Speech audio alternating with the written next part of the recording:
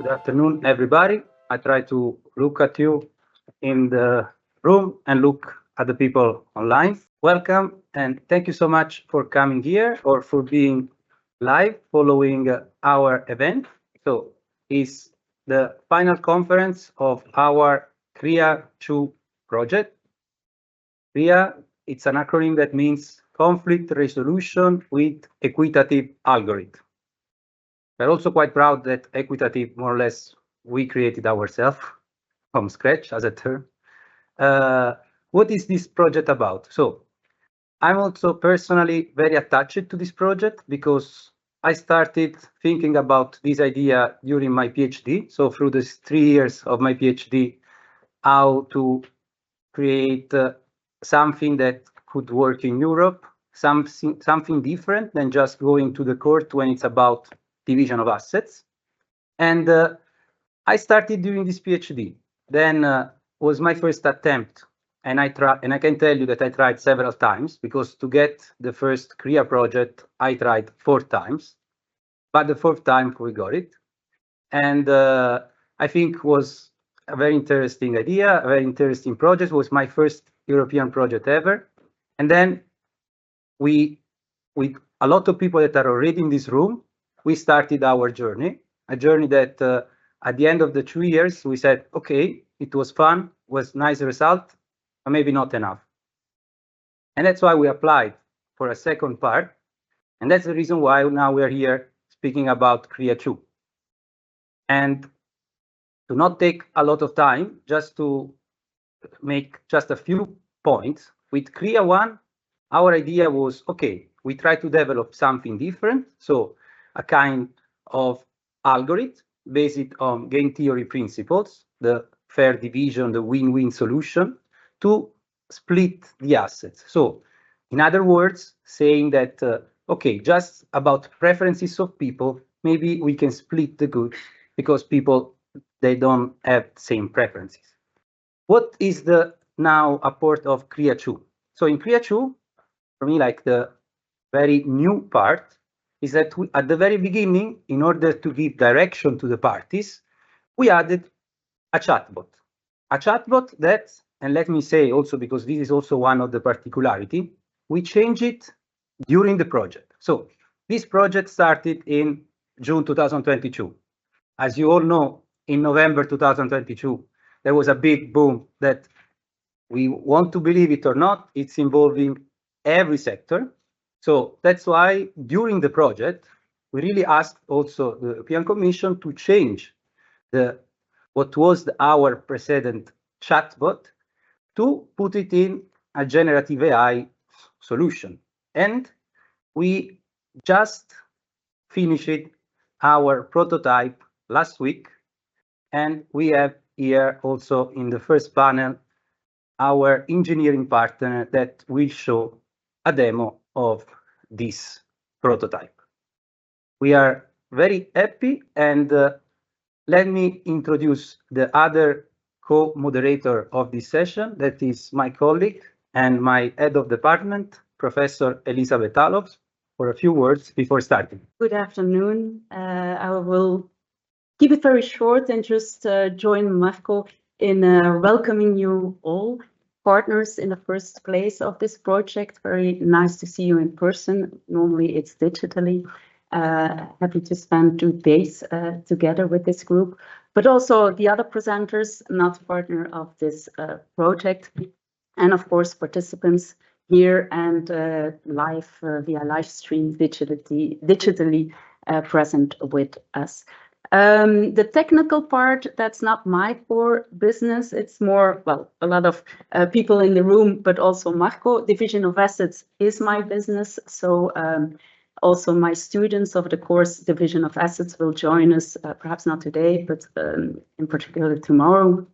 I see some of them already. So very warm welcome to them, to students of the notarial studies and of the Master in Law, specifically part of the course Division of Assets. A little pragmatic information, practical information. You have received the final version of the program also with the bias of the presenters. So we will be I think, rather short in presenting and the presenters and the topic today. We also will have first the presenters. I will watch my phone from time to time, not to check mail, but it's my timer. We will not be too rigid, but we would like to keep some room for Q&A or discussion in the end of every panel. So therefore, save your questions until the end of the panel. If you want to have more insight in the bias of the presenters, please check the program. Only mine was not right until yesterday. There was another profile next to my name, so make sure that you have the latest one. It was also a man, so I'm not gender fluid. It was just a mistake. Sorry for that. All the rest was the correct information. And also you got normally today the slides of all the presenters. We didn't print them out in paper, but you have them digitally in your mailbox. So also there you can take a look if you want, of course. I think that's all for now. I'm very convinced that we will have a very fruitful and interesting today conference. Thank you again to be here, and perhaps we can invite the first panel lectures to take place, and then we can start with the first panel. So, hello to everybody. Thank you very much for the invitation to come here and to present some of my ideas about the role of algorithms and AI in judicial division of assets.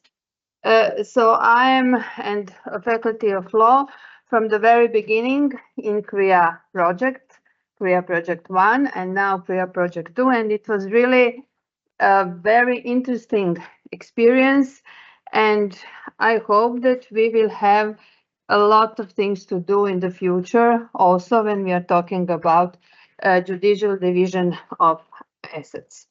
So when I started to prepare my presentation, and 2 days ago, I sent the first version to our colleagues, to organizers.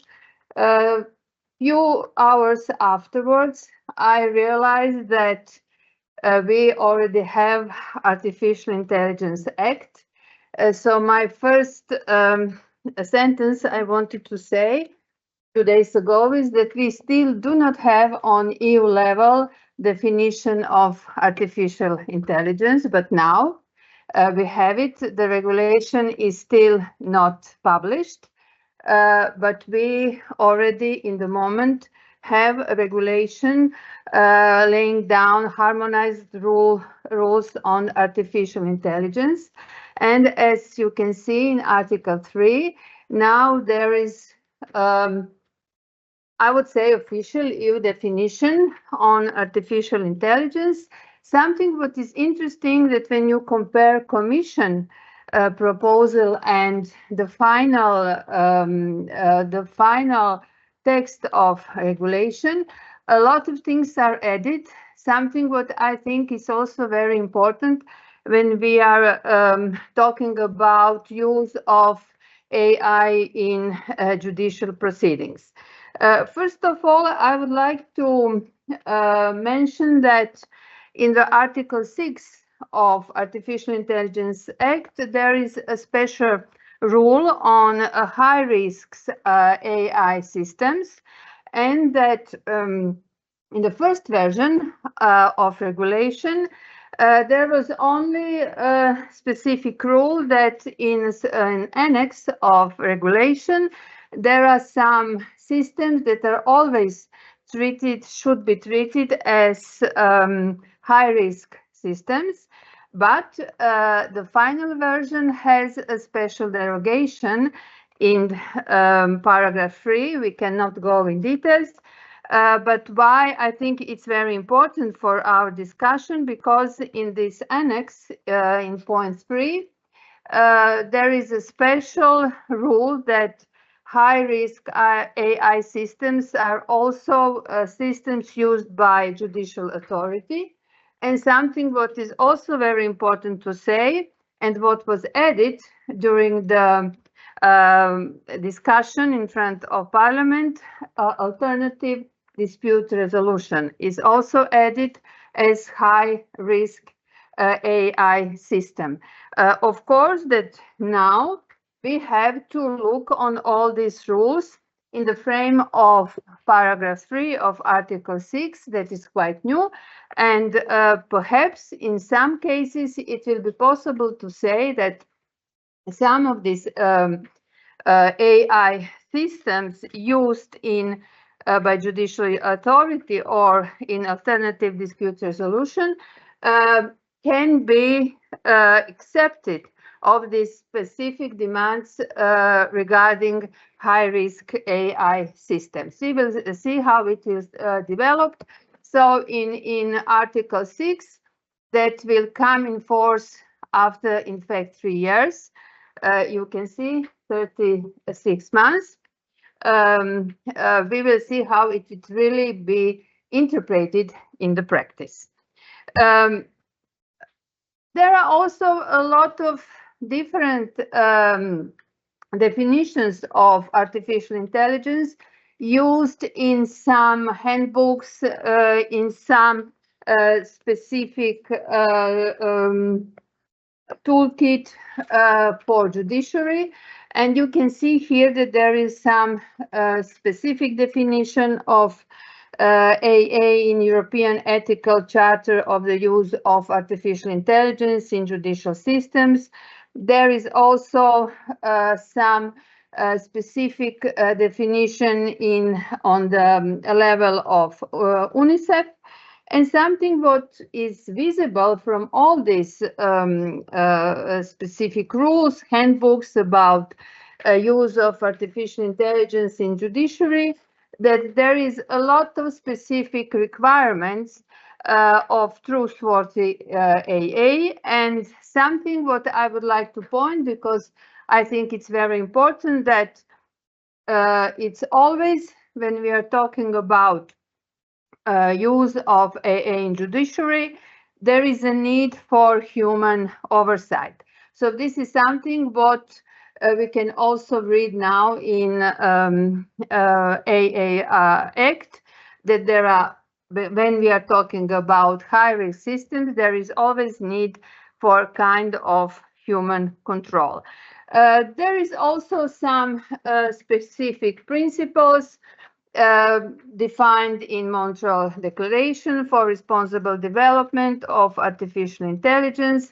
Also, some important principles also defined in European Ethical Charter, but mostly in all of them you can see that on one side human control, and on the other side transparency and a lot of information that should be given to the users of these systems.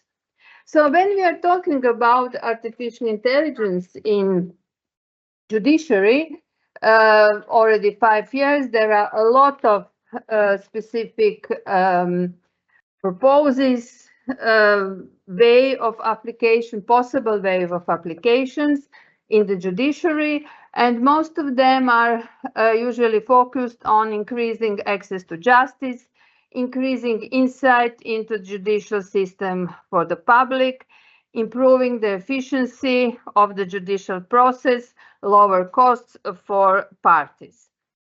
Something what is now, when we are talking about judicial division of assets, also possible to make differences, is the use of AI for parties, as a tool for parties. So it is possible to use algorithms and artificial intelligence for negotiations, for information about evidence, applicable law, competent court, and some predictions for possible outcome of judicial division, procedural costs, length of procedure, and some of these aims of algorithms for the parties we used in our chatbot that will be presented today during this session. So I think that in the moment, this kind of use of algorithms and AI in a form of chatbot is something what is very useful, and that should be developed more in the future. On the other side, when we are talking about the judges, there is also a lot of aims that algorithms and artificial intelligence can be explored when we are talking about judicial process. But I think that the main dilemma is whether how to use it as support for decision making process or as smart judge. When we started with Vrije project, we started to develop a special equitable algorithms in judicial division of assets. In fact, it was a kind of mathematic formula designed by mathematicians. Some of them are today also with us. And it was, in fact, tried to define algorithms for fair division of assets based on distribution of fixed points or offered prices across a fixed number of alternatives. We first define some specific cases, and then we try to apply this algorithm on these specific cases. What was, in fact, the main concept of these algorithms is to, in fact, this algorithm is based on concrete interest with regarding of various assets.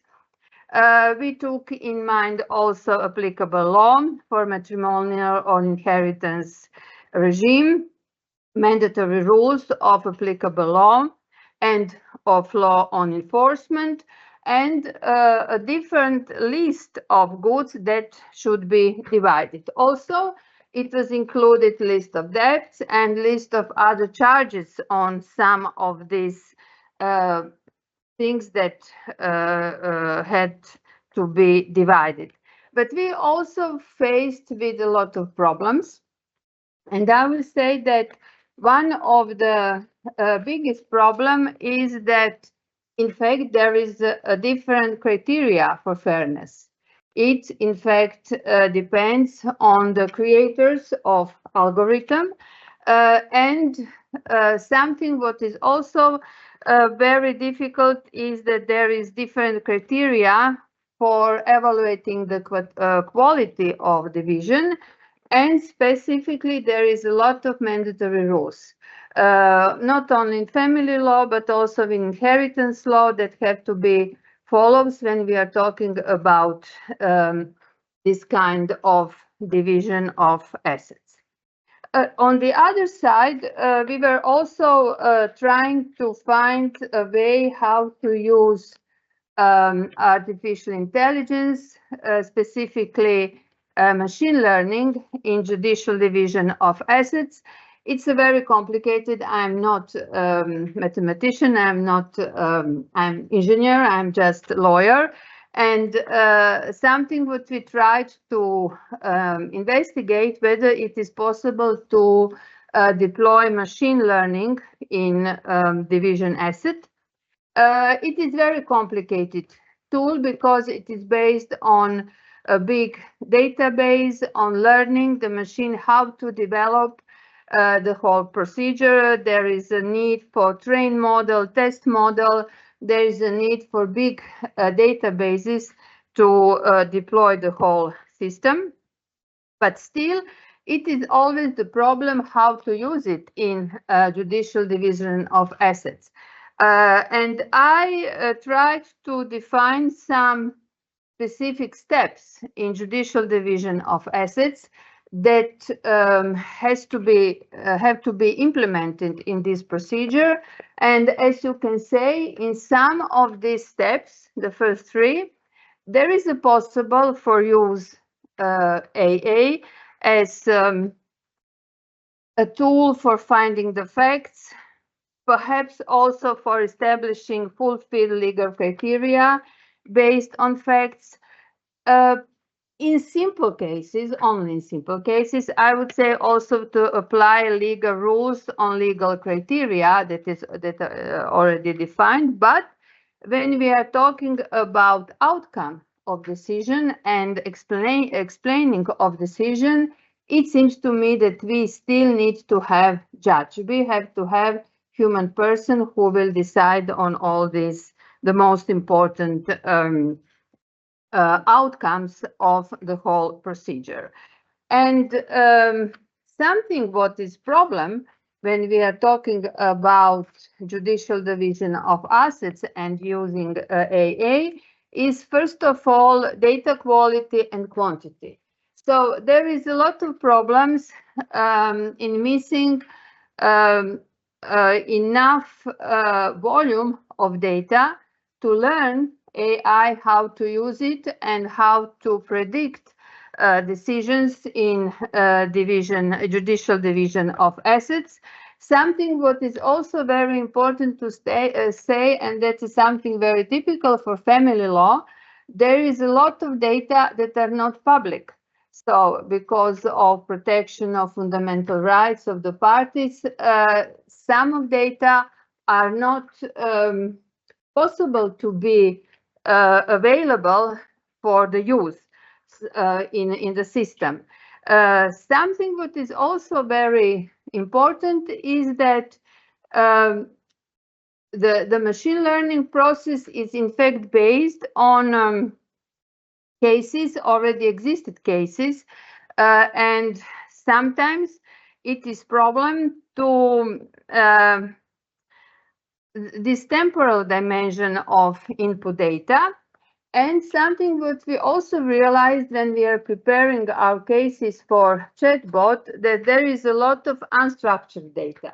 So there is a lot of forms, there is lack of forms, there is lack of structured decisions, claim forms, evidence forms, and because of that, it's also sometimes very difficult to put all this data together and to deploy AA in analyzing all this data.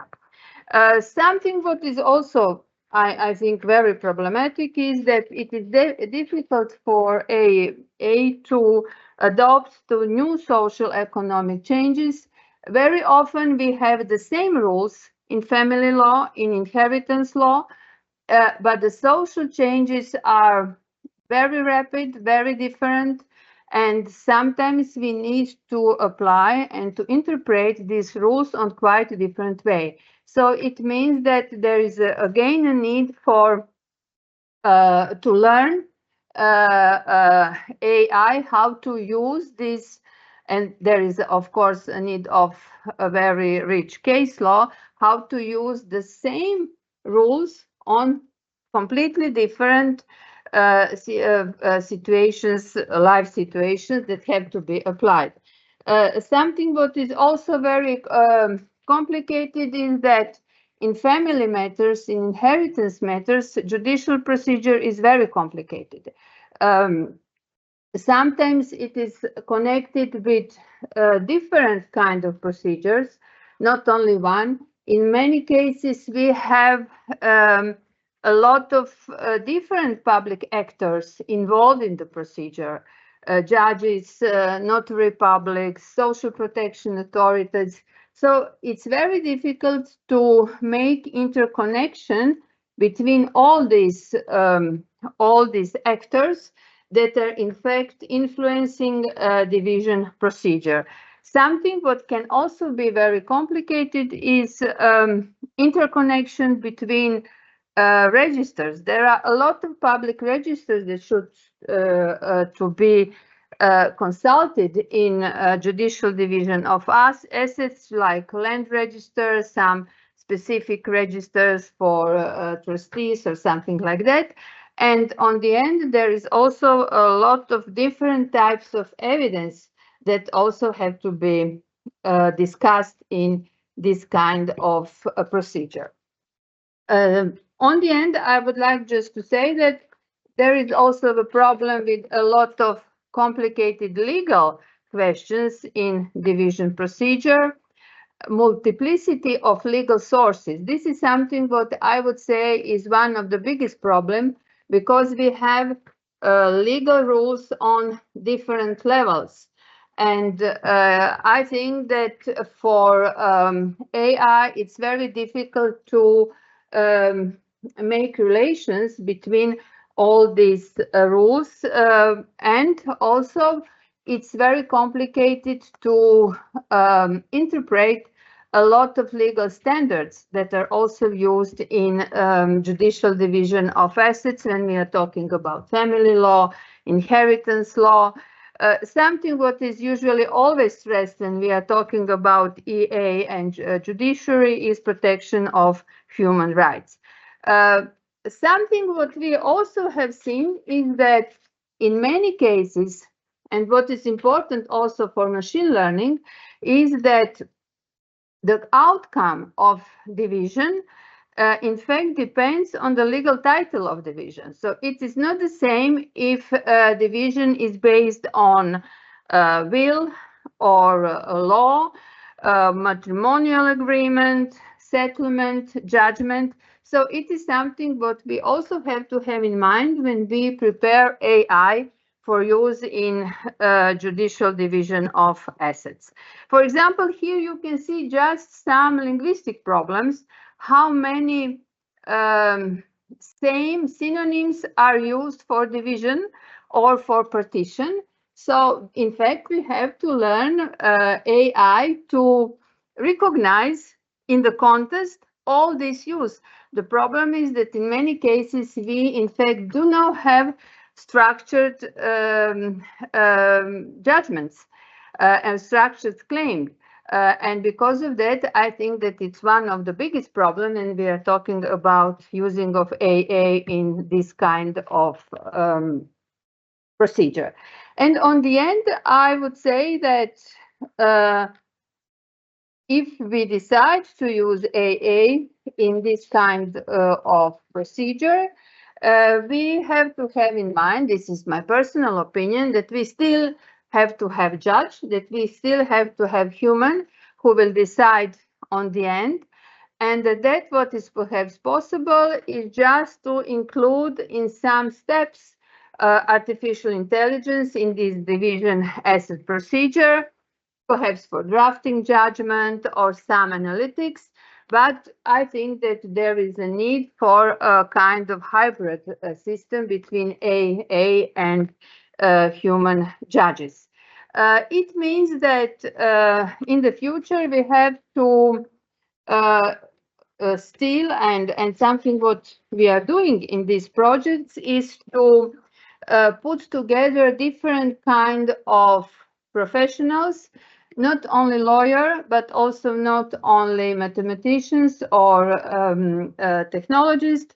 If we really want to have success, we need a big, high quality of data and large number of cases.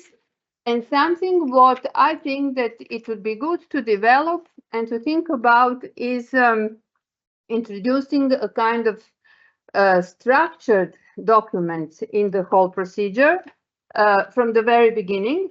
So from when we are talking about claim, answer to claim, and then on the end decision, we need a standardization of legal terminology. That is also something what is very important. And I think that we have, when we are talking about chatbot, but also we have to develop a kind of structured questionnaire. So question and answer structure for chatbot, because it can help even for parties to structure their questions on the way that can be then used by chatbots and perhaps easily answered. And something what is also, I think, for the beginning possible, not to develop general AI for out-of-court disputes, but a specific AI system designed for asset division. I think that it would be much more easier for the beginning, and that it can be used on different level and in different steps of civil procedure. So thank you very much for your attention. Thank you very much. Good afternoon, everybody. Today, I'm going to present you our Crea2 project, a digital journey in the division of assets. Okay, I'm going to divide my presentation into two parts. The first part will be dedicated a little bit to the background of artificial intelligence and blockchain. Why? Because this is a very interesting week for AI. We have the application by, as already Professor Tatjana told us, of the unanimity European Union Council applied the AI Act. And secondly, we have the first legal international treaty legally binding. So let's start. What is the Crea2? The Crea2 project is a cutting-edge initiative that aims to revolutionize how the way asset division disputes are resolved by using advanced technologies such as artificial intelligence and blockchain systems. Two are the objectives. First of all, we try to connect, so to introduce AI and blockchain technology in ODR methods. What are ODR methods? Online dispute resolution systems. So we decided to link them and to harmonize the asset division processes across the European Union member states. Later, I will explain how. So, first of all, let's say, why did we start Crea2 project? Because we wanted to enhance an efficient access to justice. Because we really believe, we strongly believe that access to justice does not only mean access to judicial processes, but also to alternative dispute remedies. So, also to ODR mechanism. It is also entering in Article 47 of European Union Charter of Fundamental Rights.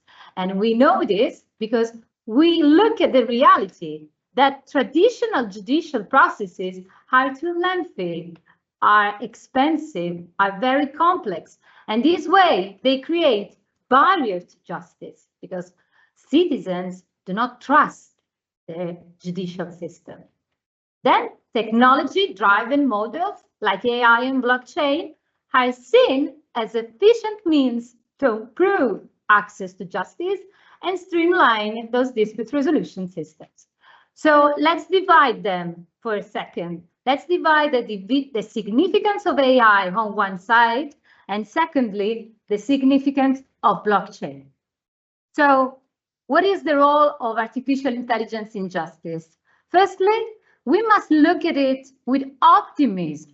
So let's look at it as a possibility to automate boring tasks, boring documentation that legal professionals are called to do, and reduce time and cost associated with legal processes. At the same time, AI platforms can detect patterns in documents, in agreements. This way, legal professionals can be focused on other more complex parts of the proceeding. Secondly, on the other side, why blockchain? Why is it so important? Because it ensures data provenance. So it allows access control on those data. They become immutable, those data that are applied by blockchain. So is it in line with EU policies? Yes. We supported the European Union e-Justice strategy. The specific objective is about the digital literacy. The specific purpose of the e-Justice strategy and of the Digital Decade 2030 is to provide as much as possible, actually, the possibility to all European Union citizens to become more digitalized and to be aware also of all the vocabulary of digitalization. And of course, meets policy goals of ADR and ODR, the ADR directive and the ODR regulation. So let's go back to the first sources I already related to, the AI Act. And let's start by the administration of justice. Where is it? It is allocated in the pyramid in the purple, light purple, actually it's pink part. So high risk. What does it mean? It means that AI justice is very risky for European Union. They are afraid of AI in that specific sector, but there are some exceptions allowed. They are provided in Annex 3. What are they? They are just examples, so let's try not to be very limited, but there are 3 examples in which AI in the administration of justice is allowed. First of all, anonymization of judicial measures. Secondly, pseudonymization of decisions. And thirdly, communication between staff. So all those organizational tools, organizational and administrative tasks. This can be done with the help of AI. The second source that I already cited is the one enacted and adopted by the Council of Europe 1 week ago. This is the very first international legal binding treaty aimed at ensuring the respect of human rights, the rule of law, and democracy legal standards. This convention adopts the same is adopted actually in the same way of the AI Act. So it adopts a based risk approach, and it covers the entire life cycle of AI. So from the beginning, from scratch, so the design, then the development, then the use, and also the commissioning. What are the differences? Well, of course, AI Act is related only to European Union member states, and the other act is an international legal binding treaty, so it is applicable globally. And let me tell you that at the moment, the states who already signed this treaty are not few, and they are actually one of the biggest. So we are talking about also not only European Union as the institutional organization, but also Japan, United States of America, Peru, Mexico. So really, it will be applied in many countries. Secondly, another big difference is the fact that the convention covers all activities in the life cycle of AI, but that may have an impact only if they have an impact on human rights, on democracy, and the rule of law. Well, we know that AI Act is related to the regulations for the free movement of AI, innovation-based goods. And thirdly, there is a difference because the AI Act mostly focuses on transparency, the documentation, authentication, while the Council of Europe emphasizes always the protection of human rights. So finally, let me go to the objectives of our Creativity project. We can divide it into 3. The first one is innovation.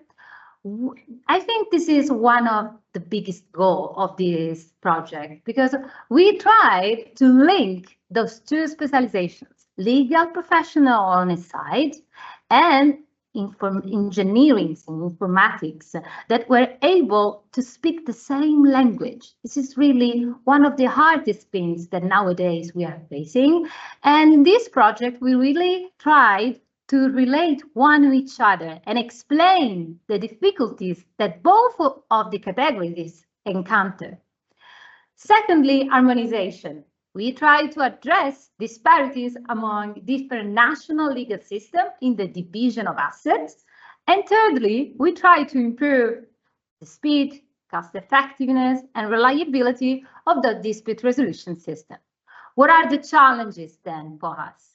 Well, as we all know, because I think all of you already tried ChatGPT in this room, these are some methods of generative AI that can conduct us to different feelings. Let me explain. Sometimes AI makes mistakes. Sometimes it is hard for us to trust them because they make mistakes, they make some omissions. So that's why also their decision-making processes can be opaque and very complex. So this makes difficult for us, firstly, to understand the conclusions they reached. This is the reason why in our chatbot, we immediately inserted the possibility to be aware of the sources we related for that decision.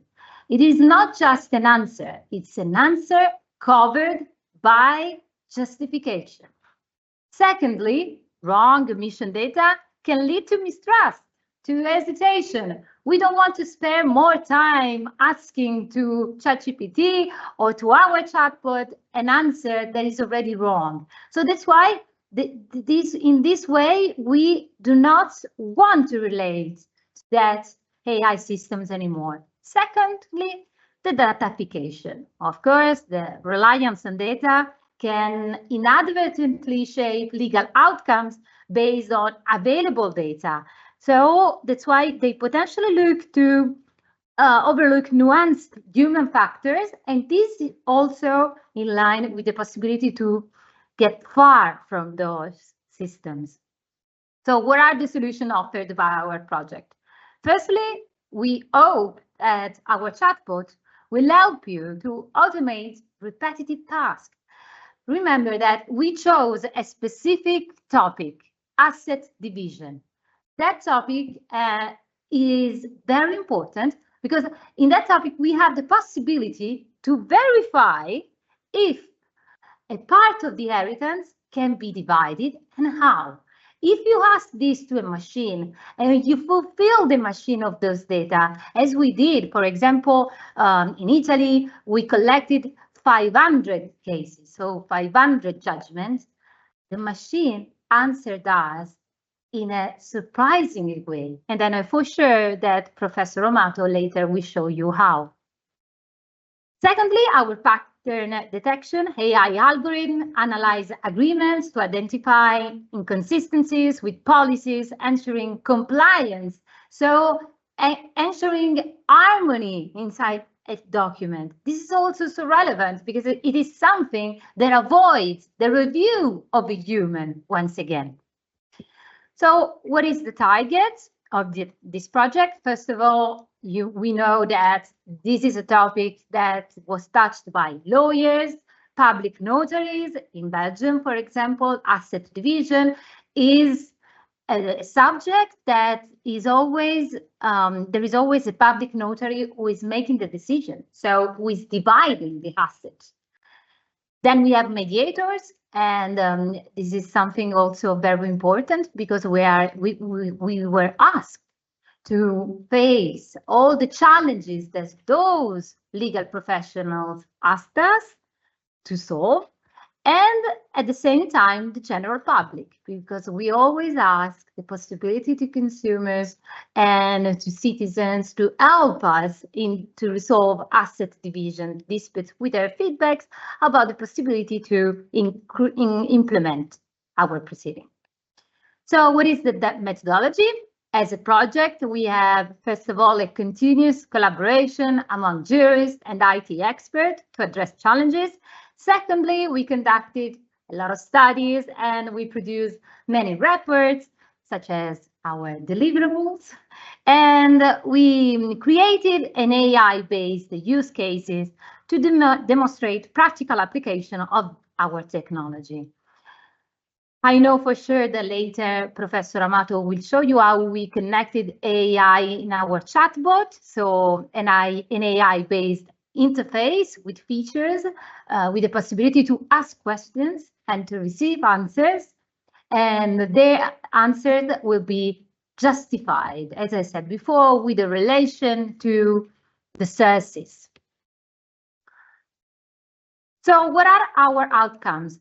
We can divide into three parts: the short term, improved access to justice; the medium term, a consolidation of a network of legal professionals and academics; and in the long term, a more effective, user-friendly dispute resolution model, not only for asset division or divorce cases, but also maybe in other different fields.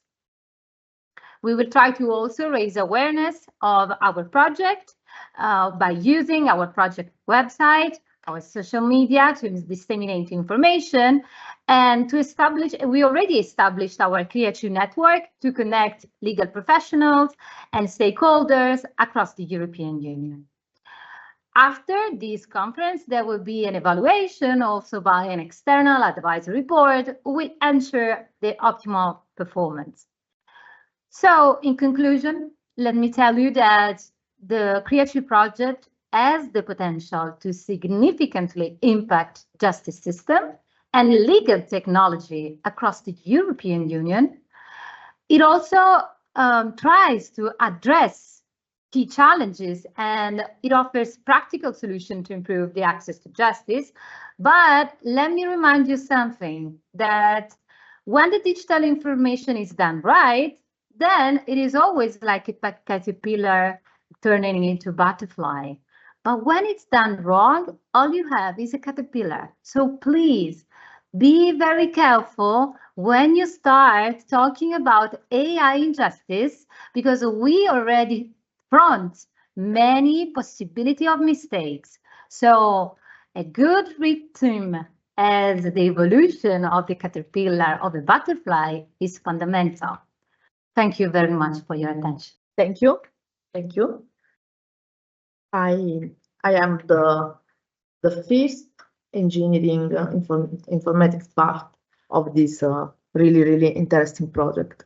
We work to the legal technology that make possible the creation of this intelligent interface, this chatbot that improve the user friendliness, that improve the responsivity, that improve the way in which practitioners, in which legal user or generic user can interact with the system.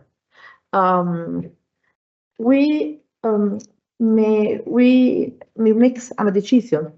We don't want to use a generic system, but we build a system that is tailored on the data, and data provided for this project. Data are trusted data, and the number of projects of chatbot is a term that is really overused. We have many projects that claim to help people, but all of us use ChatGPT, the biggest chatbot that change the way in which we interact with the computer. But we choose to consider a very specific domain, our domain, the domain of this project, and we decide to only use trusted information produced and validated for this project. And now we want to illustrate this system. What is the methodology? It is an engineering methodology. It is a computer scientist methodology. But we want to illustrate the way on which we developed this system. And again, the many chatbots that are available are not domain chatbot. They are generalistic chatbot, and they are many problems from the source of data. Now we have artificial intelligence is everywhere, but we consider the artificial intelligence methodology like a black box.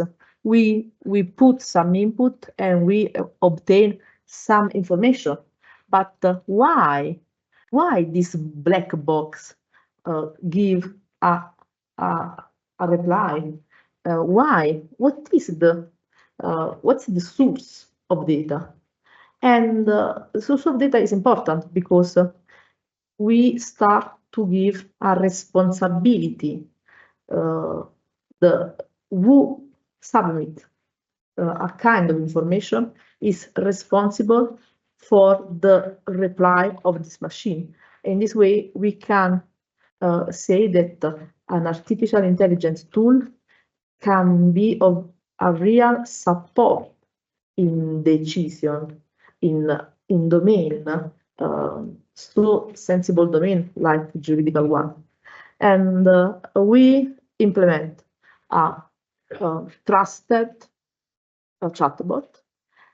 We guarantee the preservation of sensitive data, because the data we use not only are trusted data, but are preprocessed, anonymized data. And we preserve also the ethical aspect, because analyzing privacy of analyzing data, we are able to check if we have some biases into the data. And now I want to ask to Dr. Fonisto. Fonisto is the is work with me, is the head of the group of that implementing the chatbot. And in order to show you the technical details, and we also present at the end of this day, we also present some. We continue to present this work, because we want to present also some example. But now we want to focus on the methodology description. We try to be more less engineering possible. Okay, Mattia, thank you. Yeah, so thank you everyone for having me. I'll try to be not too specific about the methodology, but I'll also give you some hints about what's going under the hood when it comes to the generative chatbot. So this is the short outline. Professor Amato already told us about that. So I guess we can start looking at how the solution actually works. So from a user perspective, the chatbot works like the following. A person asks for help on the topics of division of assets for divorce or inheritance, and gets some help by means of a chatbot. And this chatbot does not only provide an answer, but also tells you what are the source of information used to actually get to that answer, which is important in a way. But what happens under the hood, which is the thing that are inside this bigger box that we call the digital journey, since it's kind of a digital journey from by a user to get to the answer. There are several actors, specifically 3 actors: a large language model, then there's a text embedding model, and then there's a vector database. And we are going to tell you a little bit about the 3 of them. So let's start from the large language model. What is a language model, so to speak, just to begin with? So a language model, I guess I'll try to be less mathematical as possible, but it's like a probability distribution over a sequence of words, which basically tell us how a sequence of words makes sense. Like higher probability means the fact that a sequence of words makes sense in that specific context. Also, when it comes maybe to replying to some question, it's pretty much the same idea. Here on the right, I try to give like a nice and short example of how it could work. It's not actually words, it's like something a little bit different, but as for now, it would work just as it is. So the sentence, the court found the defendant guilty, is way more probable than the defendant found the court guilty, which makes less sense in the context provided, but even though they are correct from a grammatical point of view.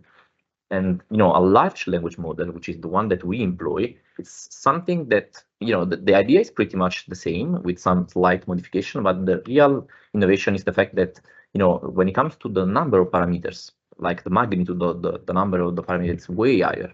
So the capability for these models are completely different, and they can do a lot of stuff. And we already know that since ChatGPT kind of revolutionized how we think about chatbots.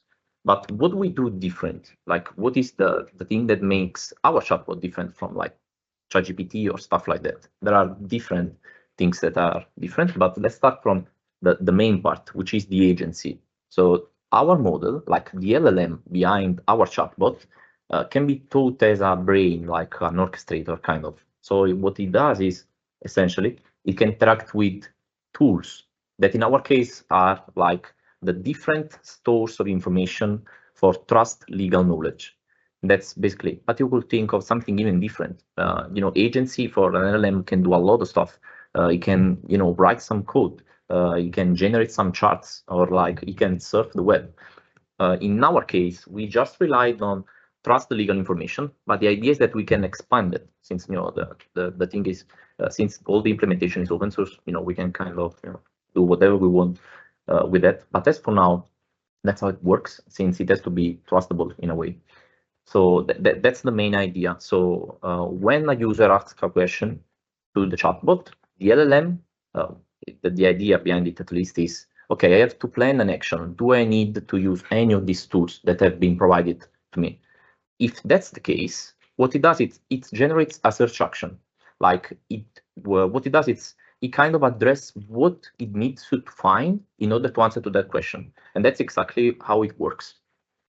So this search action needs to be, replied in a way. So we have to find the legal document that can answer to that specific question made by the LLM, or like to that specific search query. And how do we do that? Well, the way we do that is by another model. It's all, everything is AI based in here. So this one, it's called text embedding model. And what it does is essentially it converts this sentence, like this query, into a high dimensional space vector, numerical vector. And the idea is that, in that space, different sentences are close together if their semantic meaning is similar. And that's how you get the answer, like the relevant document to that query. That's the main idea at least. I'll try to give you an example with another model, which is simpler. It's called Wordwek. The theory is different, but the idea still applies, the still idea. So now we focused over the word law and all, what you can see here, maybe you can, so I'll try to read that. Okay, so these are the neighbors, like the words which are the closest to that specific word from a semantic point of view. And what you can look at least I can, since I have the monitor right here, so is that, words like legitimate, rights, authorities, measures, mediation are really close to that. So, if you try to, kind of brainstorm about this idea, you can do the same also with sentences. So when you have a search query, like what the LLM needs to find to answer to a certain question, the idea is that all the documents are stored within the same space. So you have these numerical vectors, and then you can get what are the documents which are closest, like the ones that can actually answer to the specific query. That's the main idea. Okay, and that's why our generative chatbot, it's not only generative, but it's also retrieval based. And it's also agentic. Agentic in the sense that it can interact with tools, like with something which is just not text. And then the other thing is that it's retrieval based, since it can retrieve the data that it needs, to have in order to formulate an answer, which is, like baked by some source of information, which is trust. That's the main idea. So now we know how to convert this query or like these sentences into like vectors, but how do we get the documents out? Like the easiest idea is that, if we have to find the documents which are the most relevant, let's say, to that query.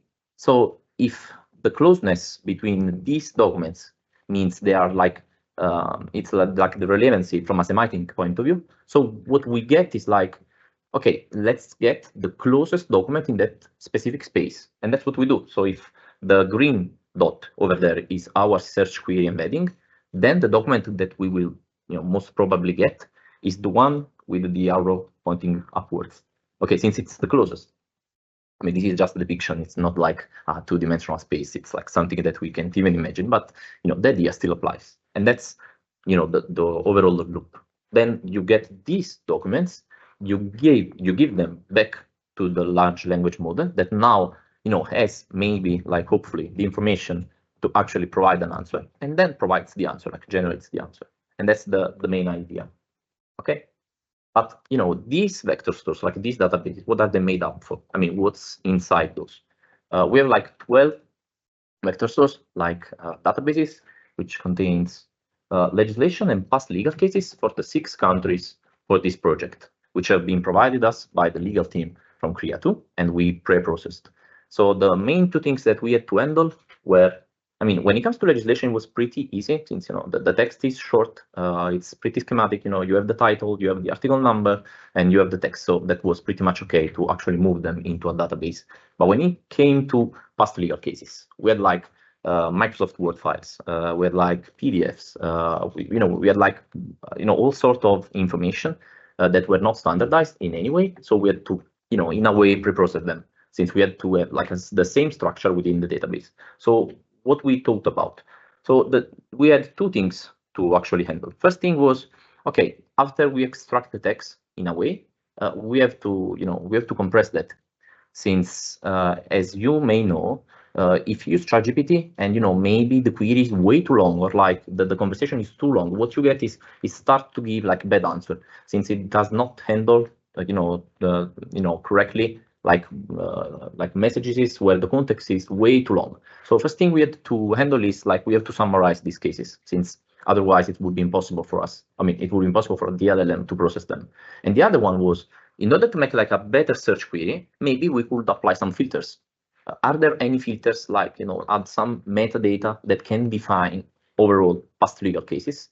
And together with the legal team, we tried to find this metadata, and they define these metadata, which are the ones that you can see over the right, which are different indeed between inheritance and divorce, where maybe the one for divorce are more like, are there any children, what's their age, or like, is there like, what kind of financial support? When it comes to inheritance, the idea is more like, okay, what are the relationships between the different parties? How many people are involved in order, to get that? And thanks to AI, again, we try to do that automatically, and then we basically review that. So we use like an expert system that back in the days when we did that was GPT-4, even though today it would be in some other models to do that. So we came up with a pipeline, which is depicted over the right. I guess maybe you can see that properly, so I'll try to read that for you. So the idea was, for each and every past legal case, we want to extract the text out of the document, which was unstructured, in nature. Then what we wanted to do was like, okay, get rid of some artifacts. Maybe there are some artifacts, so get rid of those. And then there were 2 kind of stages for the pre-processing. First stage was, okay, let's try to split the document into sections, like introduction, the main part, how it ended up, like how the resolution for that, and then over the second stage, we try to summarize each and every section in order to do not lose information over different sections. Okay, and then we merged those summaries, and between the 2, we also try to extract the metadata. So we extract the AI model to actually say, okay, you have to, whenever you are kind of confident on that the value for this specific metadata, provide that if you can. And that's exactly what we did. So each past legal case was pretty much converted into the final content, like the summary of the thing and the metadata associated with the specific case. And that's what we did. So we had these vector stores for each and every, we had this vector store for each country, and specifically tailored to look like the following. And that was the idea. Okay, so some charts just to show you something. Before the summarization, on average, it was done on a subsample, but the idea still applies. Like the mean number of word count was like 3,000 to 4,000, which is a lot for a model to handle. After the summary, it was around 200 words, where the metadata, like the really important part, have been extracted and put elsewhere in a way that maybe the model could handle that way more correctly. And then when it came to the actual metadata extraction, that's like some statistics out of it. We were not able to find all the metadata for all the past legal cases, since not all of them are actually equipped with that, with that metadata. So But you can see that on average, this is just for divorce, but same applies also for inheritance, that around 40% of all the past legal cases have pretty much all metadata, with some exceptions, which is, I guess, a really nice result. And now, last but not least, what are the differences between us and something like ChatGPT, which I guess it's would have been like a question. So we said, okay, let's make a slide out of it. So there are several kind of advantages.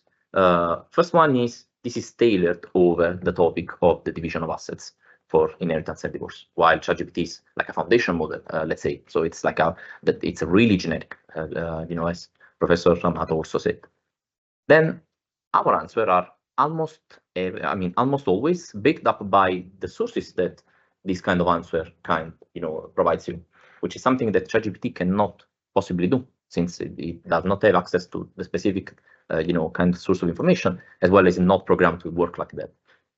Again, we do not store data from the conversation. We don't have to fine tune the model. It's not, none of the sort. Like, we do not want that. While ChatGPT stores the conversation in order to fine tune their model, get better and better model out of our conversation. I mean, the property of, the thing is free. So I guess that makes sense with their business model. And last but not least, it's open source.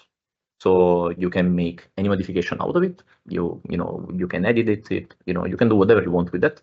And maybe you can also change like the model, like the language model that's running under it. Maybe you are able to run such a model, locally. And, if you are able to do that, maybe you can do that. That would be, I think. Here on the right, there's like a chat example. I guess we don't have here like some screens for the chats, but this is just one of them. So it's pretty much, you can have a conversation with that since it's stateful, and it will also provide you with the source used to generate such an answer. Last but not least, if you want to have a try, you can actually. This is like the front end that we, the developer team, used. So it's like not the most user-friendly kind of interface that you can look up, but by the end of the project that will be integrated into the portal. So we will get rid of this front end. Make sure whenever you open the website, there's like on the upper left, if I recall correctly, like there's an arrow or like an hamburger menu, that kind of stuff. So you have to specify the correct API URL. Otherwise, you will just run into an error. So I know it's a little bit like not the easiest thing to do while on a mobile phone, but yeah, you can have a try. Specify that API URL, and you're good to go. That API URL is because the solution is currently hosted over the Azure cloud, which is the one from Microsoft, while the LLM is the one by OpenAI, since there's like the partnership between the two. So it will be easier for us to deploy that over that cloud and use the kind of model. But we could easily change it. That will be just fine. And that's the end of it. I guess I ran pretty long. Sorry. Thank you so much for the invitation, of course, and for introduction. I'm very happy to be a part of this model and to speak with everybody again. And we were speaking a lot about two projects, so I will not be repeating our aim in this project, but just in general, we were talking about asset distribution in inheritance and divorce cases. So for my presentation, I maybe wanted to take a little bit of a different turn and think about similar use of maybe another chatbot, as we just saw presented very nicely and in depth, how it works for inheritance and divorce cases, and maybe talk a little bit about different areas of law. So I wanted to direct my presentation in commercial law, or specifically, I want to talk about insolvency proceedings, because the idea is that if we manage to get such a great chatbot, so many relevant informations for inheritance and divorce cases, could we maybe use the application from CRIA 2 findings to also use them in different legal fields? So for this presentation, let's look at insolvency proceedings. And the main difference, maybe just to speak at the beginning, is, of course, as my colleagues already mentioned, the data sets in inheritance and divorce cases are very specific, very connected to family relationships, very personal. There are a lot of incidents when people decide on their own how they wish to distribute assets, while in commercial cases, or specifically in insolvency cases, this is not so much the case, as the procedure is very standardized and it's very detailed how each creditor should be repaid in such proceedings. So we lose a little bit of this personal element. However, there are, of course, other issues that particular chatbot should consider if we would be to apply any such chatbot in insolvency or commercial proceedings. So for this presentation, I would just like to maybe briefly look to insolvency proceedings in EU. As we know, they are not really harmonized. And we will look briefly through the regulation of the EU of insolvency proceedings. Then we will look at the digitalization of insolvency proceedings and what can be the use of AI in insolvency proceedings. And of course, we will discuss the relevant CREA2 applications for commercial or insolvency proceedings. Just a brief intro. So insolvency proceedings are the proceedings in which the assets of the insolvent debtor are collected and converted into money that is distributed among creditors. This is, of course, a liquidation proceedings, but we also have different insolvency proceedings or different proceedings before the insolvency takes place, that are reorganization proceedings. In insolvency proceedings, we of course need to take into account the different position of creditor and debtor. We need to take into account the rights of all of the participants.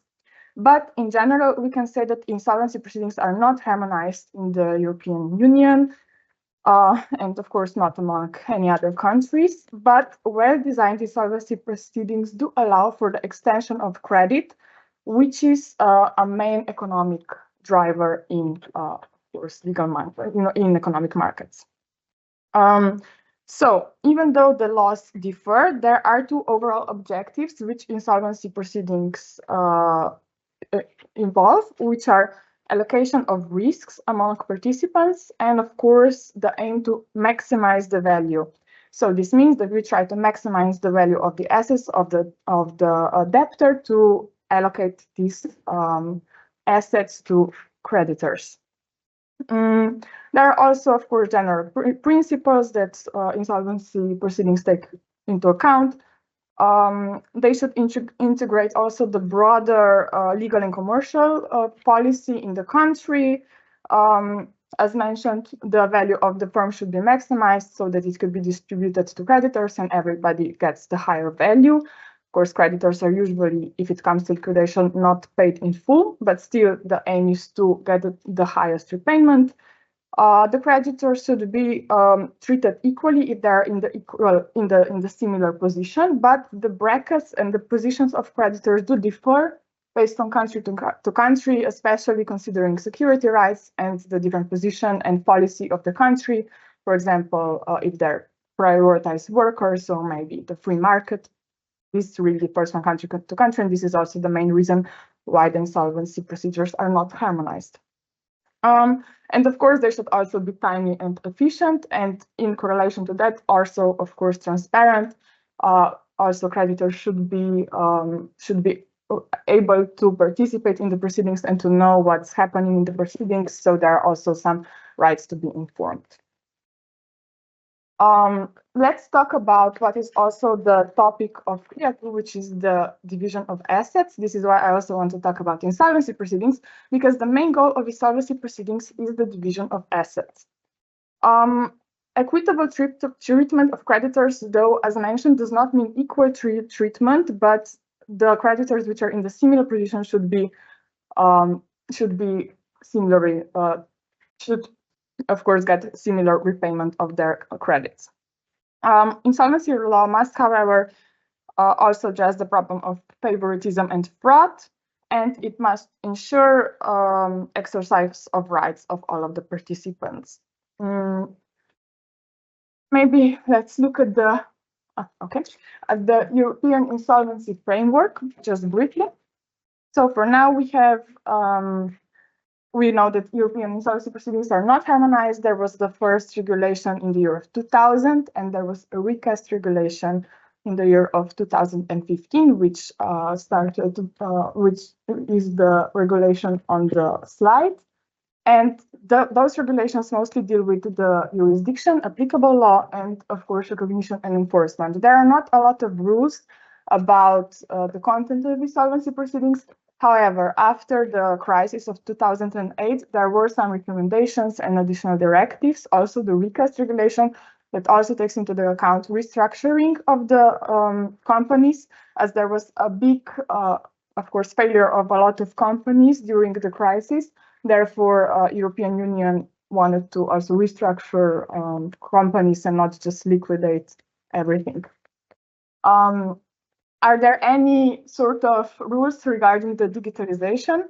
Well, in the regulation, we do find some rules about the about the registers that should be digitalized, but there are not so many rules talking about this specific topic yet. There is also an initiative for another directive that will touch on the content of insolvency proceedings a little bit more. Yes, so let's maybe move on from the sorry. Okay. So the first step to insolvency proceedings, to the use of AI, is of course the digitalization process. Due to the clear structure of insolvency proceedings, this is a great field of law to use digitalization. Of course, AI is the next step, or it's actually a step of digitalization, but firstly, we need to have data that is possible to be used in the digitalized form. It can be immense help for insolvency practitioner whose job in the insolvency proceedings is to handle the assets of the debtor and of course to conclude contracts, to represent the debtor, and so on. So a lot of work of insolvency practitioner is also connected to the work with court. There are a lot of reportings, a lot of standardized forms, a lot of standardized procedures. This is why the digitalization could be greatly useful for insolvency practitioner. So as stated, the first step would be to have the digitalization of all of the relevant data. Furtherly, we could also have automated deadline monitoring so that the insolvency practitioner could use the monitoring of deadlines, and he wouldn't need to do all of that manually. And the next step, of course, the introduction of artificial intelligence that can also analyze the data that we digitalized. The countries do tackle the digitalization of insolvency procedures differently. For example, in Croatia, there is a great system where creditors are informed based on their personal identification number. So it's quite digitalized. They also moved a lot in the digitalized direction. In Estonia, of course, it's one of the leading digitalized countries in EU. They also claim they do have some room for improvement also in the insolvency procedures. But for example, they have some sort of portal where there are like electronic filing enabling and so on. Similar in Slovenia, for example, we have the portal of e-sodstvo where we can use electronic filing, and all of the relevant data or relevant documents are publicly available. The problem of this portal, however, is that it's only in Slovenia. So we do have an option, as you can see here, there is an option of choosing the language. However, if we choose the language in English, this sort of data, they don't translate, only the portal itself. So sadly, it's not that available, for example, for foreign creditors, which is, of course, an issue. But how can you use AI in insolvency proceedings? Of course, for data analysis in the first step. So AI can greatly help us already with risk assessments, with monitor of financial indicators, and this sort of data analysis, so we can even prevent the insolvency to happen. However, if we do come to the insolvency procedures, there is a great help with data analysis, as for example, also we were talking about CREA2. For this, of course, we need to upload the data in digitalized manner to the AI for it to be used. So, of course, in the first step, data analysis pre-insolvency and then data analysis in insolvency. It can also provide information to assist the practitioner in helping leading the insolvency procedures, and of course, through communication with parties. However, as my colleagues previously mentioned, there should be a human interference to supervise all of this happening through AI. So maybe let's look at CREA 2 applications for the end. So firstly, as mentioned, there should be a division of assets if we want to talk about CREA 2 project, and of course the insolvency procedures. And the asset distribution is one of the main goals, or even the main goal of insolvency procedures. However, what are the relevant assets? This is the next question. Insolvency state as such is not defined in the European regulation, but based on national legislations, we can figure out that this is normally the estate or assets of the debtor pre-insolvency, and also the assets that they collect during the insolvency procedures. So these sort of assets are distributed among creditors. The next question is, who are the relevant parties? Because we do have a lot of creditors. We were talking about family cases, which usually involve a very limited number of parties. We usually also involve some family members, of course, people that are divorcing or ex-family members, children, which are maybe not even that much considered in CREA 2 chatbot, but still the very limited number of parties with family relations. Here in insolvency procedures, as mentioned in the beginning, there are no family relations, there are no personal relations. The parties are defined usually by contracts, so we can identify them, but there is a much broader scope of the parties, and their positions are a little bit different due to the countries that put the creditors in different brackets, in different priority groups. So the parties needs to be identified, and then the assets needs to be distributed in correlation with each national's regulation about the priority rights of the parties and security rights of the parties. Is this necessarily bad? Well, maybe it's harder to provide so much data. However, as mentioned, the data is more classified, it's more standardized, because when we come to family proceedings, there are a lot of agreements where parties decide that are also in the chatbot that are tailored to wishes of the parties, while here we lose that aspect, so it's a little bit more mechanized and it could be used maybe a little bit more practical. So the first challenge is actually maybe in research and to also figure out the systems of every national state. Therefore, we should take what we learned from CREA, and we should provide any such possible chatbot with all of the relevant data, also the research in each individual national system, and of course with the common rules of these systems. But if we were to provide such a chatbot with all of this relevant data, it could probably work very well also in this sort of a division of assets. So this would be it from my side, just to maybe look on the different perspectives and into commercial and maybe specifically insolvency procedures, to think a little bit ahead to what we can do with the knowledge that we acquired also during CREA process. Thank you so much.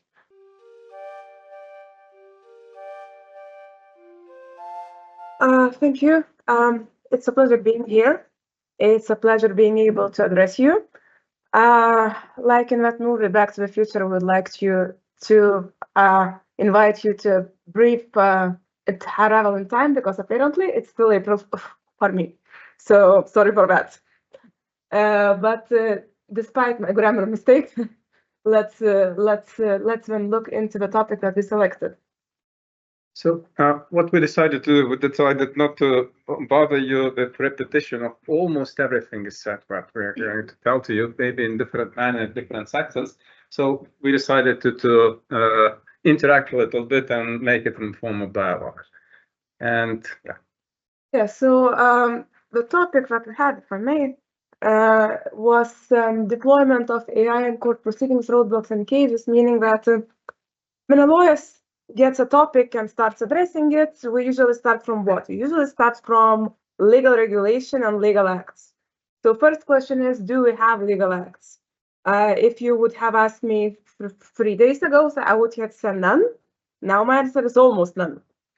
Yes, almost none. And as we see that this legal regulation is maturing, and most probably it will evolve. Currently, we're going to just point out to some soft law instruments which are developing, and it seems that from soft law, well, innovations, hard law innovations will appear. As we had that framework convention of the Council of Europe on artificial intelligence and human rights, democracy and rule of law is already, well, is being to be adopted, is confirmed. So adoption is and signing of this convention is planned on the 5th of September of this year in Vilnius. So after 5 countries will sign it, and it's open for signatures for United States, Japan, European Union, etc. So it will become, most probably it will become the first hard law instrument, because European Union Act will enact in reality a little bit later.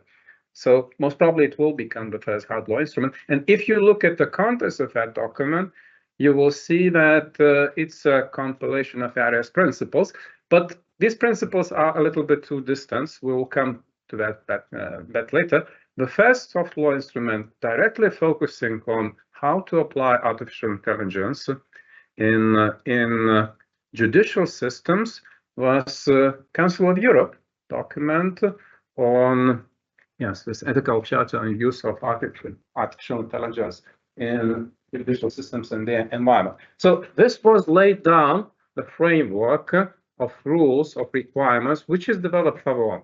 And we can see, for example, in the Convention of the Council of Europe and a little bit in the AI Act, we see that the same principles were repeated from time to time, because it was made on the scientific research basis, etc., in accordance to methodology of development of software or instruments. And many of these principles were already voiced today.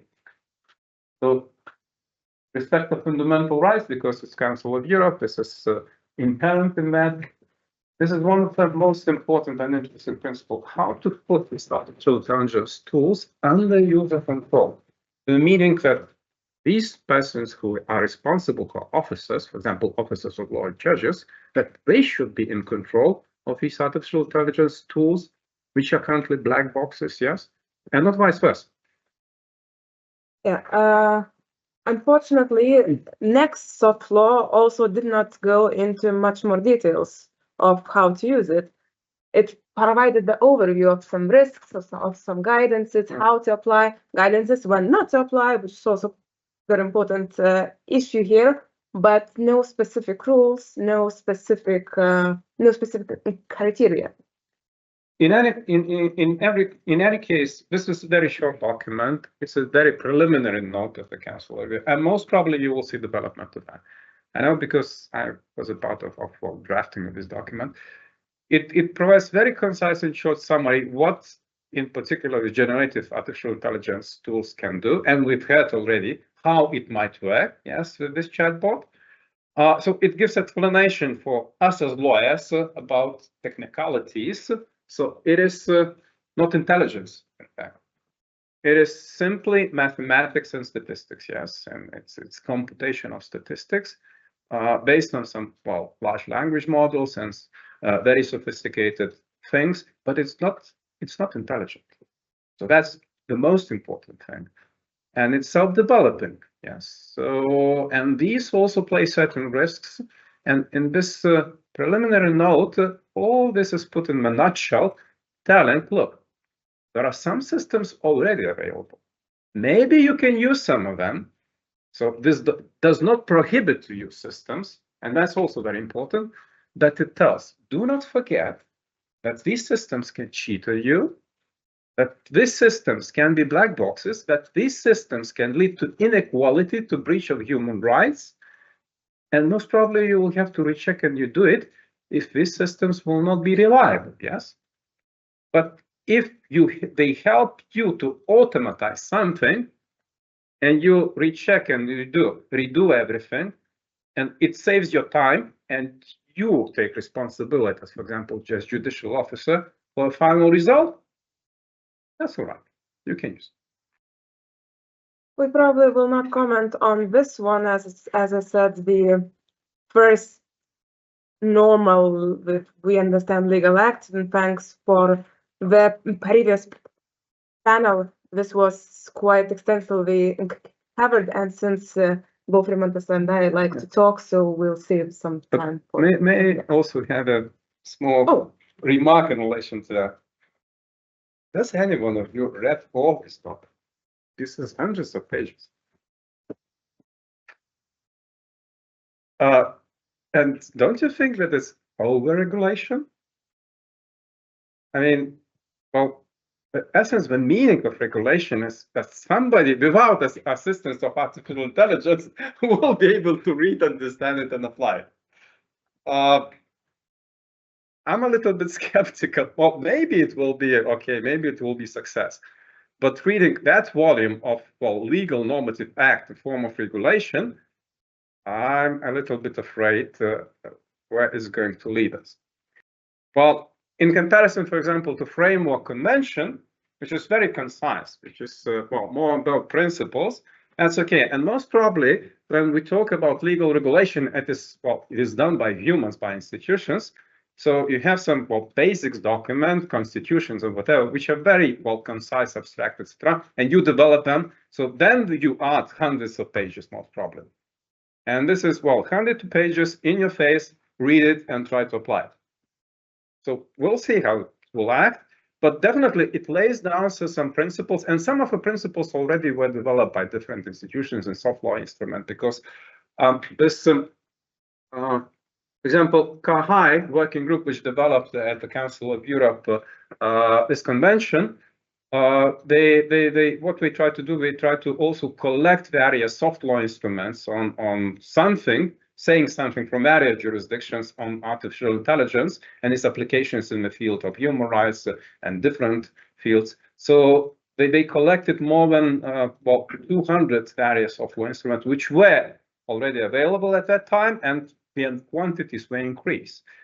So going back to that European Union directive, okay, it gives us a little bit clarity what is prohibited and what is not prohibited, not entirely prohibited, yes?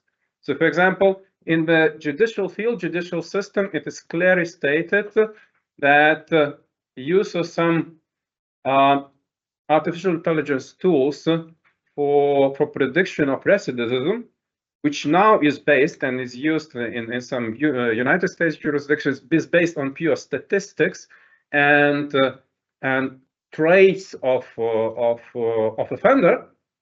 They are not acceptable in European Union. So it is clear. With some other exceptions, if they use the particular facts of the situation of the offender, not her or she or his traits, yes, and not pure statistics, that's all right. Maybe you can use it, but this is a high risk. And this also, which comes into play into the judicial domain, because in the United States and some other jurisdictions, these systems are used in judicial processes. Yeah. And now it's clearly stated it will be prohibited as soon as the European Union Artificial Intelligence Act will come into force. And most probably majority of other systems which judges and other judicial legal professionals will start to use in our domain will be put in the shelf of high risks. What does it mean in the European Union legislation? It means that we will be super high-ended scrutiny of these documents, starting from the very design, then application, testing, etc., etc. But I'm not sure if the scrutiny will be effectively overcome by developers of that systems, because it will be super difficult to start using some systems in the realm of European Union. So, well, there are certain doubts if it will not be over-regulated and if we will not see intense and more intense application of artificial intelligence instruments in different legal bubbles, probably European Union, and most probably European Union, well, maybe European Union will be lagging behind a little bit and maybe taking some examples from different jurisdictions. Because, well, if you read the document, always on the sub-pages, and understand what does it mean for the developer of a system, you see that, okay, these are high risks, but maybe it's over-regulated to a certain extent. And maybe there are more restrictions put that they should be put for the advancements of the process. So this is the theoretical point of view where we are in theory and in legal regulation. Now, in practice, we try to look what problems would we face, and we do face, then we try or want to try to use AI in court's job, in order, for example, in making a decision. And the first problem that we had was related to reliability, which is, for me, related to probability that something would go wrong. There's a scene in this TV series where Joey is very angry and says, you know, what's the probability to lose coin toss when you, coin toss, coin toss, when you flip a coin 47 times in a row, meaning I had the chance, you know, heads she wins, tails I lose. So how is it possible that I lost 47 times?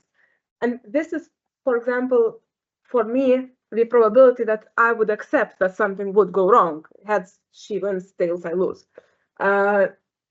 People talk. It's said that over 95% reliability is quite good.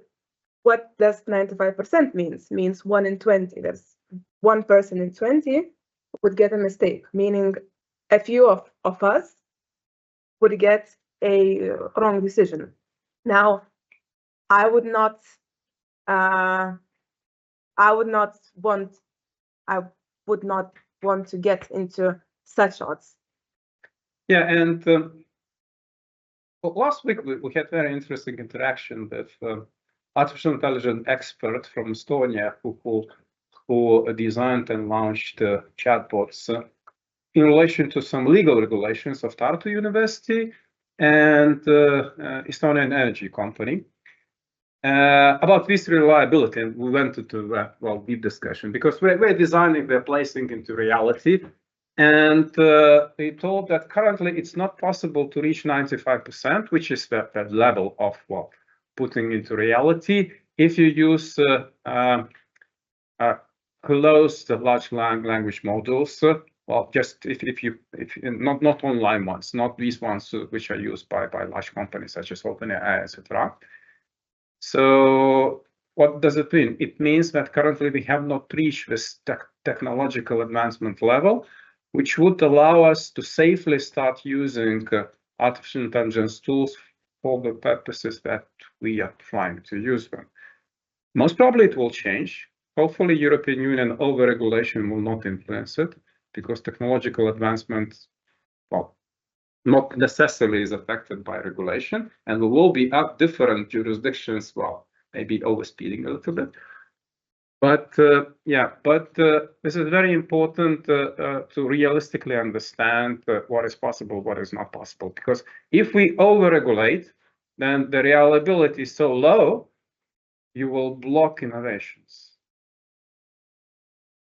The second problem that we already touched upon is the unexplainability of the tool that we're having, meaning that if we only get a decision and we do not see the path how we reach the decision, means if the judge is responsible, the judge does what?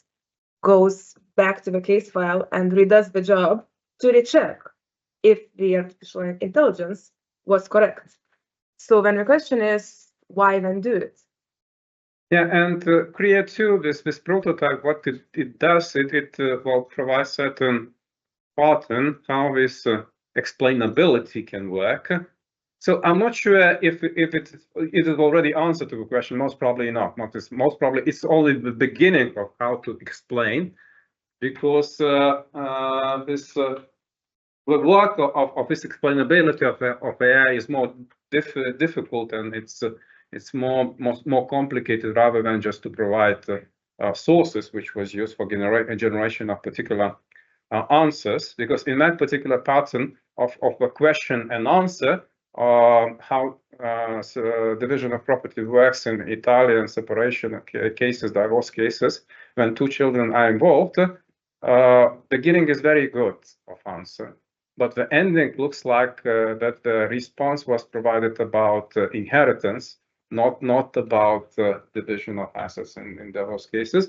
And this information about sources used does not explain how it happened. You asked about division of assets in divorce, and you get the answer about inheritance. Yes, so that's an issue, and there is a lot to do in relation to that. The third problem that we also established is tendency to prejudice, meaning that not only AI can learn prejudice depending on what you put into it, it can also hallucinate, and it sometimes cannot distinguish between reality and fake news. For example, when a human being reads this website, human being knows that it's a fake news portal of ironical or satiric nature of news and does not take that seriously. However, I'm not sure if AI can distinguish between a sarcasm and reality. Of course, we can try to select what we put into it, but what does it learn from? On another hand, for example, in 100 cases, the AI can learn that in case of divorce, the house is left with a female, for example.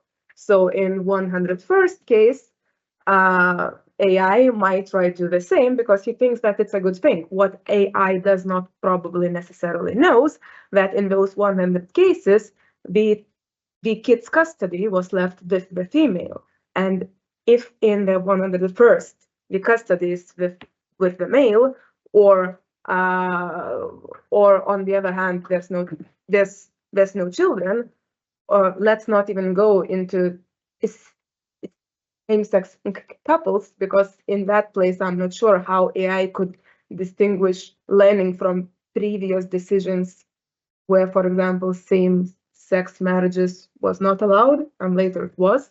How would it distinguish them? And that's another issue. So the problem here is that even if you put not garbage, but good things and good material, it does not necessarily mean that AI knows how to distinguish between information that it gets. Yeah, and it is easy to tell that if you allow AI to learn from selected, certified, or whatever input data, just source data, it's easier to say that the AI will be saved from prejudice, from breaches of human rights, from biases. And who selects the data? Okay, European Union tells somebody will have to certify it. And who will certify the certifiers? And is it the right and correct way to select information and then feed it and tell, now we're happy? But do you imagine what's the quantities of information which shall be selected? And is it doable by humans? By, I don't know, millions of humans to select, to train one AI, which will be of high risks? And unfortunately, we do not have answers or methodologies to answer each of the questions. And it seems that there is a huge work to be done in order. Now, it seems that we formulate the criteria, the ethical standards, etc. But in order to keep to the standards, huge work shall be done, and I'm not sure if the standards will not change in the process, because some of the standards are very high. And probably one of the last and one of the most obvious is the confidentiality and privacy issues. then we can choose what we put onto the social media. That's one thing. But there's a problem here that we may not choose what our information gets into the learning process and what comes out of that. Yeah. So probably although 20 years ago that movie looked like complete science fiction. Yeah. Maybe not now. Yeah. So, and the last thing was that we wanted to discuss is, does that mean that we should not use AI? So our answer is not. But what should we do? We should treat it as an animal and put it in a very, very, very reliable cage. Yes, and the tricky thing out of it, that this animal will be artificially made. Yeah, and it is artificially made. You do not know what animal will put it. Yeah, and first of all, it will have to be developed because they are not advanced so much that you can treat them as equals. You know, they're not intelligent yet, but we're growing, and most probably we can grow into dinosaurs or whatever. There are some, influencer scientists and other influential people telling that let's not allow them to grow because they will be too dangerous. We will override us and erase humans from face of Earth. So yeah, it is possible, but in any case, any AI which will be treated as these truly high-risk systems, they need to be put into cages. Now we know what are the parameters and descriptions of these bars in the cages, but if it will be too thick and too opaque, so there will be no use of AI because we'll do nothing and simply will be not developing. And we need to find some balance, and we need to open a ground for judiciary as well and legal community to experiment with this. Because if we will not do this, if we will go the standard route, which seems that the vectors are already defined, that before launching anything or deploying this high-risk system in the European Union, you will have to undergo a huge process. It might take decades that any of these animals will grow and will be put into the deployment phase. But there is a possibility of use of AI now in some more limited functions and spheres. Happily, European Union institutions also realized it and told, okay, if you use AI for anonymization, which is more simpler, it's more easily to check and to double check, this is not a high risk. Maybe something else, yes, you see this limited risk which was presented by Paola. This is a good way, I think, and the prototype which we are developing, most probably it will not reach the standard dictated by the European Union, so it will not be able to deploy. But if you will block that type of scientific and experimental research, there will be no prototypes at all. And it seems that in reality, we'll need to somehow to find it in a possibility to take these prototypes and start using them, experimenting with judges. Because, look, you have to be also very realistic and pragmatic what's going on. I remember in the different project that we did with Marco colleagues as well, and had a conference in Brussels, there was a very interesting discussion. Will be, robot judges who will replace human judges. And somebody from the audience, we thought, look, eBay, we already settled disputes, purely robotic, pure AI. If you compare numbers of settlement of disputes to any judicial system, these numbers, they much more higher. 1 million eBay per year, and for example, in Lithuania, 3 times less or 4 times less disputes. But most probably AI will not replace judges because courts should not, because courts are one of the pillars, the essential pillar for rule of law. And this is what this framework convention about, telling that you should not undermine, you should not demolish these pillars, such as rule of law and democracy. So what does it mean? It means that, you can have eBay dispute resolution systems, some different resolution systems, but we always will be different and different animals. in comparison to judicial decision making, which is a pillar of democracy. And this means that we can allow these animals to be nurtured and grown into the courtrooms with various bars, etc., in cages. But the main figure will be their judge, and the judge will tell, do I think that this animal is useful or not? Does it help me or not? So that's very important thing. And in that particular domain that we are talking about, I think, well, judges shall be the main determinant factor telling that I will allow this animal in the courtroom and it will help me to a certain extent or not. So that's the most important thing. And I think in our law, this understanding shall develop in this passage of time, and it started to develop. Because if you talk to judges, and there are judges in our audience as well, are you fascinated by generative AI? Yes, of course. So when it comes to my courtroom, and then we talk about various risks, they become more wise and etc. And then, okay, well, I'm not sure, but maybe I can play with something. Maybe they can already help me to do something and to help me to solve commodity issues and problems. And the answer is most probably yes. But how to do this? This is through that way that we are experimenting with Creative and some different projects. So thanks a lot. Probably well, thank for your attention and open to your questions. Thank you very much.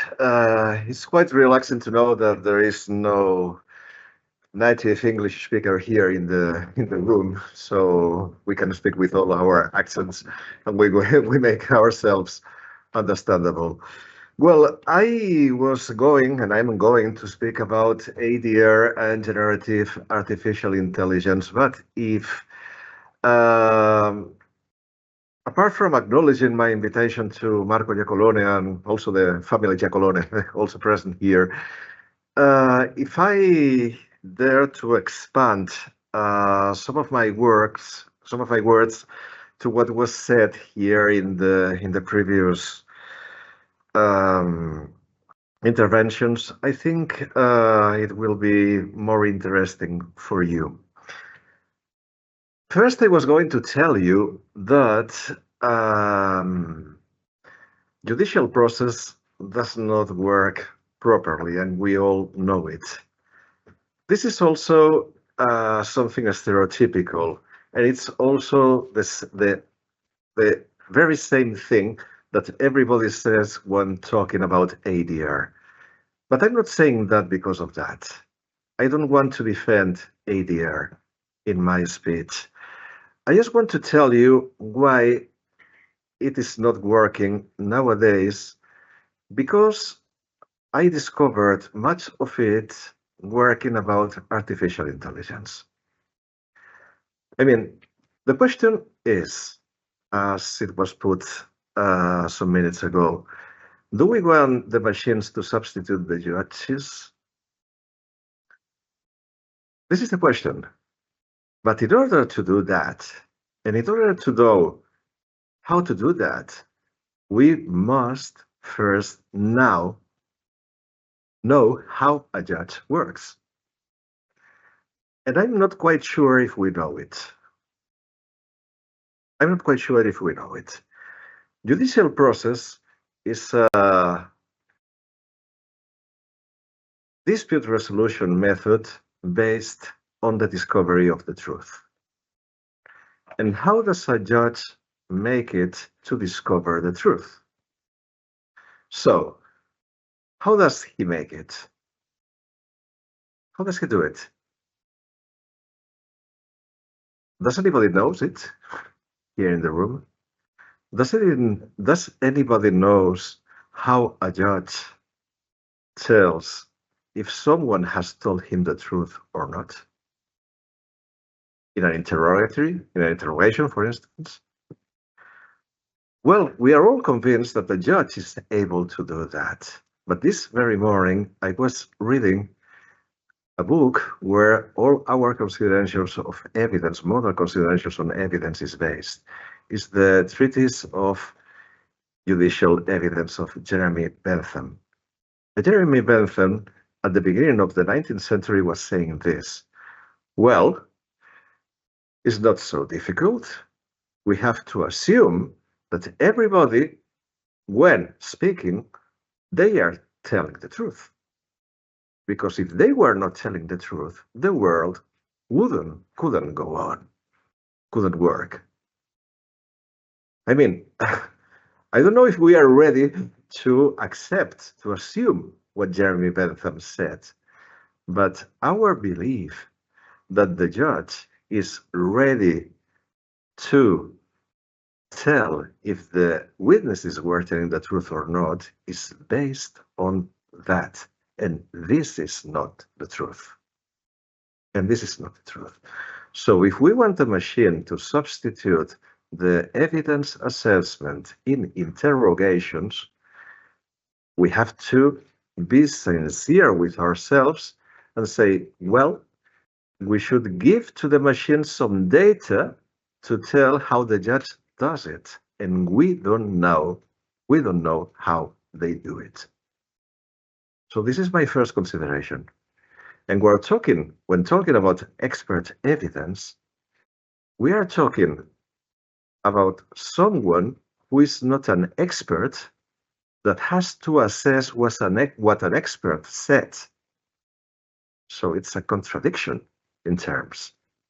And we accept this contradiction. Of course, in expert evidence, we can at least automatize this scientific Dover criteria that came from the Supreme Court of the United States, as you all know.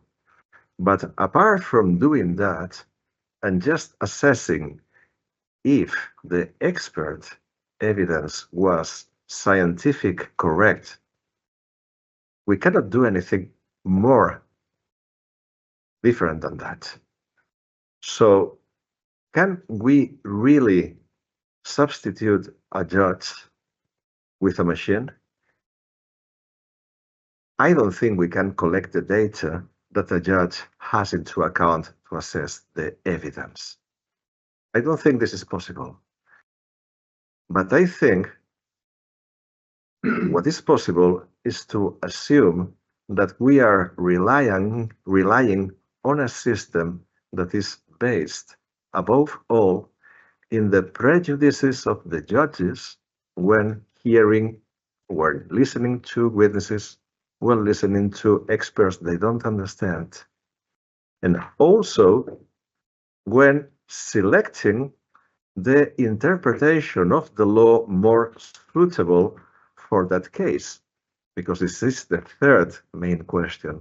How does a judge choose the more suitable interpretation of the law? And as far as we know, after all the studies of judicial behavior, well, we don't have very good news about that. What we know is that judges, when they decide what is suitable in a case, they are very much more dependent on their personal prejudices, on their social prejudices. And we have relied on that for about 5,000 years. But are we ready to rely on that for more time in our modern society? Because in the ancient times, this judicial procedure was born in little communities where everybody knew each other. They knew their reactions. That's why they knew if they were lying or not. They knew what was fair in their community because they were not so many members in this community. And the judge always also was a member of this community. What's the problem now? That the judge knows nothing about the conflict, knows nothing about the parties. So they have to be a little bit blind and then rely on what they see. And what they see is, as I said, very much dependent on their prejudices. So if I would have to say, if the judicial process is a democratic means of dispute resolution, I'm not very much convinced of that. because it's very dependent on the autonomous decision of only one person or only 3 people in a tribunal. And this is not very much democratic. This is very authoritarian. And you could tell to me, well, then let's choose the jury. Well, the jury is still worse because they don't motivate what they say. So it's still more based on the prejudices on the people that are integrating this jury. So after this disappointing explanation of what is, I think, the reality, is there an option for this alternative dispute resolution using artificial intelligence? Well, I think it is. I think it is, because up to now, mediation is not working properly as well. It's not just justice, it's also mediation. It's also mediators that know nothing about the parties, know nothing about the causes of the conflict. They know nothing about what is going on in this dispute. But could artificial intelligence help? I mean, not mediators, but could artificial intelligence actively mediate itself? This is the question. Could we have a tool that could mediate between the parties without the intervention of a human being in that very part of the resolution process? I mean, not in the programming part. Of course, in the programming part, you need human beings. Of course, artificial intelligence is not artificial, it's human. Of course. But could we do that? Well, I think that one of the most important effects of mediation is that the parties have the same problem with mediators as they have with judges. They don't rely on them. They don't rely on them. Could parties, could human beings rely more on a machine than on a human being? Well, the answer is, I don't know. But I suspect that they could rely more on machines than on human beings. Why? Because a machine is cold. It seems to be objective. This never happens with a human being. You are very dependent on how the human being speaks, how the human being acts or reacts, or if he's more nearer from one party or the other, and you can say that very clearly in these mediation processes. But if a machine could help the parties to arrive to a solution, how could this machine, this tool, do it? And there are 3 options in doing that. The machine could, of course, try to discover the facts of the case. But this is a very difficult problem, as I told you, because it's the same problem that the judicial processes have. So I don't think it's really the way to solve things in this background. So there is a second option. Why don't we discover more than the facts, the causes of the conflict? So why the conflict was generated?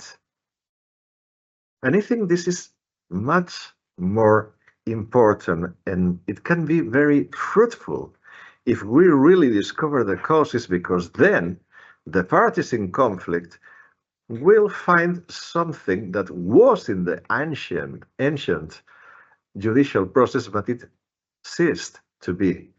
It's just the recognition that I understand you. I know why you are here. I know why you are angry with the other party. I know why you came here. It's something that is also used in the judicial processes by the lawyers.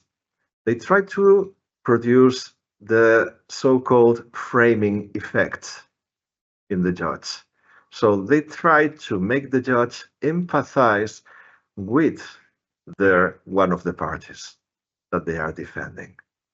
So why don't we try to discover these causes, recognizing the causes of everyone and not just trying to make this framing effect? I think it could be more fruitful. But there is a third option. The third option is that the parties are left alone with a tool, with a machine. And then this tool will not do like the usual chatbots, that they usually help the parties to know what the law says, or to answer the typical questions that everybody is asking. This is what eBay or Amazon is doing with their systems. No, I'm not talking about that. I'm talking about a chat box that, more than answering the questions of the parties, just try to expose, to show the weak points of the position of every party, because everyone is very much convinced that they are right. But if a machine, not a person, if a machine tells the person, well, have you thought about that? Have you thought about the risk of the process?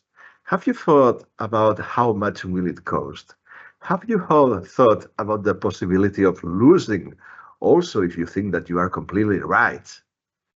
Do you know that law has at least 5 different interpretations, the same law, according to the case law of the Supreme Court? And that 4 out of 5 of these interpretations don't favorize your right. And I think this can be very much persuasive. At least it worked with autists. You know, the illness called autism. Yeah.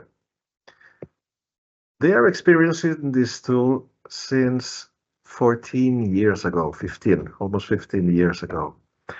Autisms, or some part of them, have many difficulties in communicating with other people. Instead, when trying to communicate with a machine, they have much less difficulties because they don't have to face with anyone. They don't have to confront anyone. Could it work also with people that don't have such illness? I think it could be very helpful, but of course, we have to have what is essential when talking about artificial intelligence: data. We need the data of what a person can be persuaded with.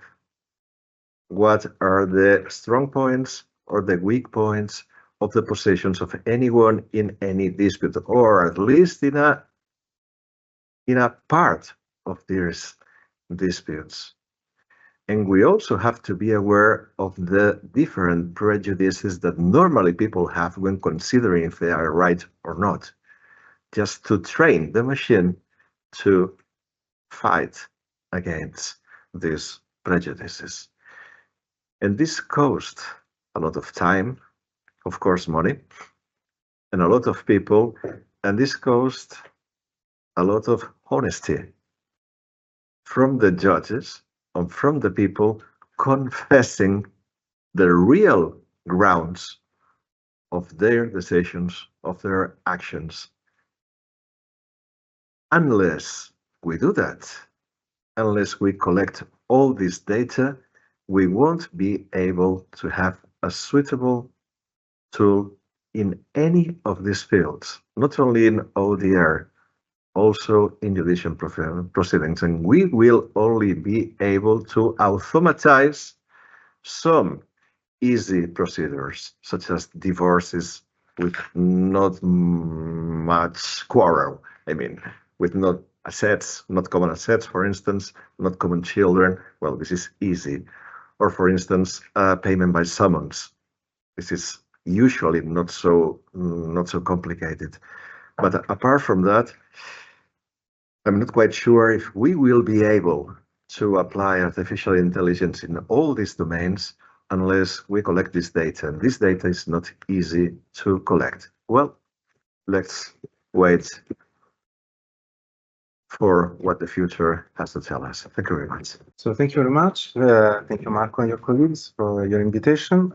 And I am, as you correctly said, a researcher of an institute of CNR, which works on several fields related to technology, and I'm mainly involved in projects related to the study of the administration of justice and also on the application of the ICT and the AI technology in justice. So before going into the, let's say, the detail of this presentation, please allow me to present some of the projects in which I am involved, so that if you are interested in knowing more, you just ask to me and address me if you want. So two of them are related to, let's say, victim support. One of it is a Daphne funded project, which has the main objective, it is an EU consortium that is studying the procedure, the support services and barriers to access to justice of victims of crimes which are child and with disability. And also we are working also on ICT and AI technologies that may improve these aspects related to access to justice of this kind of victims.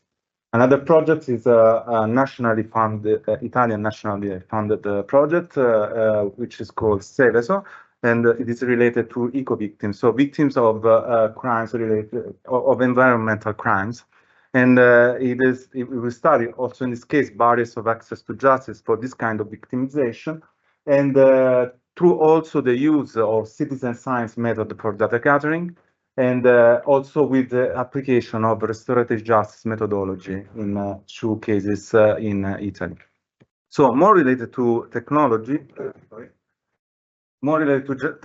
we have this project, which is also a nationally funded project, which is called the MetaJust, and it is related to the application of metaverse technologies in justice. First, it has a stage where it will address the implication of the use of metaverse in many contexts, but also with the idea of analyzing which are the examples and the implication of the use of metaverse for public administration services and also for the justice system. And the idea in the end is to develop a virtual court thanks to the cooperation with the Polytechnic of Bari. So with the idea of applying metaverse technology, so virtual reality technology, for the creation of a virtual court, first of all for training, so for the training of justice professionals, and also for testing virtual reality technologies in this kind of context.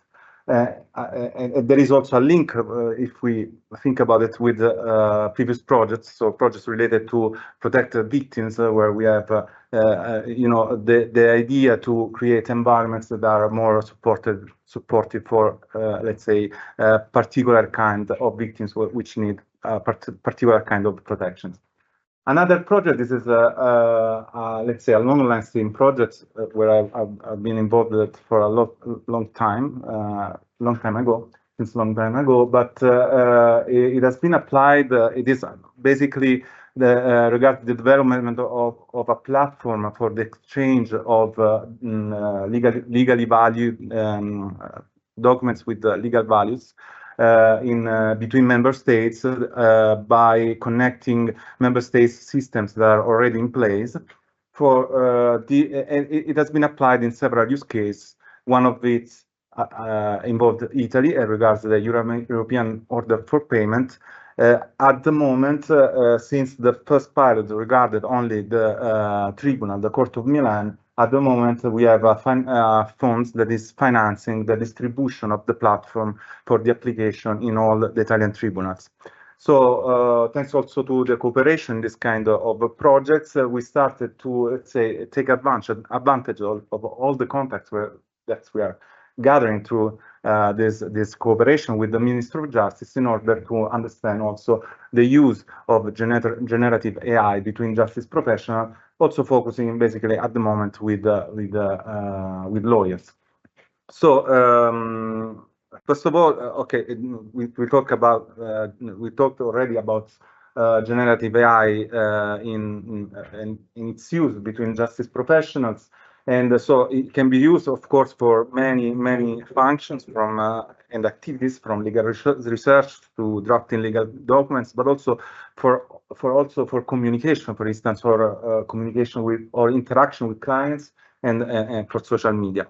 But I think it is important here a distinction between general purpose AI tools like ChatGPT, Bard, or Copilot, and generative AI, Gen AI tools designed specifically for lawyers, like Lexis Plus or Co-Counsel, or the one that has been developed, of course, not only for lawyers, but basically for justice professionals with the Creative project.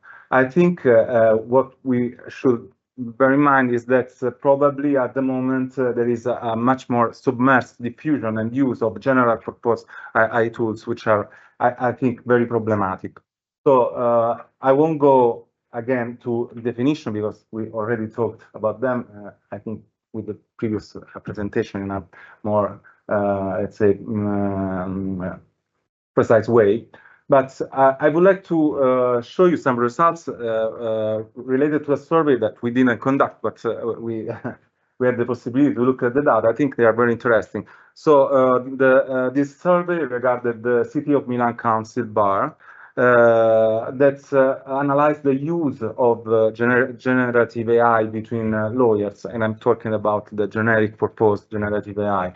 And it says that it's acknowledged that the 80% of the interviewed lawyers believe that generative AI will be very useful, will significantly transport the practice of law. 53% believe that it will increase efficiency of lawyers and paralegals, but they are also a bit worried, let's say, and they also require, the 80% require for a new ethical code for the conduct, let's say, of lawyers when they are utilizing this kind of tools. In fact, the 60% of interviewed lawyers expressed concern regarding AI bias. AI, no, it happens also to me a lot of times, so no problem. That's okay. That's okay. Machine doesn't want me to talk.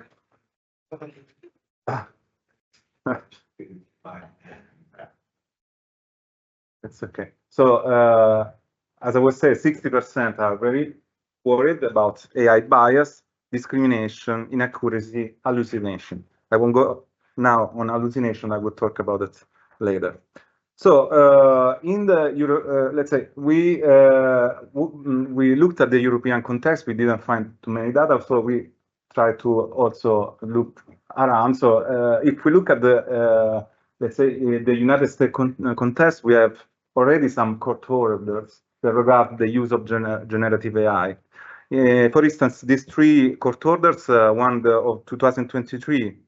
Two of 2023 and one of 2024, all regard imposed sanctions on lawyers that use ChatGPT for their brief or for the acts that are being shared with the courts that were hallucinated, let's say. They were showing case law or laws that were not real. And this is, of course, a problem. Also because the lawyer in that case didn't check, because he thought that they were citing existing decision. So with worries come also the let's say the rush to try to regulate, you know, the use of this kind of technologies. So in Europe, I cannot talk about the national context of European countries, because we just looked at the Italian context. We don't have, let's say, an adapted code of conduct related to the use of AI. But in Europe, we have two documents, one from CEPEJ regarding the use of generative AI by judicial professionals, and the other one by the Fédération des Barreaux. We are also represented today, so I won't talk too much about the document, of course. And together with these two documents, we analyzed a set of, let's say, adaptation of the code of conduct related to the use of generative AI in lawyers' activities. We did this in a very manual, let's say, old-fashioned way through the use of content analysis, which is a research tool that helps us to determine the presence not only of certain words, but in this case of principles, policies, and also risks in a set of text through the use of codes, so to the application of codes on specific parts of text, just to determine the existence and frequency of concepts in a set of text. So some results at the moment are the following. First of all, most of the documents analyzed focused on the risk regarding confidentiality, so the importance for lawyers to not reveal confidential information about their clients. And this is important because if we imagine the use of generative AI happens through prompts, and when you prompt, you can, of course, disclosure information that are confidential and that can be used in a way that you don't know in the future and also share with third parties. This is, of course, related to the problem of privacy, and part of the, let's say, of the policies regards the notice, the disclosure of the use of AI to a set of actors. First of all, the client, so disclosure to client, disclosure to the court. Also, there is one code of conduct that requests a declaration in every act where you declare that you are for the drafting of the act you are using generative AI, and also disclosure to the parties as well. There is a request also for the let's say, for having a sort of competence when you use this kind of tool. So knowing, for instance, the basics of how they function. Of course, it is not easy for a lawyer which is trained on law and not on technology.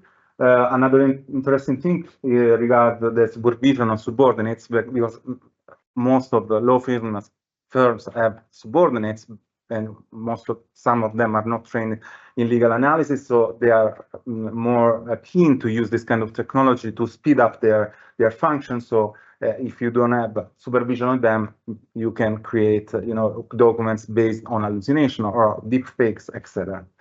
Another interesting result that I would like to share with you is the adaptation of fees on fees regarding that are applied to clients when you use AI, because of course if it speeds up your capacities, your capacity, your speed to do your usual activity, then first of all the fee should be disclosed.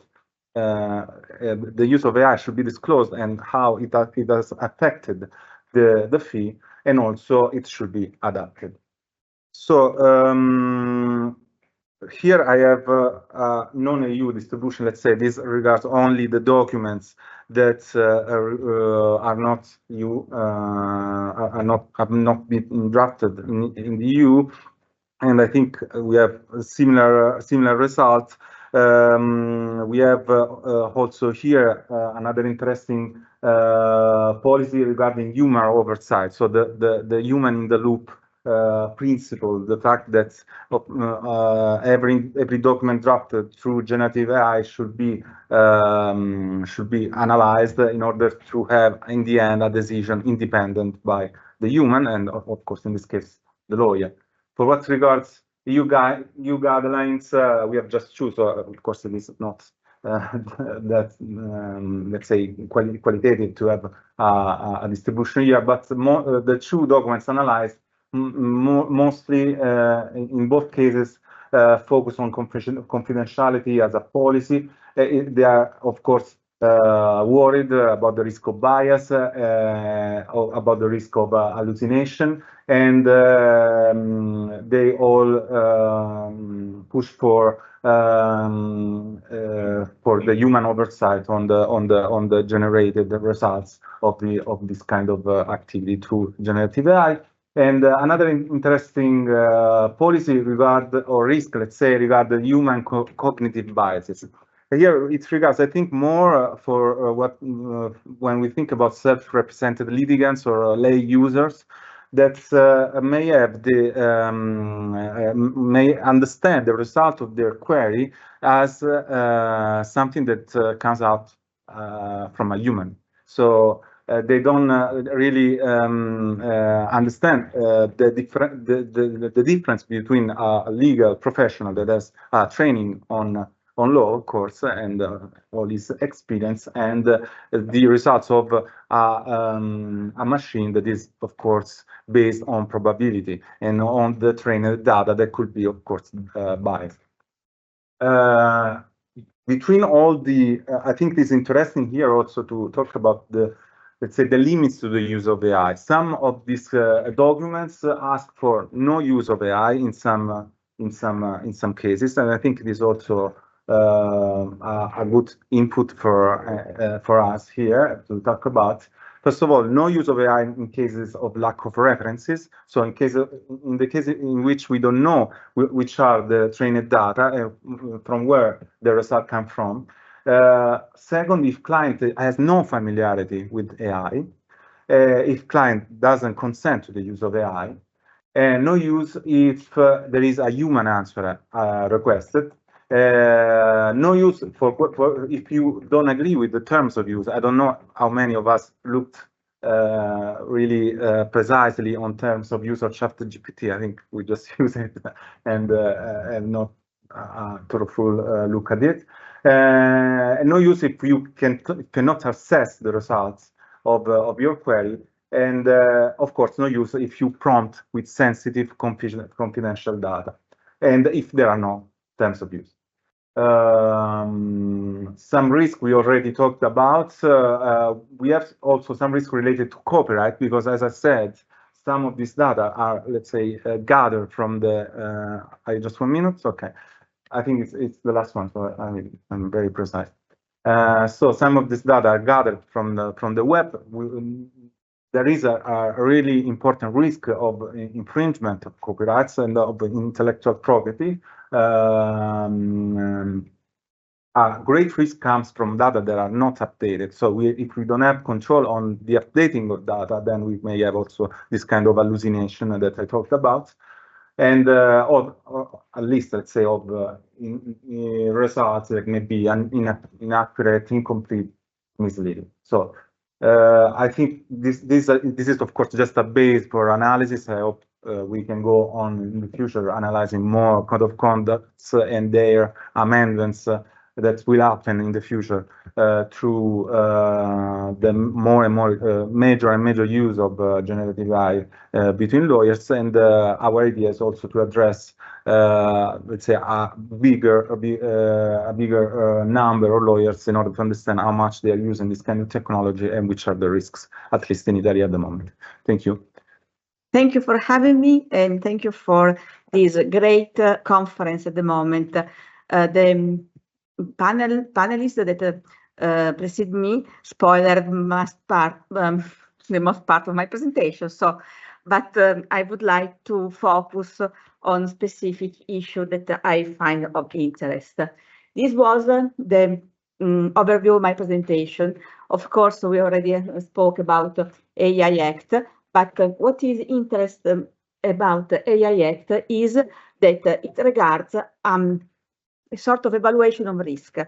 And a colleague said that AI Act is a sort of a regulation, but if you try to focus on preventive risk, you have to make some hypotheses to protect vulnerable parts. And my answer to these critics is that AI Act put two points in discussion. First of all, it's a sort of defense against the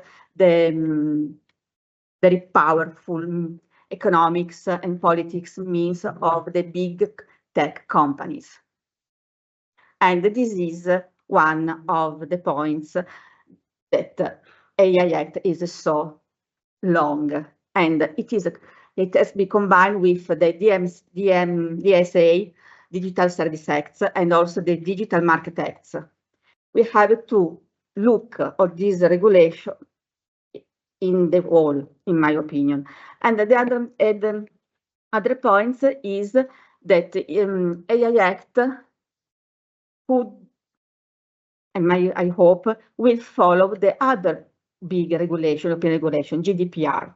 Also, GDPR is very long and very heavy to study.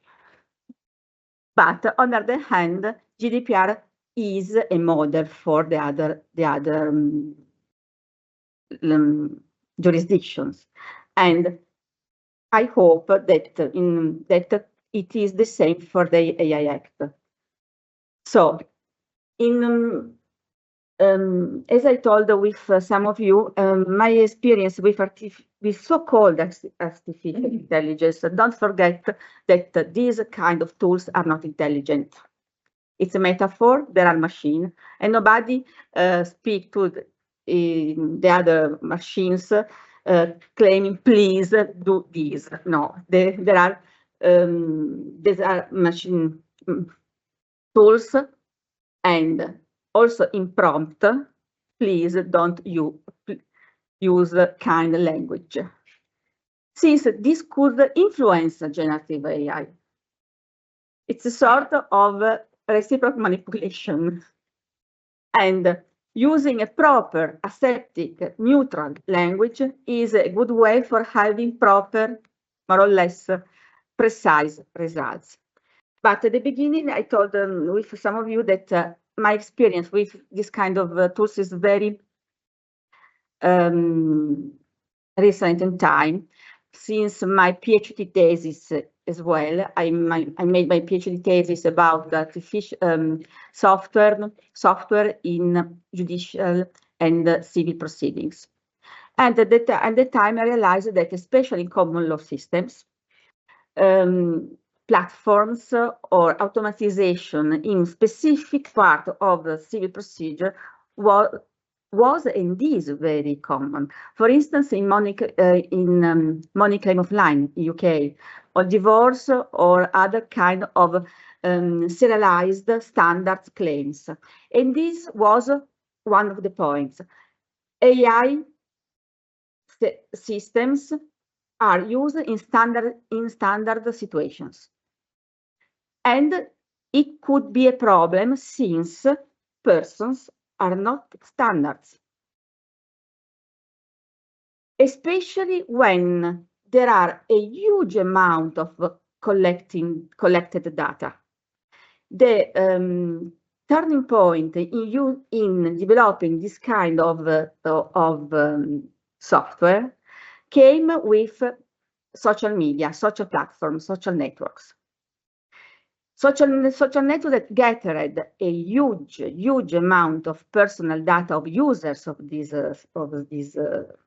platforms that could be sold to other kind of operators. And this part of the landscape has to be kept in mind.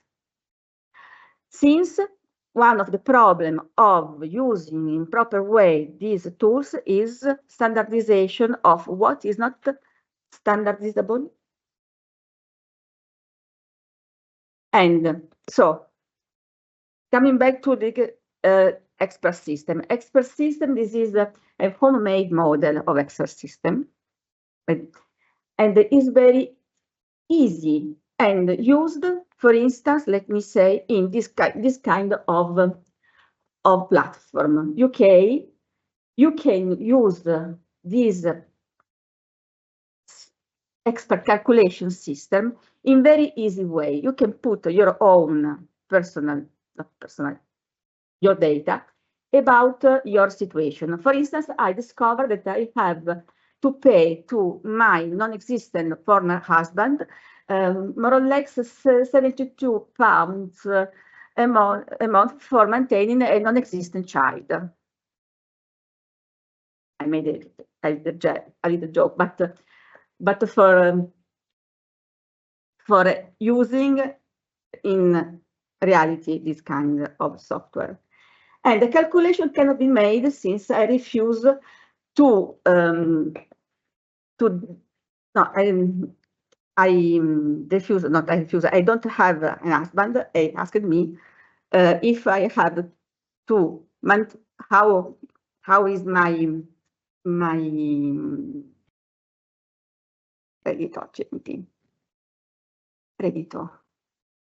salary, my salary for maintain a non-existent husband, so the calculation cannot be. If it could be a proper predictive software, the issue is different. Since a predictive software put you in a category, since you live in a situation that could be standardized. And the difference is this.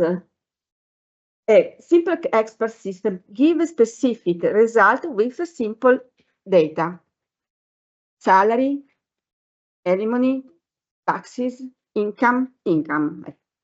In contrast, analytic system places individuals in a particular risk category based on presumptive calculation based on economic point. It doesn't matter to us predictive software that you gain or not gain a specific income, but since you has to be put in a standard situation. So let me go back. Yes, this is a very, very simplified and very multicolor black box. In contrast of the definition of black box, I put the different layers that very colored in a sort of hope of transparency. So you can say that you can see, sorry, that I put different colors, but the output layers are gray, since machine learning tried to uniformize the situation in a sense, in a lower sense, and in some sense, the black box is not only black, since you cannot reconstruct the path of each information, but also in the sense the results of the calculation of the black box is uniformized your situation in the low way. Then this is a very homemade by myself, so sorry for not closing the bracket, but okay. I try to explain, first of all, to myself how a large language model works. In a jurist perspective, I'm not a data scientist, I'm not an informatic person, but my point is to understand how the large language model, the generative model in a huge sense, but the large language model works. You can see the repetition of the black box model. But the point is that statistically, and since this is a statistical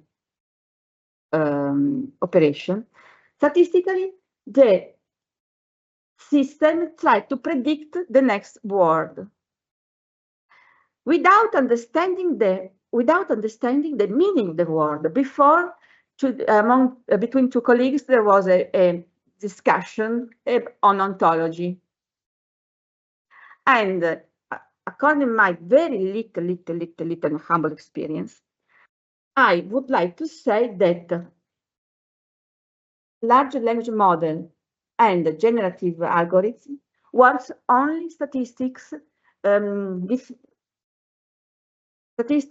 diffusion, dissemination of words. This is a very easy and not legal example about how could a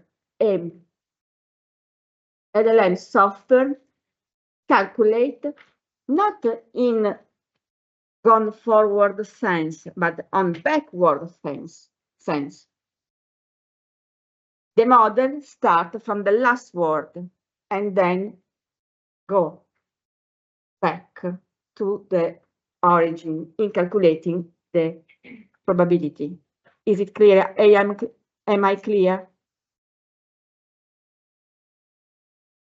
This is really interesting because it seems that the model go on but looking back.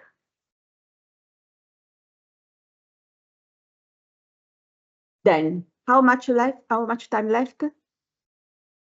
1 minute as well. Okay, I'm running. But I would like to focus on this since it is really relevant according to me. So already said, why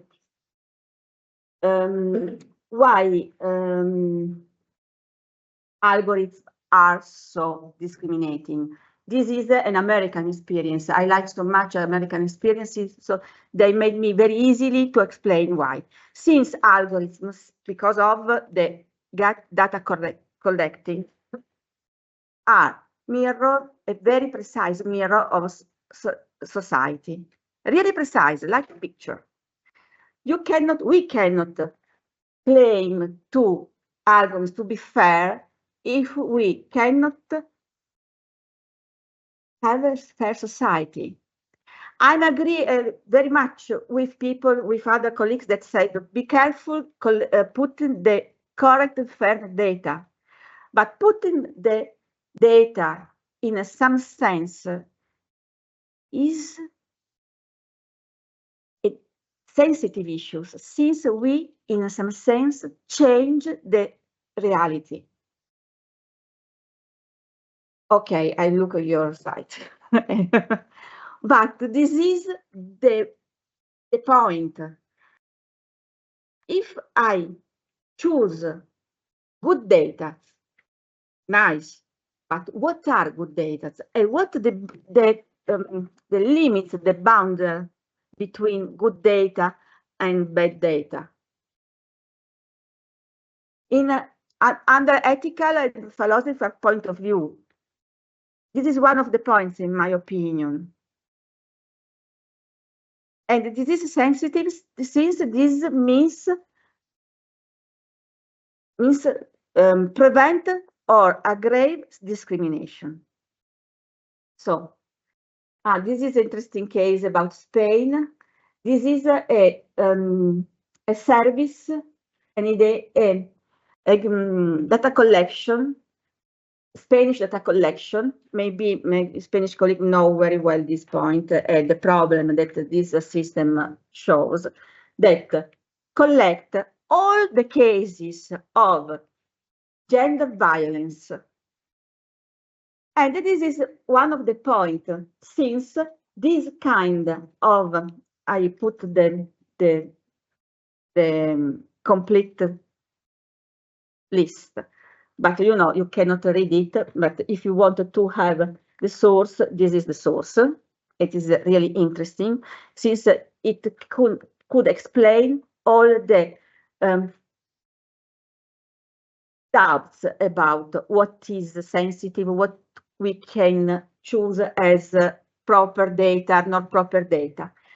So this in the Home Office, Spanish Home Office, collected all the claims of gender violence in Spain. Every case, from the phone call to the police to the real, sorry for real, but I don't know, the accomplished gender violence attack. So you can read nivel de riesgo, sorry for Spanish pronunciation. No apreciado, bajo, medio, alto, extremo. They collected everything. Why no apreciado risk? You have to collect no apreciado risk. you can say that after the AI Act implementation, this kind of very high risk model tool have to be abandoned. No, since this collection is before the trial, is an investigative collection, and it is, we will know at the moment, we will have to read the final version, but about what I know, it could be implemented even after the enforcement of AI Act. And my question is, I ask myself, since you can read the number of cases. So in this moment, I'm very hurried and I'm not able to read in so huge number in English. You can read by yourself, I suppose, in your mother tongue. But why having 36,000, etc., of bajo o non apreciado risk? And what is astonishing to me is the final number, 700,000, correct, 700,000, 89,000 and so on. I cannot believe that in Spain, you have so many people that could be a potential attacker. It's not possible. I'm very confident in human beings. Okay, sorry, but okay, this is the very famous Dutch child care benefit scandal. Everybody here knows, so summarizing. And okay, you already said that profile is not a person, especially Spanish system demonstrated that profile is not a person. So this is a joke I made with ChatGPT, the general one. I asked him to translate the press communique of a case against Lithuania regarding an attack against a child in a child protection house, and this child suffered an violence act, a very strong violence act. ChatGPT refused to translate, and I can resume the dialogue said in Italian, so I cannot show you since I discussed it with the chatbot in Italian. I said that it's a translation. It's a legal judgment. It's the European Court of Human Rights, not an abuser. It's an anonymous, but the answer was, in any case, it's counted by violate the policies. So, and the point is that ChatGPT works with keywords. And working with keywords in this specific case is a tort to the victim, because this delayed the case that the European Court of Human Rights give reason to the victim. So in this case as well, using proper words is very important, but the programs, modeling the programs is also important as well. So this is nice. There is a Romanistic, I pertain to Romanistic system, and we use Latin. So iura non curia means that only the judge could apply law. By ChatGPT, non curia apply the law. And this is a case in Peru about a judge that had to define the alimony, the quantification alimony. And this nice guy clearly wrote in his decision that using ChatGPT, and explaining, he copy and paste the thank you. In my Italian system, this is totally null and void. In this case, since it is in the decision, and then I finished. Thank you. Hello, everyone. So I will be the last of the panelists today, and after such impressive speech, I think they have set a very high benchmark for me to pass. So it's going to be surely a challenge for me, but let's see what I can do, and I'll do my best to not overlap with the already discussed subjects.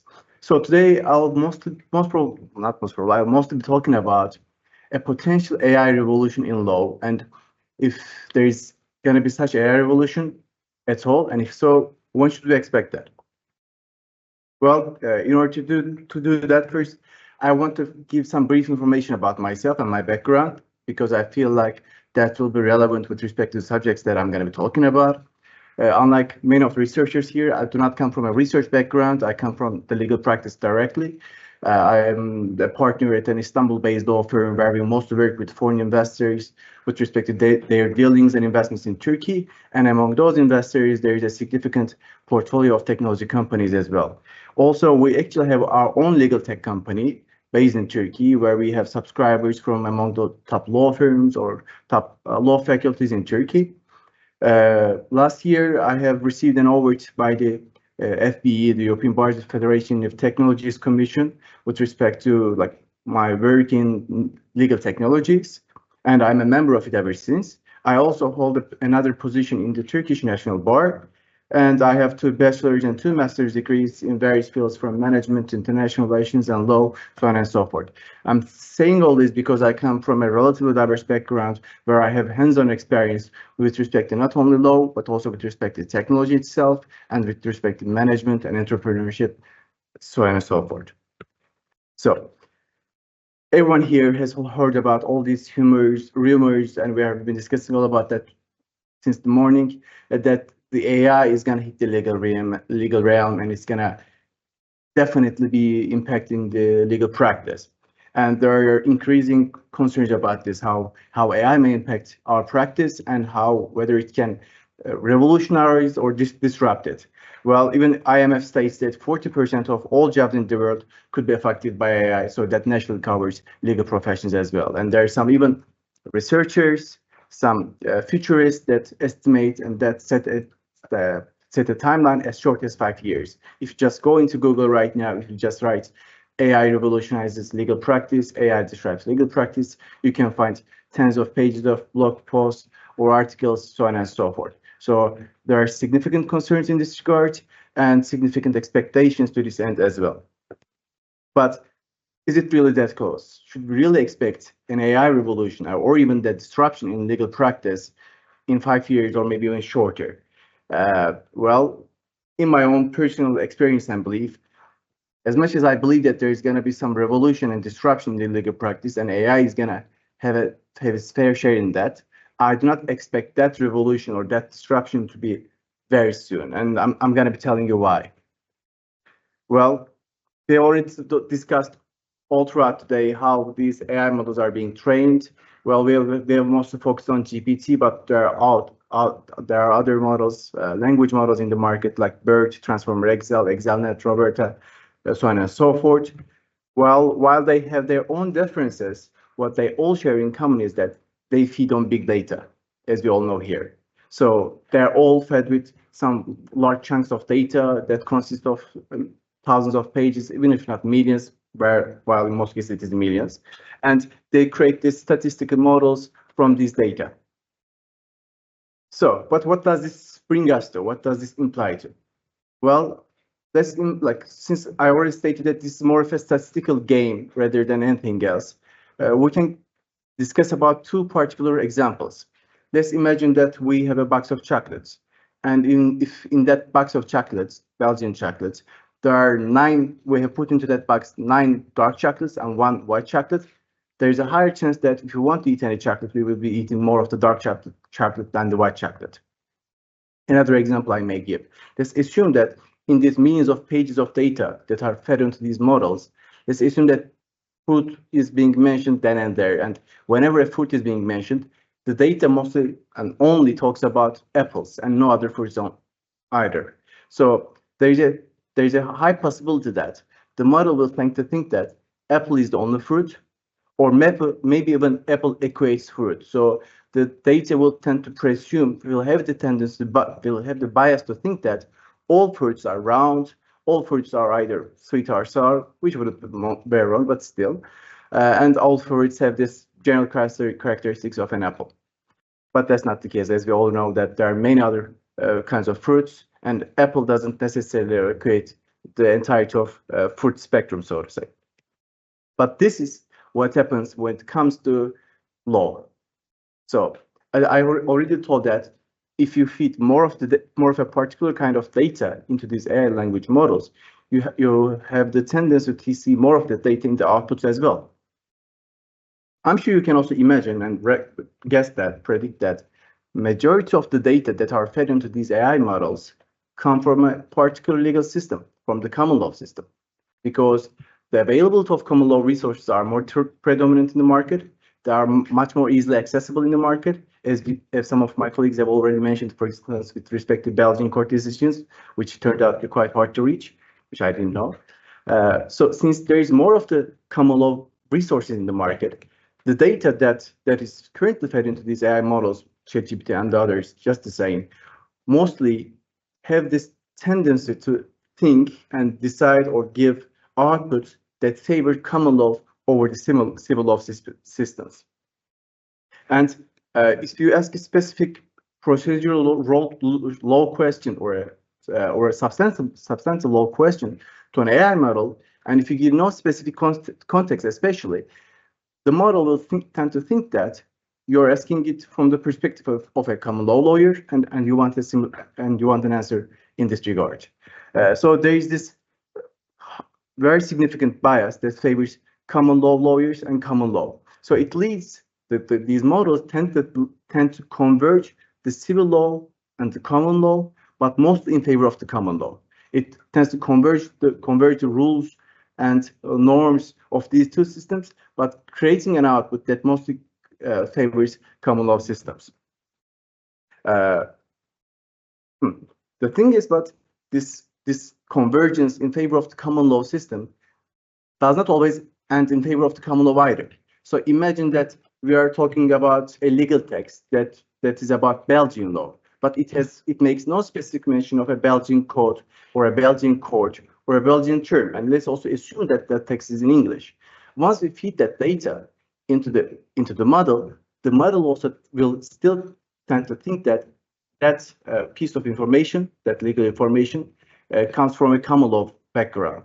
So it will in a way distort the output, distort the data that will make it converge, this time in favor of the civil law as well, because it will not be able to differentiate whether that input comes from a common law background or a civil law background, and will tend to think that it comes from a common law background based on its previous experience. So it will also converge the data in favor of the civil law systems as well. So all in all, these large language models, they tend to amalgamate these two systems, common law system and the civil law systems, and lead to an output that doesn't benefit either a common law lawyer or a civil law lawyer, but much less so for a civil law lawyer.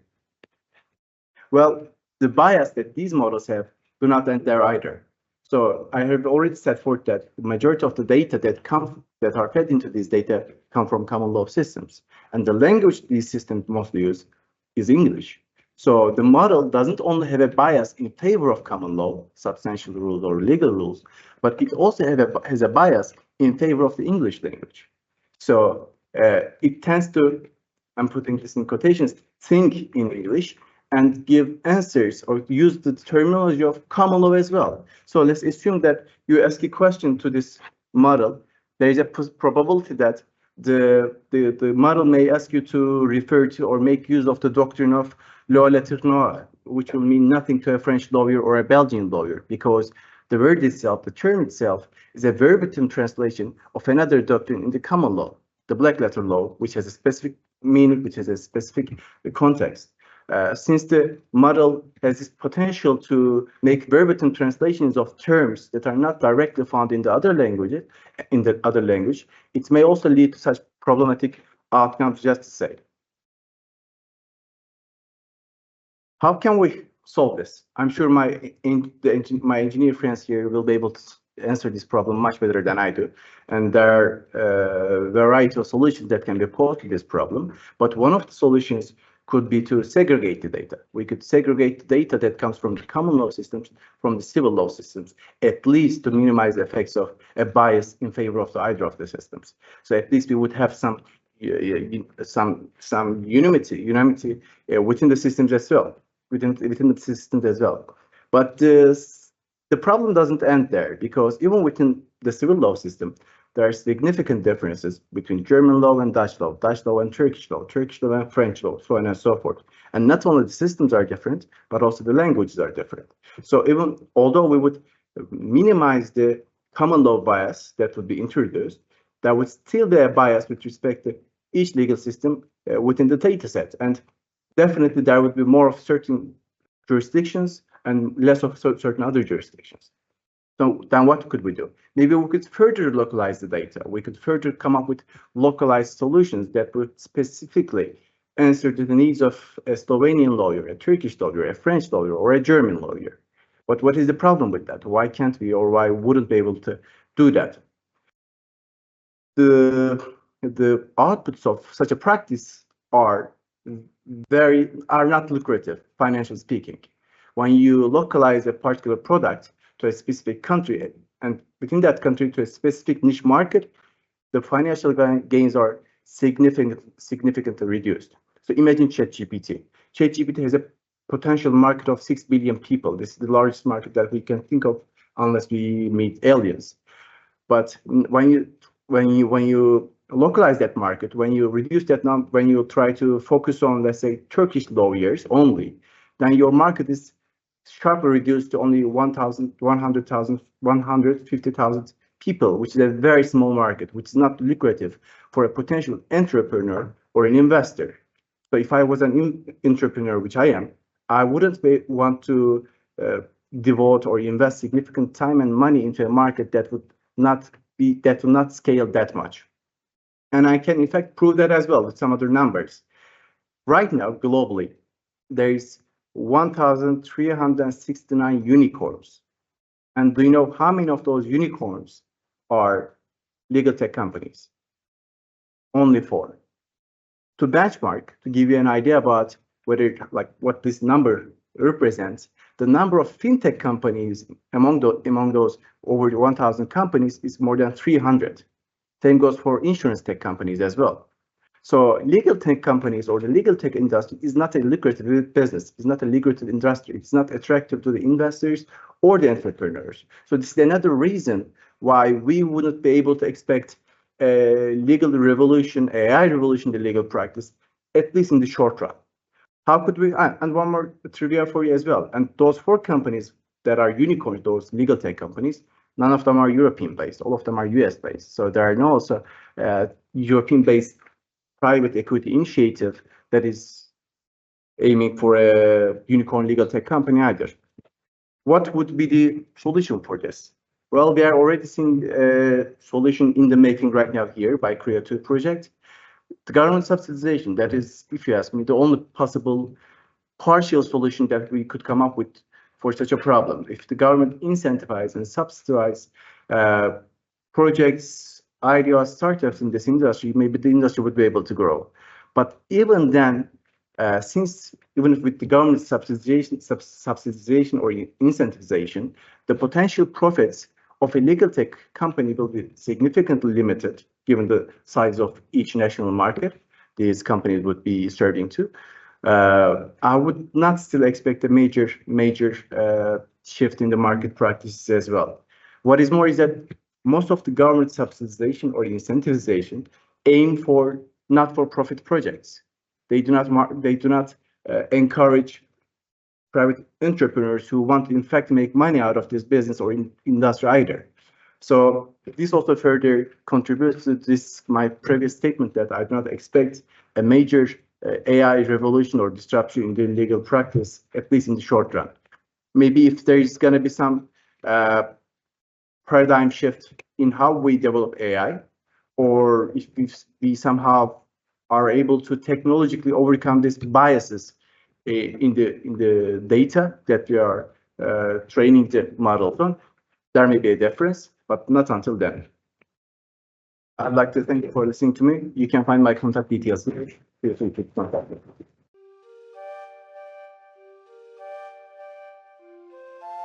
So, good morning, everyone. We just 5 minutes delay, but we will now start this second day, even with some technical issues. But let's start today like the second day, and we have 2 panels. I will now give the words to my colleague, Professor Elizabeth Allops, that she's moderating with me this 3rd panel of the conference. Thank you, Marco. So welcome back, everyone that was here yesterday. We had a very fruitful day, I think, interesting day. Also nice evening with the partners and speakers, where the discussion continued, in fact, until late hours. So 3rd panel, it's a panel specifically on AI and family law, but a little bit broader than division of assets. Yesterday, it was the sessions on family patrimonial law. It was specified on division of assets. Today, 3rd panel, we go a little bit broader. I specifically welcome also my students, which are especially today, because normally I have a course this morning, so I oblige them to be here or digitally present. So we have also a big group following from distance. So I welcome them, and thanks to join us for this, yes, perhaps a little different topic or perspective than we normally teach at university. But I'm very happy to welcome them. Perhaps I will directly dive in, because yesterday we had a little bit too little time for the Q&A. Again, we will have all the presentations first, and then we have the Q&A session at the end of each panel or during the break if we cannot tackle every question during the Q&A. So save your questions again until the end of the panel, and then please ask them to the speakers. I will start by presenting the first speaker, Nishat Hyder-Rahman. She's a full-time postdoc, full-time since May. Nishat, very nice to have you full-time since May in our team at the Free University of Brussels. And she will do, she will set the scene, let's say. The topic is AI and algorithms in family patrimonial law. Family law and family patrimonial law, and she will set the scene for this panel. And then afterwards we have topics that go a little bit more in depth on particular subtopics, let's say, of the fields. Nishat, the floor is yours. So thank you so much for that lovely introduction, Elizabeth. As Elizabeth said, today I'd like to talk to you about artificial intelligence and algorithms in family law. Now, I was a part-time postdoc on the CREA 2 project, which was lovely. However, today I'm not actually going to talk about the project itself. What I'd like to do is really set the scene and demonstrate where the CREA 2 project fits within the broader legal landscape of what's happening with AI and family law. So I'll begin by a little introduction and give you a quick rundown of what I'm going to speak about today in the time that I have. I'll start by briefly introducing AI in family law practice, and I have some examples of current applications of artificial intelligence in family law. I'll then quickly go through some of the advantages and challenges that this can bring for legal practitioners, before moving on to compare 2 specific divorce law platforms, one called Amica and one called Rectvisor. And then I will move on to my concluding thoughts and hopefully finish well on time.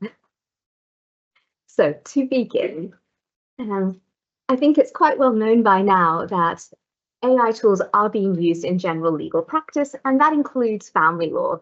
I won't spend too much time on this, but just to give you a very brief overview, AI is now used to drive databases. So the legal research that you do, the search results that come up, they are driven by a set of algorithms behind the database. It's also used in document review as well as document drafting. So software is now available to help populate certain fields in any given document. And of course, I am not advocating this in any way, shape or form, one could use a large language model as well to help draft legal documents as well. AI is also used in predictive services, so case predictors and cost predictors. And by this, I don't mean it will predict the overall outcome, but rather it can predict certain specific points. So I know one example of the use of a case predictor in personal injury, and that aims to give some kind of prediction of the amount that one could claim in a particular personal injury suit. It's also used in advisory services, and these are still very much based on decision tree methods. So the user is asked a series of questions and the algorithms will lead them to an outcome or a set of outcomes that they might be able to follow through with. Finally, chatbots are now ubiquitous across law firm websites, and these can be used to answer questions, but also to take down information of the user and then direct them to the right department or the right person. And all these tools are really in place to support legal practitioners and users of the legal system. Now, those are some general applications, but there are some specific developments specific to the field of family law that I'd like to talk about today. And these fall into two broad categories. So firstly, we have standalone tools, and these are tools that perform one specific function. For example, a tool to divide assets or calculate alimony. I think we saw some examples of these in yesterday's presentations. There are also shared parenting apps that can help co-parents make their arrangements for children. The other set of applications are platforms. And by this, I mean online divorce platforms. Now, these incorporate AI-based online dispute resolution tools. So the sorts of tools that could also be a standalone tool, an asset divider, an alimony calculator, and so on. But they integrate them into one platform to offer a holistic service. They also incorporate tools to assist with matters concerning children. Now, some platforms, not very many, but a small handful of them, will also guide the user through the main divorce proceeding as well, so looking at both the main divorce and all of the ancillary and child-related matters. I'm just going to skip ahead to my next slide because I've got some examples that I wanted to show you. So here you see in the different bubbles, I've categorized the different tools that are currently available. This is not an exhaustive list at all. This is just a handful of some of the more notable examples. And you see CREA 2, our asset division tool fits into the orange bubble over there. And we also have a solution explorer, but that would require a separate category of its own. But you see here there are some online divorce platforms. You can look them up online and access them. Co-parenting tools, these are two of the oldest co-parenting tools, and they help co-parents both make arrangements for the divorce agreement, but then also continuing arrangements post-divorce as well. So that's an ongoing tool, and of course there are numerous alimony calculators. I've just offered one example there. Now, what you will notice if you go away and look up any of these tools is that these have been almost exclusively developed in common law countries, English-speaking common law countries. So there is definitely a preponderance of tools that are available for a specific type of jurisdiction. And in that, CREA 2 is quite innovative because it is amongst the handful of tools that have been created specifically for European jurisdictions and specifically also for civil law jurisdictions. So how are these tools actually used in practice? Well, in two different ways. So they can be used wholesale in place of a traditional process, so in place of traditional litigation or ADR. They could also be integrated within the traditional process. So you can use it in parallel to traditional processes or traditional ADR. And in the future, we hope that these would be better integrated within the legal architectures of the existing system too. As to who can use these tools, they are very much aimed at a broad audience. So they can be used by practitioners, lawyers, mediators, and so forth, as well as the divorcing parties or the separating parties themselves. So they have a broad appeal. Now, these tools have lots of advantages that they can bring to family law practice. For a start, they are supposedly neutral and free from human cognitive bias. They are supposed to enable data-driven decision-making. They are also error-free in that they eliminate the risk of human error. So these tools can calculate quite complex financial calculations, for example, or they can also offer responses to particular questions that would demand that type of calculation. For example, how likely am I to win, or how much will this cost me, which are two questions clients often ask their lawyers. These are questions that could be answered by an AI that has access to the relevant data. AI-based ODR, so online dispute resolution, has a number of additional advantages as well. So it obviously brings in all of the advantages of alternative dispute resolution in and of itself, the advantages it has over traditional litigation. So this whole focus on reaching agreements rather than the adversarial process, which is very much encouraged in family law. But AI-based ODR is also incredibly fast and efficient, and much more so than typical ADR. It's also low cost, and again, much more so than typical ADR. And that's quite important because we all know that litigation is expensive, but ADR can also be quite expensive. In terms of waiting lists, it gives traditional litigation a good run for its money in certain jurisdictions as well. Furthermore, in terms of costing, the access to online programs is quite important for the so-called missing middle. So these are people who are too wealthy to qualify for legal aid, but not wealthy enough to comfortably retain a lawyer. So AI-based ODR can be quite a useful thing for that particular demographic. These tools and platforms are also incredibly easily accessible. So they're available 24 hours a day, 7 days a week, no need to worry about business hours or arranging a meeting of schedules and so forth. And finally, the digitization definitely better enables cross-border cases, cases that work across multiple time zones and multiple languages too, all of which ultimately improves access to justice. However, there are certain challenges that these tools and platforms bring with them. So some of the speakers yesterday went into these in quite some detail, so I won't, but I will briefly recap. They are written by humans, and humans are fallible. So a poorly written algorithm will yield poor quality results. Human biases can also be coded into the AI tool, resulting in a biased AI tool. And we had the example of the Dutch childcare scandal yesterday as well. And this will ultimately affect the neutrality and accuracy that AI is supposed to bring to these proceedings. Furthermore, the AI has to be fed data in order to learn, so particularly machine learning algorithms. And the quality of the data will define the quality of the results. So a data set that you feed an algorithm will reflect everything in that data set, and this includes historic biases, which is quite important in family law, particularly when it comes to social values and gender roles, which have changed quite significantly over the past, well, it has continuously changed, I think, for the better. Furthermore, there is the so-called black box effect, and this is particularly problematic in law and particularly problematic when it comes to automated decision-making, because in law, reasons and reasoning matters.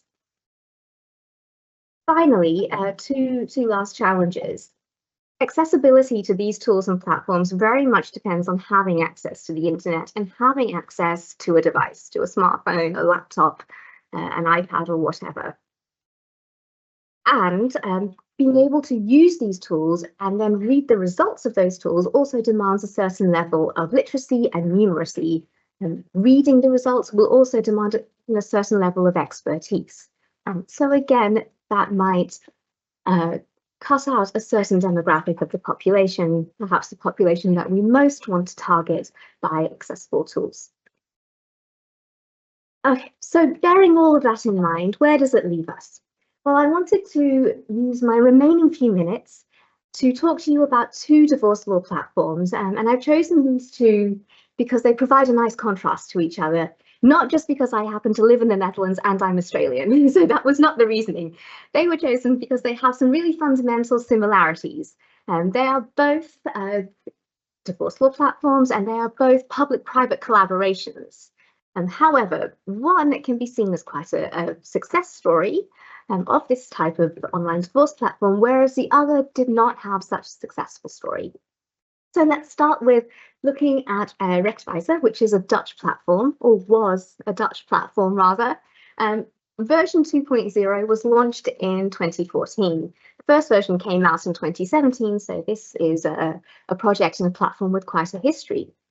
Now, it was a collaboration between HIL, which is the Hague Institute for Innovation in Law, Mattia, a commercial company, and the Dutch Legal Aid Board. And it was amongst the first of its kind. So this project was launched with a lot of media attention, and it was supposed to be the blueprint that would revolutionize legal practice as we know it. It offered a comprehensive ODR service, which included an algorithm-facilitated negotiation process for property division, maintenance, and parenting plans. Now, after all of the media attention that it gathered in 2014, by 2017 it had scaled back and eventually it was taken down altogether. Now, it's since been replaced by another platform called Out-LK, but that's a much more significantly modified version of the original Rectwijzer version 2.0. And that platform aims to support traditional practices rather than offer a true alternative, which is what 2.0 did. So why did this platform not work out? Because it was really supposed to, and a lot went into it. Well, the founders of Rectwijzer engaged in some analysis of why their platform didn't work out, and they pointed to a couple of reasons, and these are those reasons.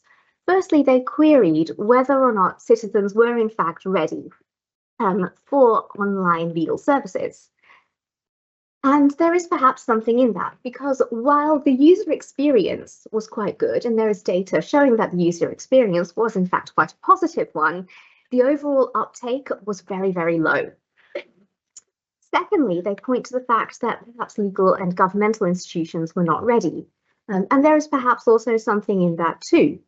The Dutch Legal Aid Board, although it was a partner, it was not vocal to the point of being quite silent on the topic. It didn't really engage much in public promotion of this.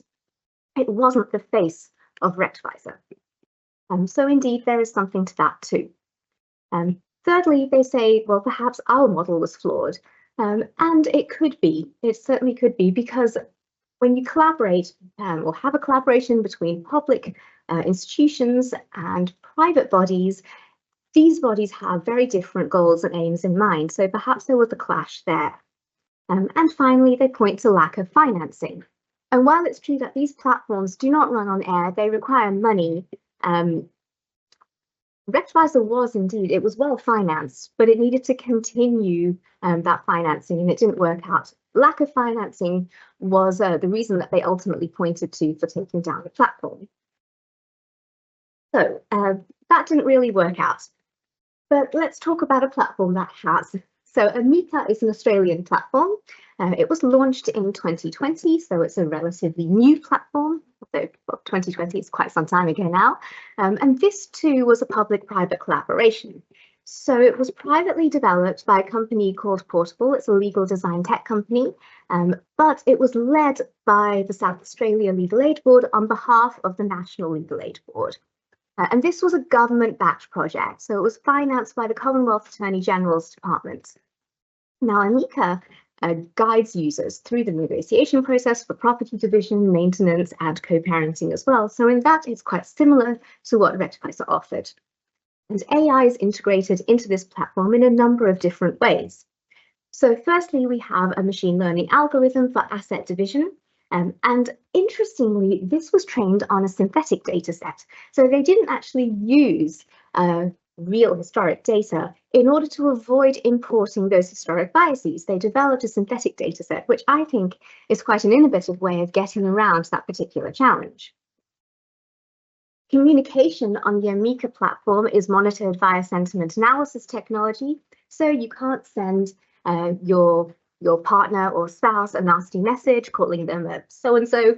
The sentiment analysis technology will filter it and flag it up. Thirdly, the user is guided through the platform via a chatbot, so it's a guided user experience as well. Now, Amica is an ongoing and successful platform. You can have a look on your phone or on your laptop, and it's very cool. It now offers, just very cool to use. I had a go the other day. It's called Amica One, where you don't have to, your partner doesn't have to enter their details, or you don't have to make up a partner to enter the details and have a go. You can do it by yourself. And it's free. You just have to enter a lot of data, and goodness knows what they do with it. But it's quite fun to have a go at. But why is this as such a successful platform? Well, there are a number of reasons. Firstly, it was a collaboration, a true collaboration between family lawyers and technical experts together. So it was a really consultative process. Secondly, it was a government-supported program. So not only financially, but also in terms of endorsements, the government was very, very vocal in terms of endorsing this platform to Australian citizens.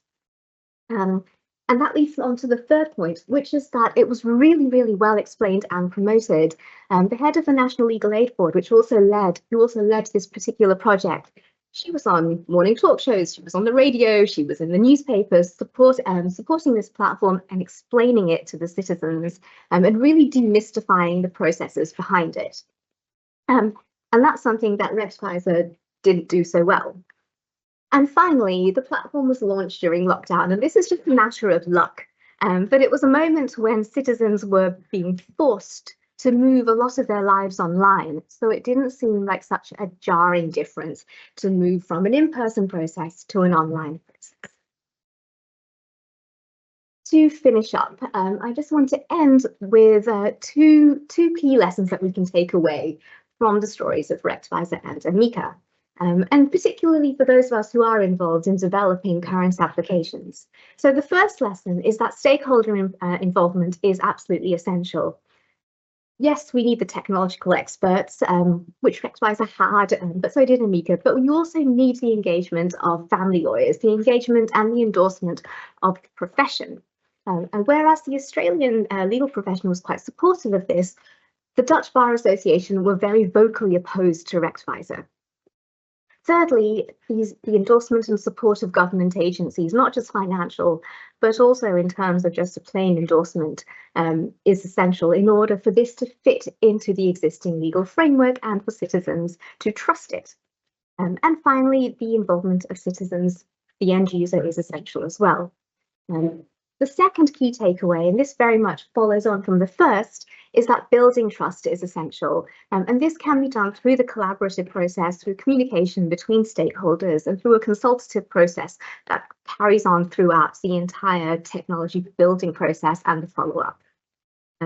Marketing and information is also absolutely essential in order to reach those who we want to have access to justice ultimately. So I will end there. Thank you so much for your attention. This was a very short presentation, but if you want to read more, Elizabeth, Marco, and I have written about it at length in that publication there. Thank you.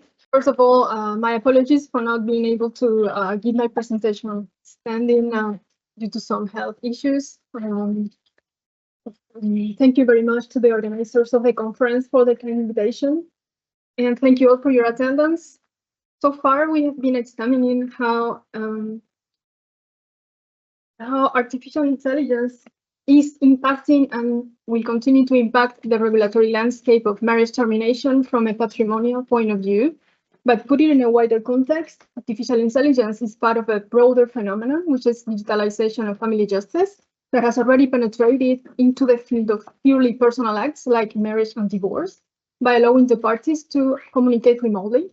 And since there are no borders in the visual space, digitalization is disrupting the territorial structure of legal orders and is challenging the classic way of allocating legal consequences on jurisdictions, which are based on geographic connecting factors used by prior international law. So in this presentation, I will tackle the global dimension of these developments through the examples of online marriages and divorces, which are confronted on one hand with a diversity of legal systems, and on the other hand, with a need for recognition of the family status across borders.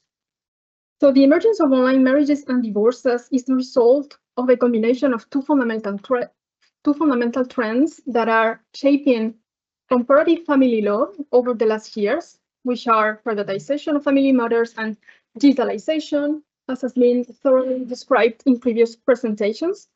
The conclusion of these acts by video conferencing, when the parties and the authority are located in different jurisdictions, are interesting examples where these two trends converge, which pose important and unprecedented challenges for the cross-border circulation of the family status.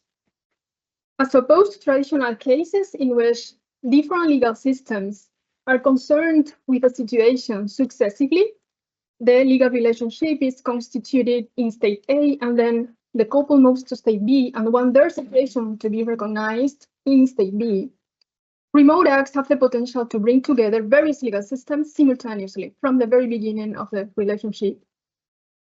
So it creates an instantaneous legal international relationship, which poses important challenges, and there's no need to be outside the country of residence to be confronted with these challenges.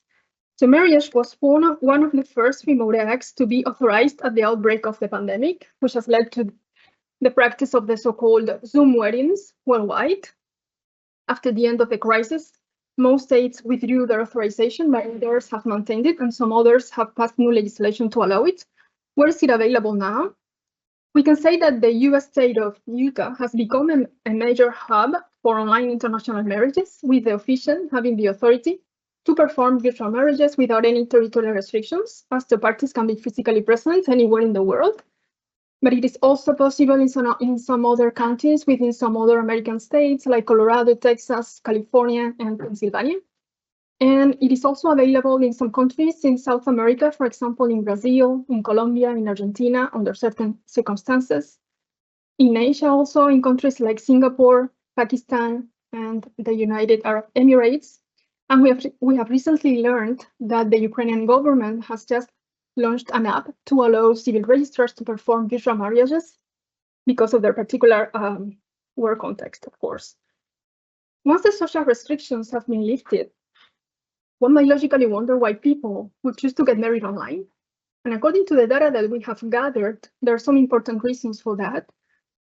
It has proved to be an effective way to facilitate family reunion when the couple lives apart for immigration purposes. But what is more interesting is that it has been used by couples who are denied the right to marry in their home jurisdictions for discriminatory reasons based on gender or religion. It has been the case for hundreds of Chinese same-sex couples who have decided to get married on Zoom under Utah law, and also for Israeli and Lebanese couples seeking to conclude civil marriages that are not allowed in these countries unless celebrated abroad. So this practice raises important challenges when it comes to the recognition of that particular form of marriage in the host state. Whether the future spouses must be present at the ceremony is a question pertaining to the formal validity of the act, which is subject to the lex loci celebrationis rule, according to which if the marriage is valid in the place of celebration, it is valid everywhere. Indeed, this is a very straightforward mode of recognition of marriages that has been enshrined in the Hague Convention on the Validity of Marriages and also in national legislations worldwide. But digitalization is now challenging this traditional solution by casting doubt on the very definition of the place of celebration. So the first proposition, that is which is to set the place of celebration where the authority is located, is the prevailing view of German doctrine and is based on the idea that if the marriage ceremony or the marriage registration are constitutive requirements, then the place of celebration must be the one from which the authority intervenes. But it has been rightly pointed out by some scholars that this position leads to a kind of circular reasoning, because determining the place of celebration cannot depend on the content of the law that we are precisely trying to identify. And it has also the disadvantage of encouraging fraudulent law shopping strategies by allowing the parties to choose a law which has no connection to them. The second interpretation is to make the place of celebration depending on the location of the parties. And the rationale behind this position is the consideration that what is essential in the legal act of marriage is the spouse's consent and not the formal authority of the formal intervention of an authority. So from this point of view, we can assert that there is an important obstacle to the recognition of marriages, and the example is given by this this case. It was held by the Higher Regional Court of Cologne in a decision rendered in March 2022 that a marriage between two German residents appearing from Germany before an official in Utah was celebrated in Germany, as German law requires the physical presence of the parties before the registrar. This marriage was not considered valid. As we can see, this interpretation creates or contributes to the creation of limping marriages, which are marriages valid in one country but not recognized in others, and has the downside of being contrary to the parties' will to choose where to celebrate their ceremony. In response to criticisms of both approaches, an intermediate position has been developed, which proposes to rely on the location of the authority, provided that it has a sufficient connection with the couple, which may consist of either their residence or their nationality.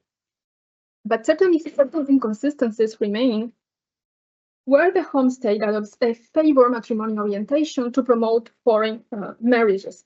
And this is likely to arise in cases where the home state follows a liberal approach to the formal validity of marriage by not requiring any additional connecting factor with the situation or the validation of the marriage. So if we take the intermediate approach, we would have to justify differentiating between the two following hypotheses. The one involving a physical travel to Las Vegas from, let's say, Paris, the couple's city of residence, which would amount to a valid marriage, and the remote appearance from Paris before an official in Utah, which would result in an invalid marriage. However, in both cases, we can speak of matrimonial tourism, since they lack a meaningful connection with a place of celebration and can be motivated by the same purposes. So in that context, it is quite logical to wonder why would an actual trip would change the legal result. Other inconsistencies remain in cases where the host state adopts special rules or special methods to validate certain types of marriages, imposing additional requirements based on proximity, like the residence or the nationality of the spouses, would undermine the fundamental values promoted by the forum. And we can see some examples of that in Canadian law, which allows the celebration of same-sex marriages without requiring any connection with the couple. So if the couple chooses to appear before a remote authority from any other jurisdiction in the world, why should we deny recognition of the same-sex marriages? I will now turn briefly to the impact of remote authentication in cross-border divorces. Unlike marriages, we don't have a special rule for the validity of divorce. And the reason for that is that traditionally divorces, international divorces, have barely raised a formal validity issue, because in their traditional form, they are pronounced by judicial authorities. But with a growing number of states that have transferred competence over consensual divorces to non-judicial authorities, new challenges and new concerns have emerged. I will focus on a particular form of divorce, which is impacted by digitalization, which are notarial divorces. This possibility exists in countries like Brazil, Lithuania, Latvia. We can also mention some other countries that have recently undergone reforms to allow the performance of remote notarial acts without accepting divorces, like Ecuador, Slovenia, and Moldova. Recognition is first of all confronted with a classic definition of authenticity, which relies on the function performed by the notary as a public official, consisting of personally witnessing the notarial hearing and asserting the accuracy of every event that takes place before him.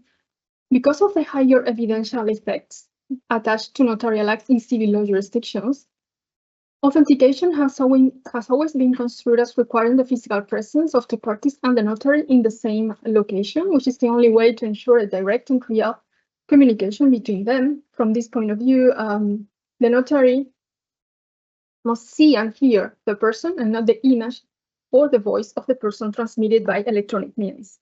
So insofar as the national law of the receiving state gives foreign instruments the same probative value as it does to domestic ones, disparities between these two states as to the conception of authenticity may jeopardize the international circulation of foreign divorces drawn up remotely if the requested state follows the classic definition of authenticity. Recognition of online divorces may be denied. But this could also arise in cases where the requested state follows the modern definition of authenticity, and this is due to disparities between countries as to the technological environment in which the whole process takes place. Remote notarization is normally subject to specific technical requirements aimed at ensuring a high level of security and reliability during the communication process, and these requirements may relate to the digital means used for identifying the parties, to the level of security of digital signatures, to the interface used by the notary to communicate and to authenticate remotely, to the video conferencing platform used, whether it is under the exclusive control of the notary's professional chamber or in the hands of private companies, etc.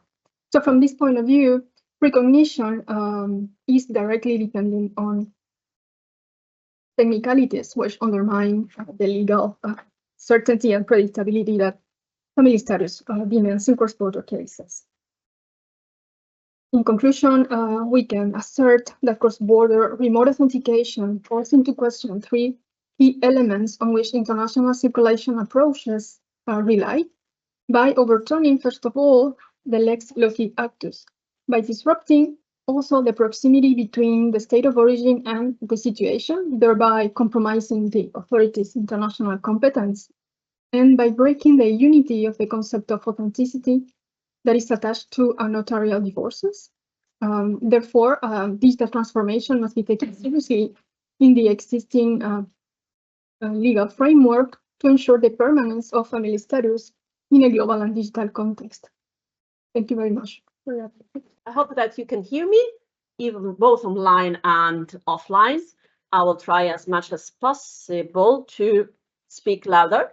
And first of all, a background information. My name is Federico Casarosa. I met Marco Giacalone because we have, let's say, similar project running along the same justice program. So it was lucky enough to know him in advance, but we have this kind of exchanges in order to be, sorry, it seems that I cannot see this. Okay, yes, now it works. So we were looking at trying to learn one to each other. So it's a very good occasion to give my suggestions and from the learning experience that I have in another ODR dedicated project. So in this case, I will look upon the digital justice, why this is important and why I'm in this panel, and I'm happy about that, because I will link directly with what Nishit was mentioning earlier on, that probably the users need literacy, need expertise that they do not usually have. And looking also at the literature that has evolved recently from Natalie Alberger and Mans Miklitz, etc., you have an impact of vulnerability that is no more linked only to the, let's say, classical condition of elderly, youngster, people with disability, but we are becoming all digitally vulnerable due to the fact that technology has made some of the tools and elements that we are using more and more able to manipulate our choices. So not just dark patterns in the decisions-making process of the consumers, but in general. So in this sense, in the project that I participated to, we look upon the issue of vulnerable people, how they should be taken into account when creating an ODR platform. And this is what I think it would be helpful in terms of how the law and legislation has developed in this direction and how it should be instead, or at least enlarged a little bit. So first of all, if we look at the European standards on ADR and ODR, you're probably all familiar with them. So it's just a reminder for you. But since the beginning, apart from the directive on consumer ADR and the regulation on consumer ODR, we have very limited hints and suggestions and supporting the activity of the European member states in the directive on e-commerce, in the regulation on B2B framework, the copyright directive, the audiovisual media service directive. They were just pushing and say that, you know, you can create ADR or ODR systems. We can help you, but that's the thing. So nothing more, nothing additional. The only, if we were in, let's say, 3 years ago, probably, I would have said that this is the only reference to vulnerable people, because that was the only way in which the ODR platform, not even the ODR systems, but the ODR platform, where the ADR and ODR were listed and included, were mentioning the fact that the platform should be user-friendly and the platform should be accessible and usable by all, including vulnerable users, looking at the design for all system. So this is the only reference. But if we look now at the Digital Services Act, very small reference in the Data Act, because also in that context, we have online dispute resolution that is included. But also in the revision of the current consumer ADR, we have a reference to the idea of vulnerability. Looking at, in particular, Article 5, Paragraph 2, where that's the issue. So, you know, we have developed something looking at the vulnerability of users, of consumers. Offer digital ADR procedure through easily accessible and inclusive tools. And so what? my reply is that's accessibility. Wow, wonderful. But what do you have by that? So yesterday we were speaking with Rimantas was mentioning that the AI is over-regulating. Okay, in this case we have under-regulation. So there's no reference. So accessibility, what does it mean? And similarly, you have in the Digital Services Act, you have the reference in Article 21, you know, digital service coordinators will have to certify out-of-court dispute settlement providers, saying that, you know, you have to be easily accessible and allowing the submission of documents. So you have it on paper, you have to be able to submit them in electronic format. That's the step forward. So I think that this is, let's say, what does it mean easily accessible? So what do we want really to create for the users that may have issues in using these platforms? Because if the ADR is really looking forward to be the alternative, easier, quicker, less costly, we need to make sure that this is really accessible for the people that needs that type of elements. So if I am a big company that can spend money to stay in court for years, I don't need this type of tools. So in this sense, we have the starting point, of course, accessibility. What does it mean? The reference point is the European Accessibility Act of 2019 that speaks about information requirement for a specific list of products and services. So information should be made available via more than one sensory channel, should be presented in an understandable way in substance, but also in terms of appearance, how the information is provided, and should be compatible with alternative assistive formats. So read aloud and different other tools that can be used by, for instance, visually impaired people. And non-textual content should be accompanied by alternative presentation. So, but why this is important? Because the European Accessibility Act was a long journey to get there. So there was a long journey to get to be adopted, but it's made under the assumption that this document is built for people with disabilities. So that's the reference point. So we only look at a cluster of needs that are important. I'm not underestimating them, but they are only one single reference. So accessibility in terms of people with disabilities. So is this sufficient? Is this enough for accessibility, for the terminology, for the concept of accessibility that we want to use in ADR? For sure, this is the, let's say, the threshold. So lower than this, we should not go. So this is exactly the basic point. So we need to make sure that these are adopted, but then we can also think about, let's say, going farther than that and looking at different perspectives. So in this sense, it is possible to look upon what Zalesnikov has mentioned regarding the main items that should have an ODR system. So case management, communication, triage, and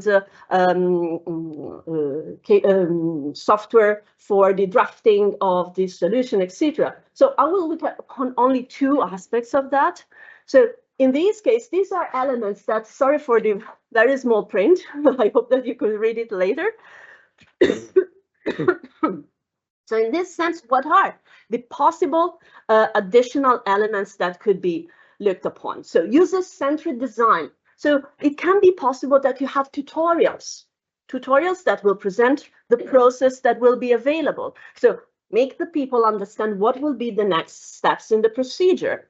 Then we have examples. So making the system clarify how the result of the family law issue. So the asset division will look at. So you were mentioning initiative that Amica has a kind of alternative contest where you can try and see what happens. This could be a helpful tool for a person that is going to decide and he's learning how to use the platform. Then we have wizards used to show the status of the complaint and the subsequent steps. And for instance, the users may have preferences from the beginning. So the type of procedure, we know all very well that ADR is let's say, a concept that concludes many type of system, many type of procedures, so mediation, negotiation, etc. So what is the best solution? I want to have a third party in the system that will help me, or we negotiate it if it's available, of course, in the system. But at least I know that these are choices that I may made. Accommodation for disability. So that's for sure. Customization of the procedure. I want to be only online and in presence. So meaning that I don't want the system to work only through emails because I don't feel confident in writing down my emotions or my position. So these are all elements that should be taken into account. So then there could be a third-party support. Would it be possible to have someone that is able to, let's say, you know, you don't understand, just call me, just a reference point that could be helpful.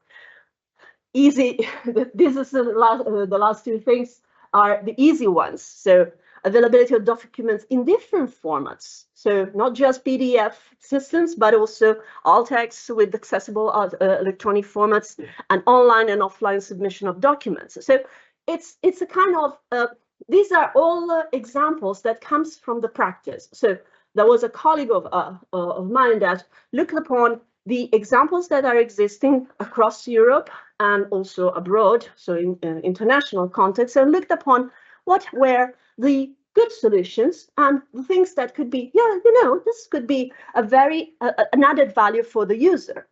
And all of them can fit in the purpose of being accessible, more accessible. But these are only a list of what is existing. We need something more also. And communication tools, availability of different options for to contact the provider, of course, offline. We need, thinking about my grandma, that could be difficult for her to type down on the computer, even though she's very well acquainted with the writing machines, so she gets into that context very easily. But to reach the provider for the overall business settlement procedure, different devices without affecting the experience of the parties. You know, there's of course, mobile is the most suitable tool for many people that do not access computers.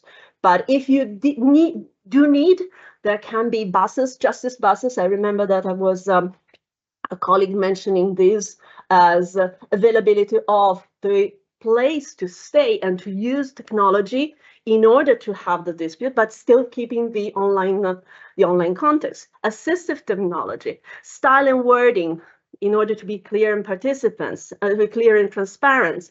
So the translation, of course, this is an issue, and you have the experience of how it's difficult to translate the systems. But in all these cases, you see, there is the need to, let's say, mix up certainty. So you have to have the possibility for a provider to know what to expect, because we cannot really put on the, let's say, on the developer of the ODR system all the task of creating a system that accommodates every single need. But at the same time, there should be more flexibility, and there should be the need for also improvements and learning from mistakes. And this is, again, a very, I really appreciate the presentation by Nishi that was also mentioning failures and good examples, because we need to understand what are the problems that, for instance, the Rijkspicture, well, sorry, my pronunciation in Dutch is non-existent. So how the system for the asset division in the Netherlands didn't work. Why didn't work? So if this is also because the users were not really appealed by the system, so they were not able to understand how the system works, then how can we work it out in order to make sure that this is improving, that can be improved? So in this sense, I think that there is a lot for the AI, for the technology to improve the systems, but we need to experiment. We need to make sure that there are examples that we can make and to create in the future. So on this point, I thank you, and I will leave the floor to next speaker. Thank you. Thank you very much. Thank you for hosting this wonderful conference and for promoting me from doctor to professor. I have to make it right. Sorry. And congratulations on the project and for its continuation. That's a mistake in the good direction. Yeah. It would be worse if I did it otherwise. Yeah. Okay. So as Nishat gives such a great overview of what's out there, and is very fastly growing. It's hard to keep up. I'm not keeping up with it that as well as I should be. And my presentation will take a more general look at ODR and AI platforms. Thank you. And it will be a bit more of a normative kind of journey, and we'll link a bit closely to the panel we had yesterday. And I will try not to go too much to points that we already made clear. So a word of warning, I will not discuss any type of law or regulation per se, but I think you can see from how I think about law that I'm a common law legal scholar, and in this type of room, I think that ought to bring some kind of apologize for that, and I hope you'll do the translation needed. Okay, so I'll talk interchangeably about platforms, websites, apps, and tools that are integrated inside such platforms, although each one of them should and ought to warrant separate thought because they present different challenges and dilemmas. The tools I'm going to talk about, the ones I used in family law disputes, mostly for shared parenting, for separating of assets, some used to provide reliable information accessible to the public, some to try to achieve agreements, as Nishat mentioned, via online negotiation, mediation, sometimes even arbitrations of very, very small topics, of the big things, of the whole dispute. And some of them are like babysitting apps, helping parents to go through their daily day-to-day parenting. So dealing with very, very small disputes of bringing the child from here to there, bringing them back. Did you give me the money that you were supposed for the school, for the homeworks, things like that. So I'm thinking about all of those types of platforms together. Okay, so a bit about institutionality, because that's very important to me. Some of these platforms are institutionally linked to the court system itself, developed by the court systems or by the government, as Nishat mentioned, sometimes in collaboration with private companies together. Sometimes other platforms are completely private platforms for profit apps that you can download on your phone wherever you are and just use any way you want it. And interestingly enough, some of these apps are being prescribed by actual courts for litigants to be used, although they are privately developed, especially in the US and Australia. This is the types of places where we have these types of problems, but still it's very interesting to note and to keep in mind.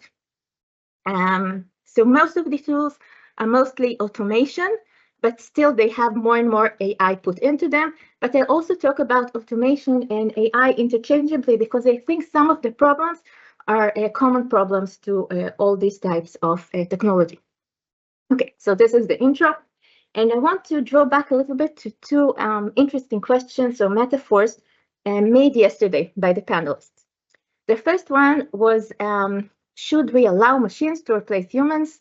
Or I'll put it differently, I'm sometimes asked, Ronnie, are you against AI? That's an interesting question, right? I'm against the fact that I'm aging and about to die, but that does not matter. AI is here. So I think thinking about banning on AI or trying to regulate it out of the window is not going to work. We should think about, I don't know, cosmetic and plastic surgery and prolonging our life, right? What can we do with AI to make it work for us? So this is the first metaphor that I found interesting. The second one was the metaphor, which I love very much, of technology as a monster that should be caged in really rigid cages. So I thought about this a little bit, and I think that sometimes AI can be like this type of monster, but sometimes it's not like the Steven Spielberg Jurassic Park monster that we can put in a cage. It's more like, do you remember Lost, the smoke monster from Lost, like that ran away like a ghost kind of thing? Sometimes it works a bit like this, and the cages that we know, the regulation that we know, cannot keep this type of monster closed up. So I'll try to talk about this a little bit. Okay. So I think this poses a challenge to us as legal professionals and as collaborators of legal and technology, and also to the society at large, and how we safeguard ourselves from such technology, but without giving up on its potential to bring like wonderful things, wonderful progress to our lives. Okay. When we think about the law, or how the law brings about justice, one of the things it does is the judgment, the judge sitting on the chamber, sitting on the bench, hearing the evidence and bringing about a decision. But the judgment is not the whole way that we bring about justice, right? One of the things that we do is we have legal proceedings that were developed over hundreds and hundreds of years in order to bring about fairness into the procedure. Openness, we have all these types of legal standards of procedures. And it's interesting to think about how these procedures are being changed when we put the legal tech inside the picture, right? When we use technological solution, it's not like watching Law and Order on the tablet, right? We don't put the law inside the technology. The technology changes the law. It changes how we view the law, how we go through it. And it's actually, what I'm trying to say, changes the procedures of the law. It gives us mechanisms that are prescribed and making us go through this really nice way that is paved for us. And sometimes we don't see how this road is being constructed and where does it lead us. And we don't understand sometimes the legal implications of the really nice app that we're just choosing options from. Okay, so I'll try to look a little bit into all types of like general aspects that have to do with this type of procedural ideas. Okay, so a few words about institutional accountability. It's very important whether the tools that we are using are being developed by private or by public institutions or linked in between them.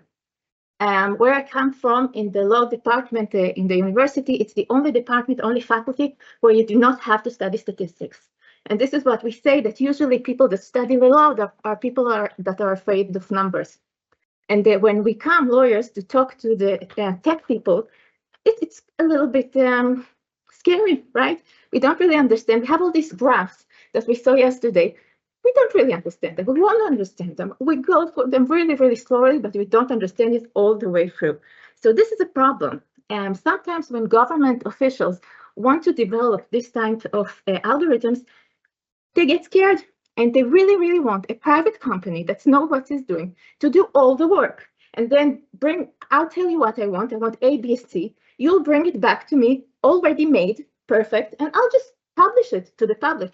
And here, Nishat, I want to raise an issue with you that I've raised it before. I think that when we think about the success of such platforms, the success of users is not the only thing we should look at, right? For example, if I'm going to have to face the decision, should I continue to use Google and I'll have to give them access to all my thoughts and dreams, or I have to close my Gmail and my Google Maps and my Drive, I'll have a very big decision to make. Perhaps I'll have to give them access because I'm so dependent on this type of technology. So it's easy to ban new technology in this type of way, but user acceptance is not the only thing we should look at. We should also have studies looking at the effects of the platform and keep thinking about it. And we should have a much more collaboration of the private, the public, and all stakeholders when we build these platforms, and also when we keep looking at what they are doing. So let me go a little bit further. Federico, I really like the point you made about manipulated choices. Okay, so one of the things that these platforms do, they are very, very user-friendly. They want me to be happy. So they will take me from place to place where I want to be.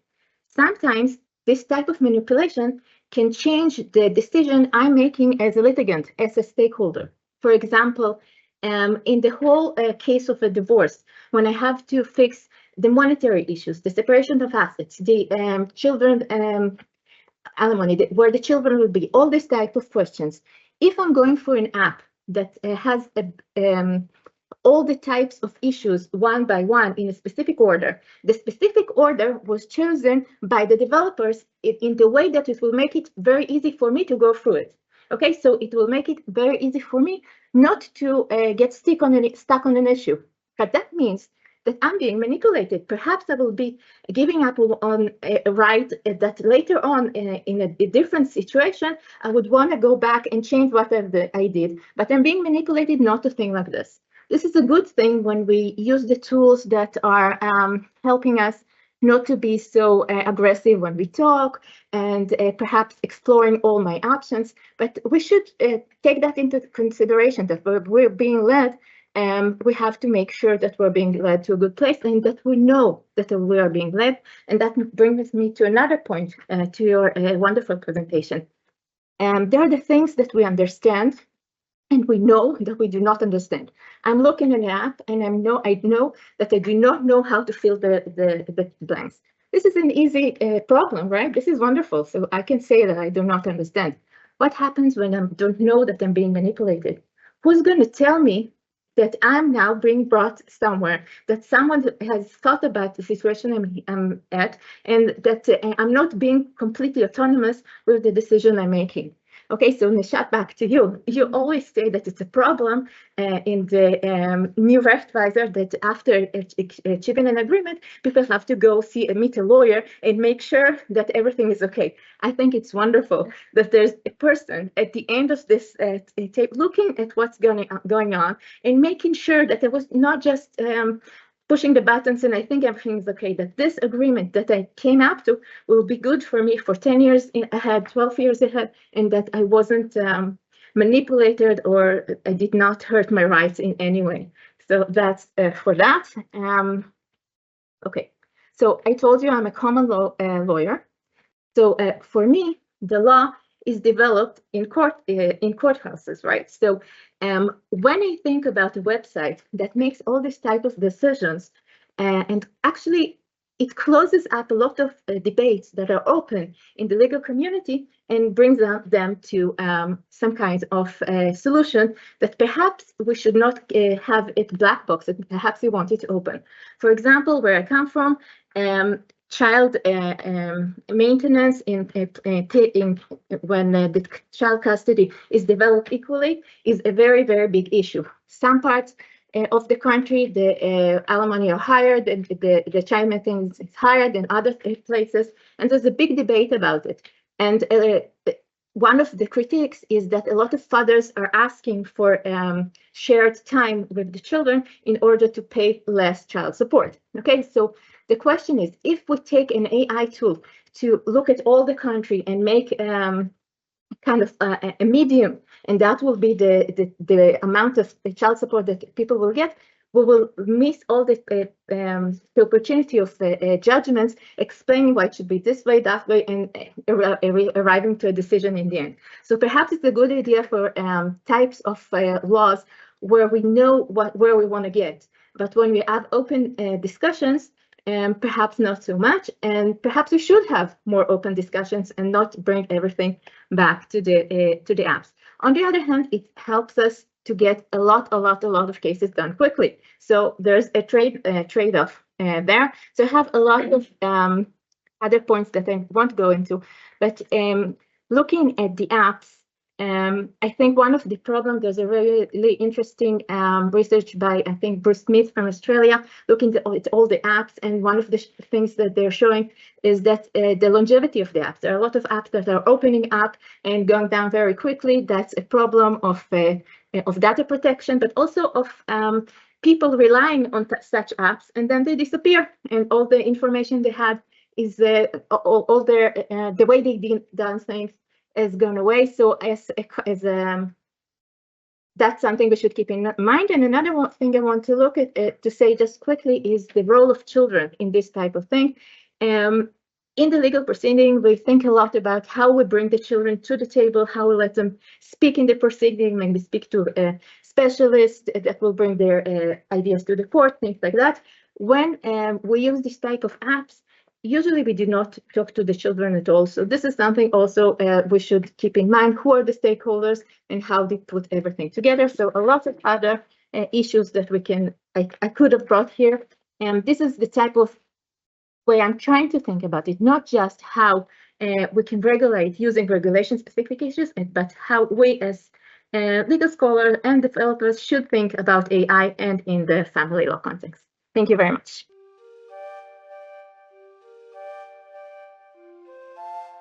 Hello, Paola. Thank you again.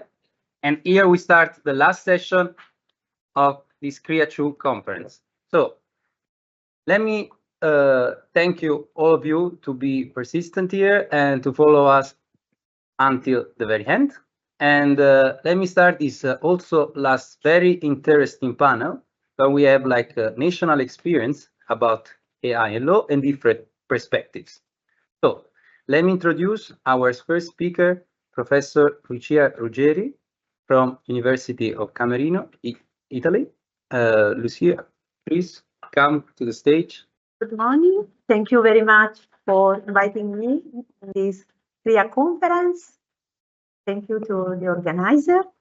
I would like to offer some consideration regarding Italy reform, Cartabia, and also the impact of artificial intelligence on, in general, on the justice legal system. And to better explain all, after the meeting, you can receive also people online a slide presentation which sum up the speech. The goal of any legal system is to ensure peaceful coexistence among people. Managing conflicts is therefore essential for achieving the value of peace, which is the ideal condition for ensuring well-being and development. For a long time, in many countries, including Italy, the concept of jus dicer, the power to declare the law, and the establishment of legal rules were associated with the exercise of judicial authority, how the imposition of judicial dictum. Thanks to the European Directive 52 of 2008, a culture of alternative dispute resolution is developing also in Italy. This has helped to reclaim the true essence of jus dicere, promoting the peaceful resolution of dispute, not only through state judges, but also through settlement agreements, shifting from an exclusively top-down vision of justice to a bottom-up approach. Individuals are given the opportunity to manage conflict with negotiable tools modeled on the Roman concept of transaction, which remain relevant today. Settlement agreements can address not only ongoing disputes, but also future ones, with flexibility in content that is not found in a judge's dictum. Transactions are based on the parties' judgment of convenience, adhering to a win-win logic as opposed to the win-lose nature of judicial decision. Following the Cartabia report, adopted within the framework of REPower EU, the range of ADR options has expanded, and in many areas, attempting ADR is a prerequisite for proceeding with the litigation. Where rights are negotiable, numerous incentives, including fiscal ones, encourage parties to use a settlement agreement with the procedure such as mediation and assisted negotiation. This highlights the importance of developing negotiation skills, a professional competence crucial for IDA compared to the traditional skills of lawyers, focused on the art of speaking and writing.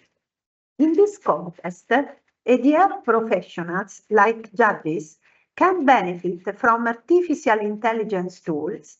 However, while significant attention has been given by legislators and scholars to the impact of artificial intelligence on state-administered justice, there is still limited discussion on the impact of artificial intelligence on ADR professionals.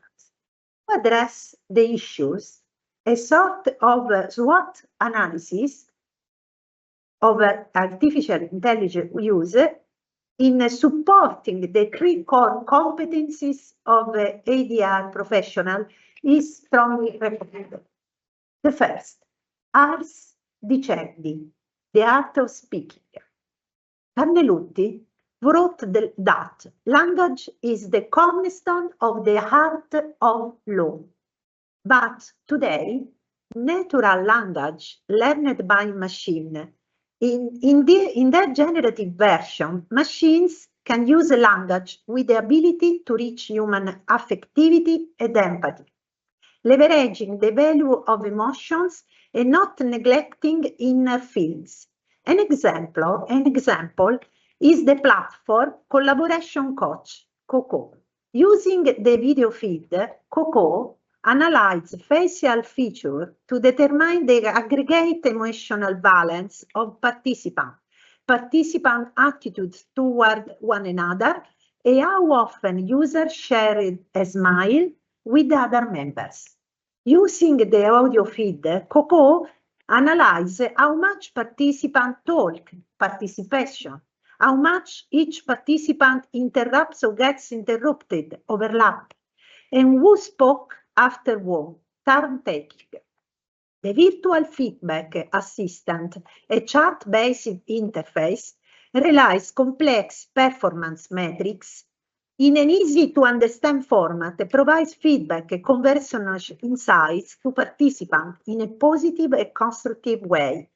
It is evident that the development of technologies based on generative models that use a human language can make the tool more interactive and capable of guiding the conversation towards the acquisition of useful knowledge for fostering collaboration towards dispute resolution.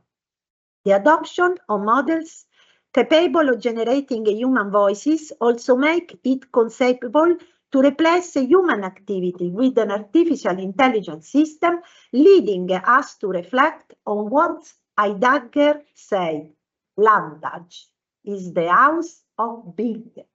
In its home dwells man. Considering the interchangeability of the human voice with that created by artificial intelligence, we can even perfectly reproduce the voice of a specific human being. The advantages of using artificial voices include time savings and cost reduction, as well as linguistic versatility that would allow for multilingual service delivery.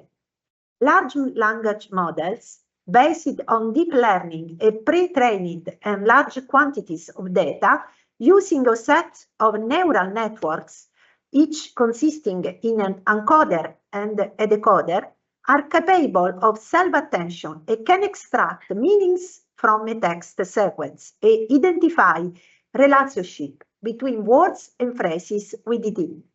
The development of empathetic forms of artificial intelligence could be used to explain the purposes and develop methods of mediation, and to provide the mediator with useful information on the emotional state of the mediation service client.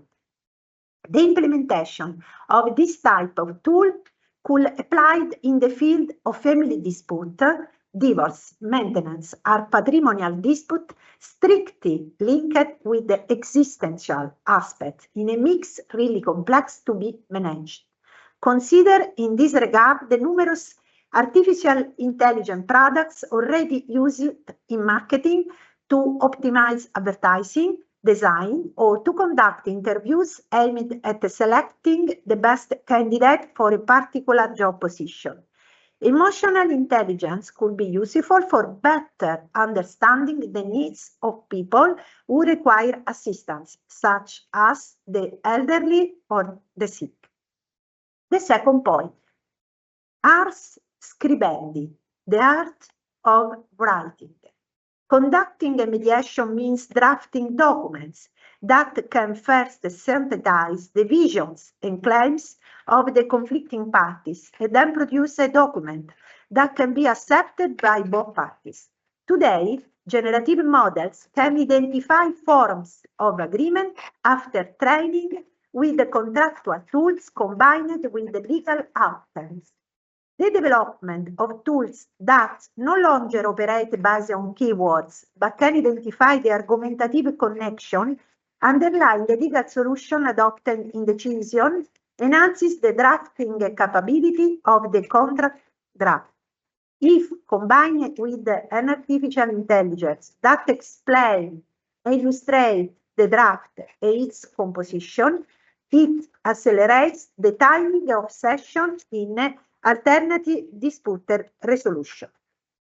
Consider the artificial system called ROS, which is based on searching for argumentative passages found within judicial cases. The algorithm uses commercially available database and proprietary algorithms trained to analyze arguments within cases, including those produced by lower courts. The artificial intelligence responds to questions posed by the client based on test analysis and not by collecting cases. The test produced by the artificial intelligence is therefore tailor-made, being functional to the question that was posed. The third point, ars negotiandi, the art of negotiation. Negotiation is not exclusively within the legal field, but is an expression of multiple competencies derived from experience and knowledge from behavioral sciences, neurology, and anthropology. Negotiation, therefore, appears to be a skill not replaceable by artificial intelligence, because it is based on complex experiences that are difficult to replicate by technology. However, generalization should be avoided.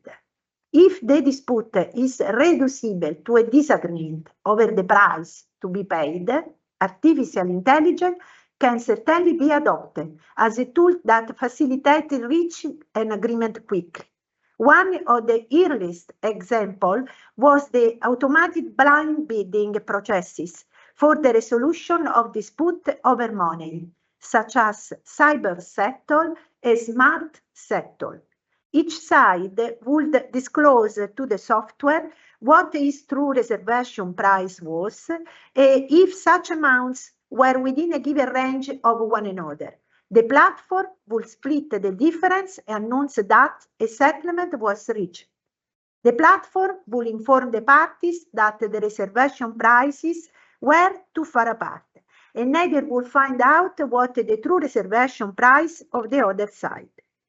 It is clear that the use of artificial intelligence in the ADR sector finds its foundation in the freely consciously given consent of the parties in dispute.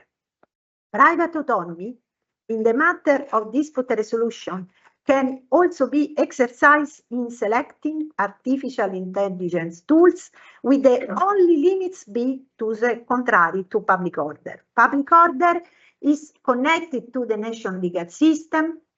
Professional providing alternative dispute resolution service are called upon to verify whether the adoption of artificial intelligence is in compliance with the imperative regulation applicable to it.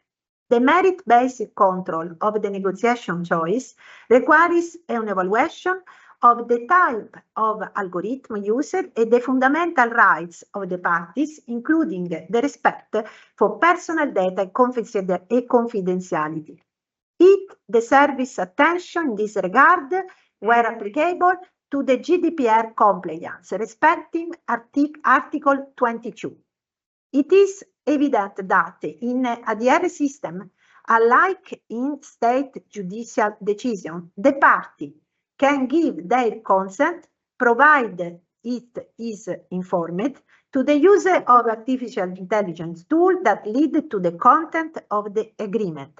If explicit consent is given to a blind negotiation procedure, entirely supported by artificial intelligence concerning only financial aspect, damage quantification, compensation definition, allocation of shares, allocation of contribution, the automation is compatible with the GDPR based on Article 2, paragraph 2, letter C. The use of artificial intelligence in ADR system is more problematic when the digital tool is provided by an economic operator based in a third country. In this case, the economic operator is complex and variable. One could have a dispute linking two people residing in the same country or residing in different countries using ADR services provided by an entity based in one of the two states or a third state. In each of these hypotheses, the ADR service is governed by the applicable private international law rules. The absence in many areas, such as family law, derived from the European Union, of explicit ADR regulation as a dispute resolution tool makes it even more complicated to determine the applicable law and the effectiveness of the agreement reached through ADR in another country. In this scenario, it will be important to include in the agreement initiating an ADR procedure information about the type of algorithm, providing information of the measure taken to make it compliant with the applicable legal principle. If the digital platform used by the ADR service provider is based in a third country, ensuring compliance with the European Union rules on AI system and the GDPR. A significant issue for the development of AI-based ADR is the lack of data sets that can support those operating in this field. The privatization of dispute management is accompanied by the confidentiality. To favor the creation of high-quality data sets, it could be helpful to include in the contract from which the procedure originated a provision specific regarding the usability of information related to the dispute resolution, ensuring anonymization of data. This is, in Italy, we have a future decree which will prepare the implementation of Artificial Intelligence Act in Italy. In this decree, we can find this point. We need to create data set of high quality, respective of fundamental rights, also in the field of private judicial system. Thank you very much for your attention. Many thanks for inviting also us from TalTech here to the final conference of CREA2. I have mainly 3 points to make. I will quickly show the structure of my 15-minute presentation. I will quickly focus a bit on the Estonian artificial intelligence strategy before I then come a little bit onto the digital infrastructure into which this strategy is embedded to, and then via this infrastructure coming to the CREA2 projects and eventual also similarities when it comes to authentication. But quickly, just a few words on TalTech and how we are connected to the project. Of course, also coming with a small kind of delegation this time. So Estonia's own University of Technology, consisting mainly of 2 software engineers who are contributing to work on page 4, basically providing the blockchain-based platform, but also then the chatbot team, about which I'm very happy that they could join us today. So there's Karin Versalu for the case law identification, Tatjana Hoffmann for translation, as well as Thomas Henriksen, who was in charge of compliance of this, and I would be main contact person. The Department of Law, also something you can probably look up rather later. I will not go into that, but work package 4, once more software engineering, including those blockchain elements. This is what we are contributing to. And I would like to ask a question first before I get really into going here. And this is basically this kind of picture. What kind of impressions does it give to you?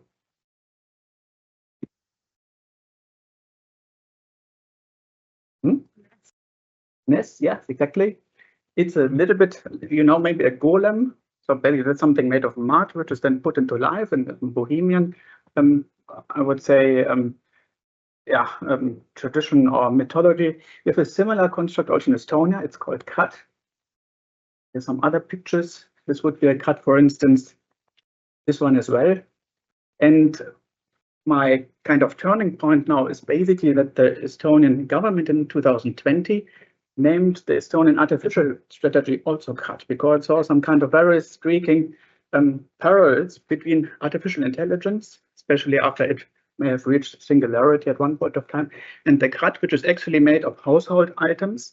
And once the Estonian peasant usually would add 3 drops of blood to the cut, it would come into living and would perform all kind of mainly mundane tasks for its master. But the person will be always connected to the cut, and most importantly, if you fail to provide sufficient work to the cut, it will kill you. A little bit like with singularity later when they will unplug as humans maybe at some point of time. Anyway, also for the cut, there's some kind of kill switch, because you would simply have to provide to the cut an impossible task, which would then make the cut burn into flames, burst into flames and destroy itself.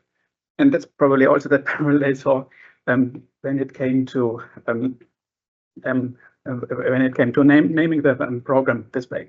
Now, simply because these are rather kind of not that pleasant pictures, I asked Crud's big brother, OpenAI, actually Tina asked it to put into a little more pleasant pictures, which was then compliant with the way I should represent Estonia and its strategies here at these kind of conferences.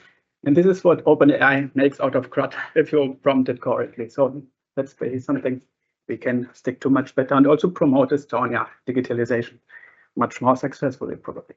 But more specifically, what is now this AI strategy in fact? So basically, often based on public-private partnerships, government initiatives, 100 use cases in public sector, maybe two kind of disclaimers. This is not strong artificial intelligence, obviously. It's basically algorithm-based decision making, I think even would say mainly public governance decision more efficient. So this can be, for instance, using satellite pictures of crops in order to decide what kind of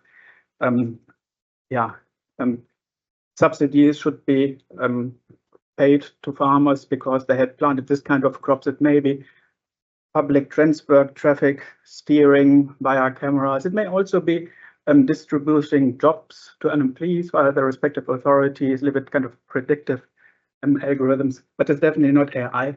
And obviously it's also not as frightening as depicted when you look for crop. The second disclaimer, it's anyway mainly public sector. There's very little high rate or high or competitive AI development in the private sector simply because many of those aspects which are commonplace in other parts, Germany, for instance, in this industry 4.0 element in logistics, supply chain management, we wouldn't have this kind of big industry, those big manufacturing companies in the first place. And secondly, if these companies would be interested, they wouldn't have the money. There's simply not that many capital in such a small country as Estonia. So basically, when we talk about AI strategy in Estonia, it's mainly the public sector and it's mainly public services. And it's actually not strong AI, it's simply algorithm-based decision making, which we would anyway have in many other countries as well. So not that novel, a little bit of marketing, I must also admit. The only thing where Estonia really has something which is, I would say, innovative, and then secondly, also connected in some way to our CREA2 project is the Bürokrat. So it's another of those CRED initiatives, Bürokrat, the small tip somewhere, can't play today, but if you type Bürokrat in a search engine of your choice and video, you will find it immediately. What Bürokrat is doing is basically providing on natural-based language process, natural language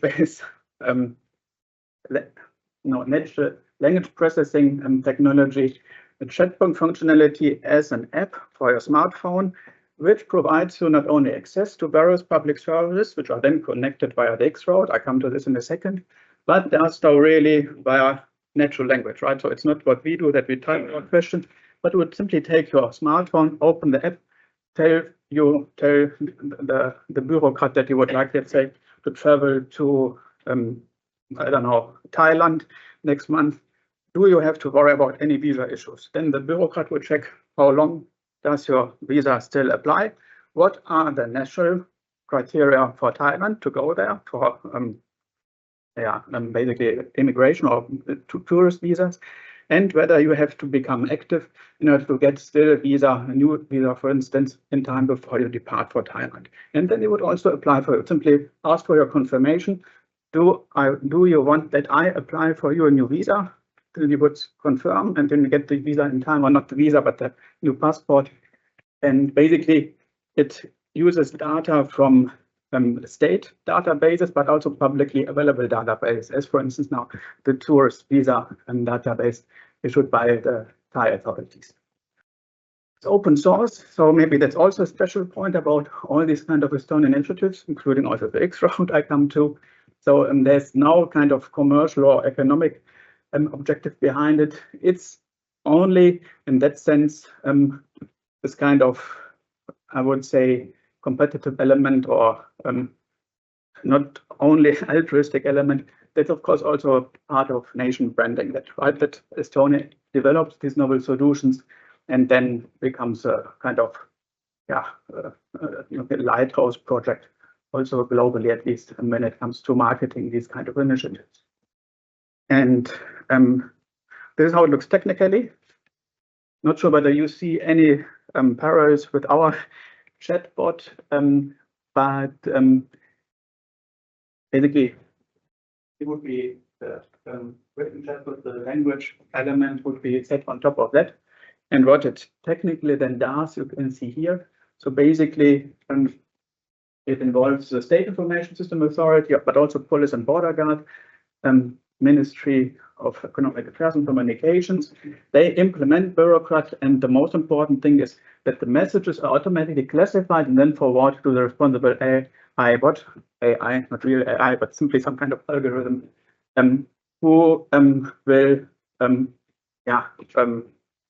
basically pick on these criteria what kind of official is now competent in replying to the request. And so basically you wouldn't even know about this unless you ask for it. So it's very user-friendly, very intuitive. I must also say it's not fully working yet. I mean, project was a little bit delayed, then I must say. But that's definitely something which among these different CRUDs in the CRUD strategy deserves attention, I would say. Now, anyway, quickly still about the X-Road, which I mentioned 2 times already. What is the X-Road? It's basically the Estonian data highway, established already 2001, so it's very well established by now. It connects all, must not go there because of this Microsoft. It connects both public and private databases. Yeah, you see those hexagons there, but not actually transferring any kind of protected data. So basically, the data is secured in the respective databases. And this is actually also where this blockchain element comes into place. I will come to this in a minute as well. It's basically a data highway which enables the citizen mainly, because once more, it's mainly public use, public services mainly, to submit data only once. Maybe you are affiliated with once only principle in administrative law, then mainly, which is not fully eventually compliant with the GDPR, because that's also the principle of purpose limitation, and actually they're a little bit on the edge here, at least in my opinion. But the user friendliness is definitely something which has been very, very much held in very regard in Estonia. They must also say it is also exported in other states. I think you have a list, yeah, you have a list here. So basically they are modeling their respective intra database data highway after this Estonian X-Road right now. Yeah, blockchain is important in Estonian data infrastructure. It's not a central element, and much more important. It is used for data at rest only, not for data in transit. So you do not transfer real estate like they do partly in Sweden already now via blockchain transactions. It's simply used as a tool to secure data, to prevent tampering with data, and also the stamping functionality, which was actually the main benefit in the very beginning, is of course crucial for managing this database, and it's actually also crucial then for our Crea2 project. And you see probably also where probably the parallels are when it comes now to the Crea2 platform. It works as follows. So you have your different institutions. The X-Road is just used as a transport layer, and the KSE blockchain, KSE is then basically private company, so this has been outsourced. It's also a big discussion with this quality trust service provider whether they should be state-run or privately. Estonia picked the private approach and actually did make quite good experience with this. But yeah, if there are some colleagues with this hardcore software engineering expertise, yeah, there are a few more elements of this. But basically, what happens is that you put not the entire data on the blockchain, but only a certain kind of hashes with it. Here you see this in the central picture, which makes it then also GDPR compliant, because the personal data itself will not be saved. That's it's basically encrypted by the hash function. And yeah, the keyless signature infrastructure, that's what KSI stands for, by guard time. And it secures integrity. Once more, it's not for data, data and transfer, just for data at rest. And it's actually also a quite established practice already since 2008. This was even before all this blockchain hype started as a Bitcoin white paper. We also use it also then for the court system, commercial registries, also at Parliament. Actually, it started all with this legislator, this paper-free cabinet the entire digitalization of public documents. At that time, it was still called hash-linked timestamping. Even the term wasn't that. But okay, once more, maybe also as an interim summary already. So we use it for digital signatures, timestamping, of course, also then for identifying parties who is considered a validator, and then also the question permissive, non-permissive blockchain is something we took into account both on Estonian level, but now also specifically when it comes to the CREA2 platform. And I will now really go only very quickly to those. We use a permission blockchain, right? And of course, data is only pseudonymized, so we generally have a problem with the GDPR if we do not go a step further, but we do this because we use it for anchoring of data. It is not used for storing the personal data as such. So again, only the hash of data is stored, and this is also then stored off-chain. So basically, we just use this signature or this authentication element. And then also it makes it right to be forgotten compliant. So we are always on safe side GDPR-wise. Yeah, this is also something I don't have to go too much into. Yeah, we use digital signatures to verify authenticity of the data before it has been hashed for blockchain use. And by that, we ensure a chain of custody. So also the signature element is basically established practice in Estonia and now also in CREA2. Just as the timestamping functionality you see here, small, big as well. But that's anyway part of the design of blockchain. So there is no added action needed for this. Simply, similarly also for the audit trail. Yeah, and this is how it would look like as a kind of bird view. But I mean, you have the slides later anyway. I won't talk about this. So validators has of course to be assumed who are the validators, root authorities. They're not colluding with each other, especially now if we have this kind of disputes going on where maybe different interests be at stake, also influencing risks. So there were famous incidents for this as well. So we prevented this risk by having a permissioned nature with certain requirements for the validators. And then of course, geographically caused security practice. So basically, we should always then implement the respective national existing cybersecurity requirements on top of the national ports to make sure that there's no tampering beyond the validator level neither. So if I now put these kind of tracks together once more, both the X-Road, the Estonian system, as well as our CREA2 platform are permission systems. No personal data is stored on the blockchain, and the futures of blockchain technology are exclusively used to secure data, not for transactional purpose. And I think that's also where it boils to generally with all this kind of blockchain hype. There's much benefit in it, but I think the most common denominator for many functionalities is indeed securing data, not so much really using for transactions. And I think my time is up, so I would stop here. I thank you very much. And I'm looking forward to questions. Thank you so much. First of all, I would like to thank Professor Giacalone and Professor Alice for these insightful opportunities. So my speech is about the future of digital asset disputes in the metaverse. So I hope that I will interest the audience with this strange, let's say, topic. So in a metaverse that is constantly getting evolved, the virtual real estate, the non-fungible tokens, and the cryptocurrency stand in the virtual worlds in place of the physical forms of property, challenging the existing legal concepts. And these assets, which are exclusively digital in their nature, require specific rules for their ownership, transferability, and enforceability, because the existing legal frameworks make it difficult to settle the dispute that cross the traditional jurisdictional boundaries. The metaverse maturity is for sure in its infancy at the moment. Hence, the technology is expected to experience great growth as it becomes integrated with other industries.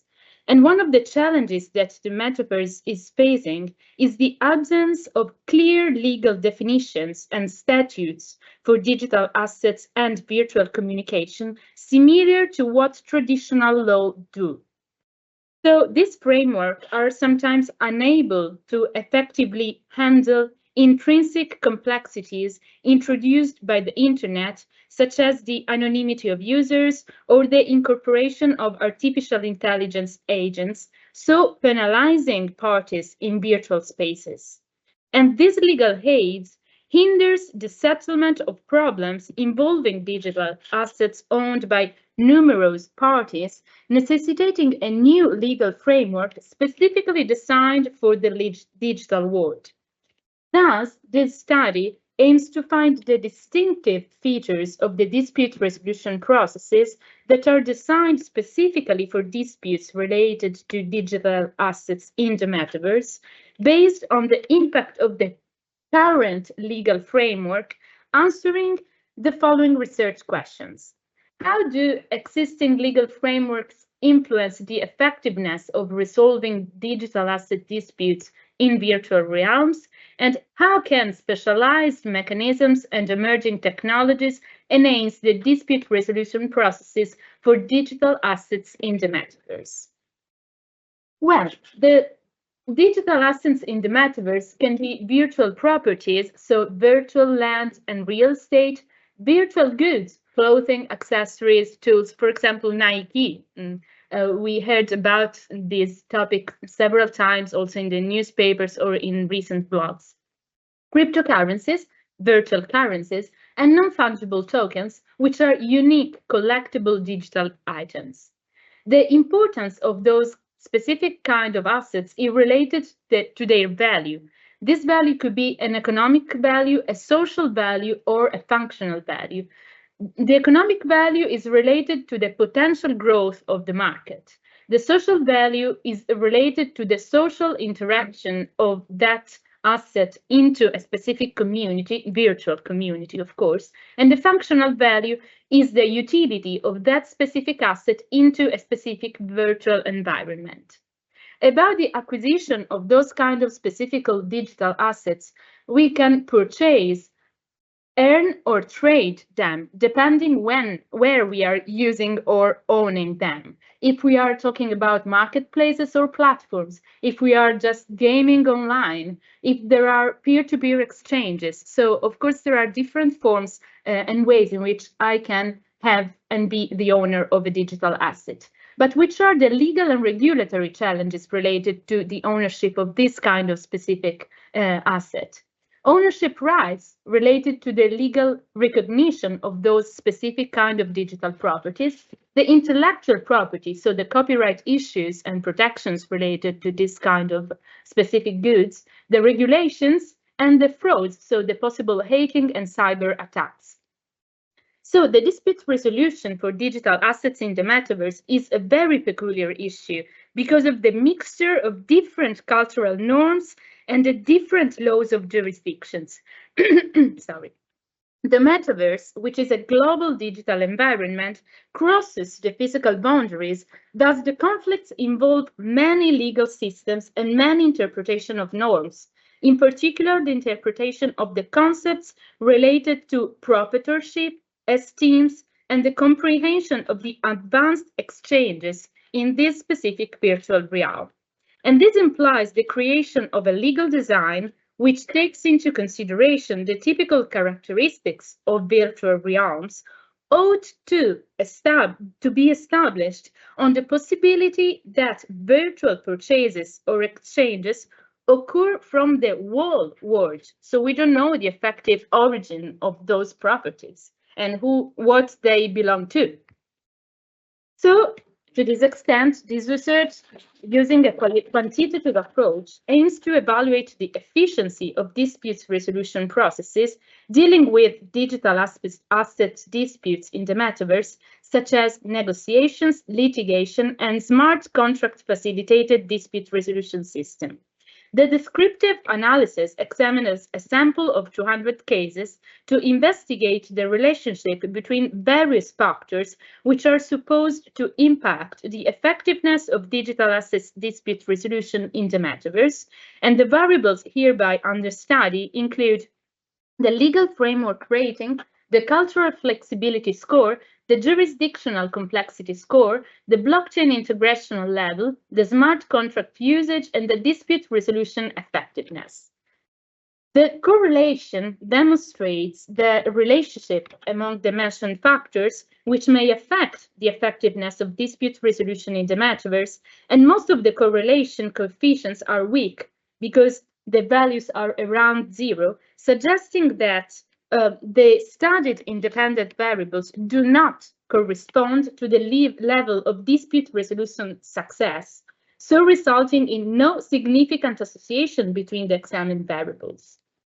The regression analysis results shows that except from the blockchain integrational level and the smart contract usage, other factors do not play a significant role in the dispute resolution effectiveness in the metaverse. So all these demonstrates that the present legal systems are not enough proficient to respond to the current metaverse issues.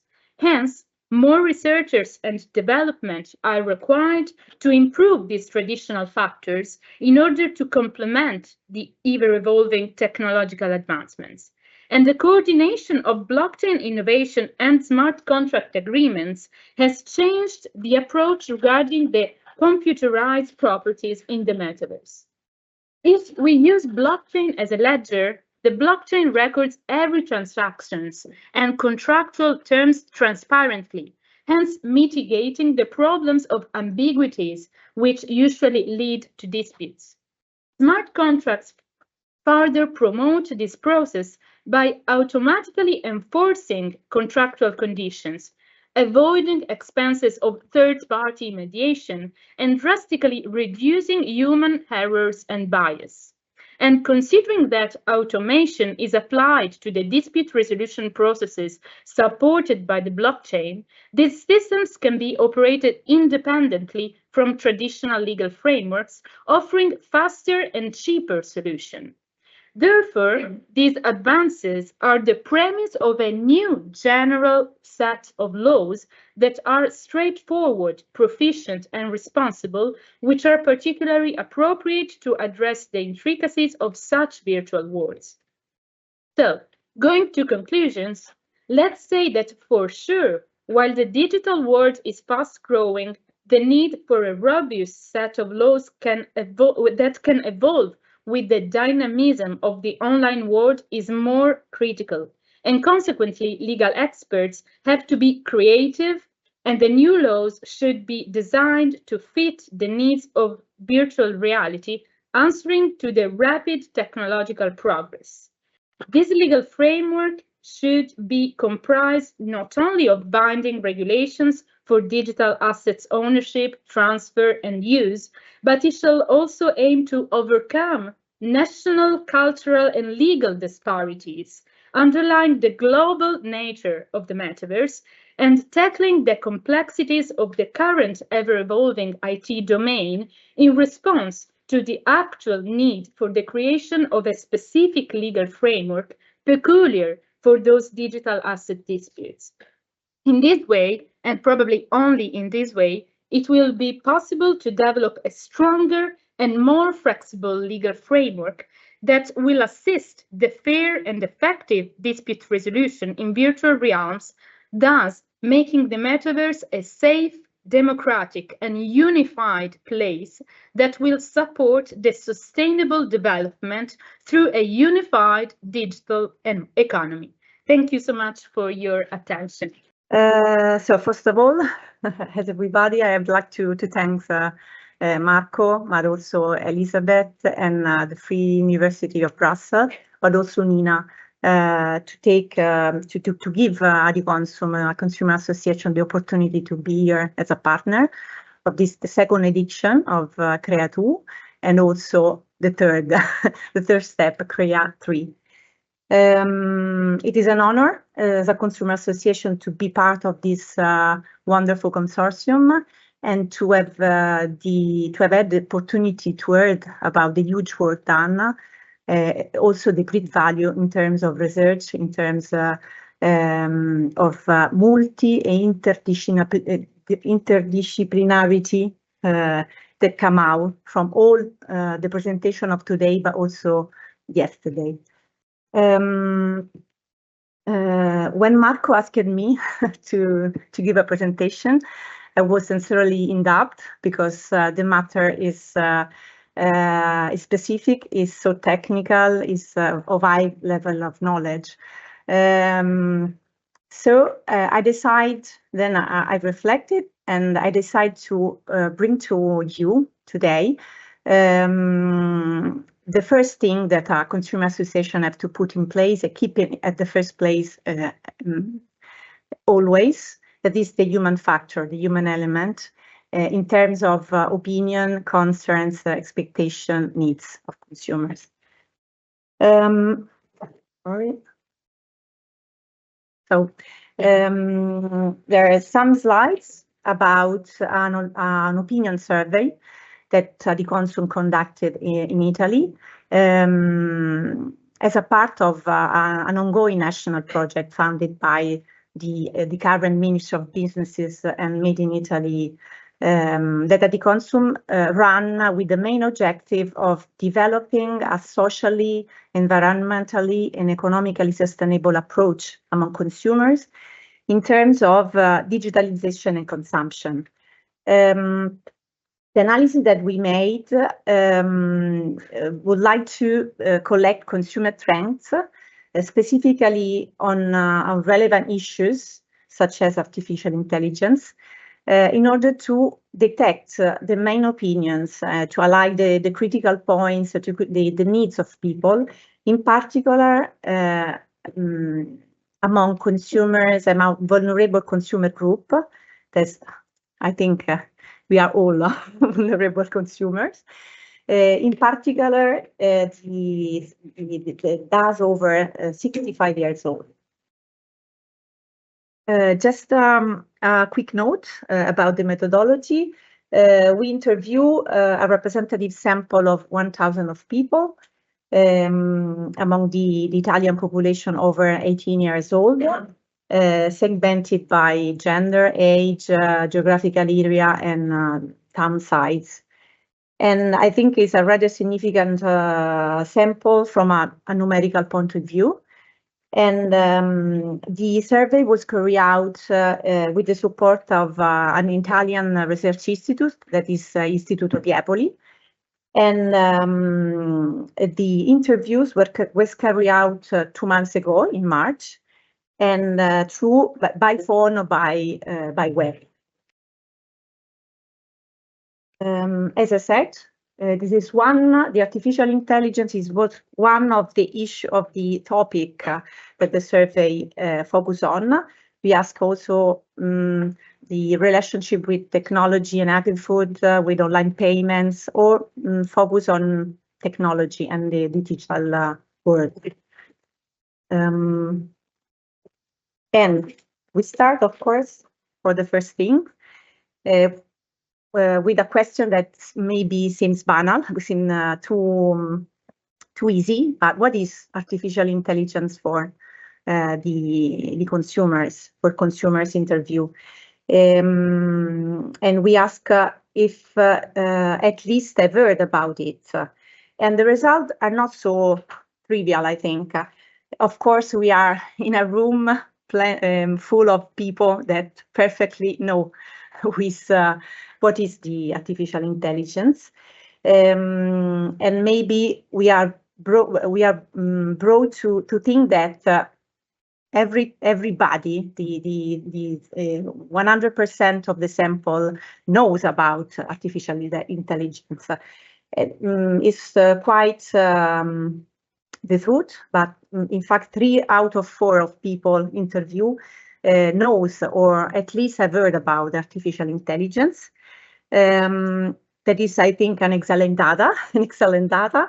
But let's look at the generational details, you can see that the very young people from 18 to 24 know well the artificial intelligence, the 97%, but also the age group after. And there is a similar data for all the age groups, except for the over 64 age group. You can see that the percentage significantly decreased to 43%, which is not little because it's less than 1 in 2 of people that know.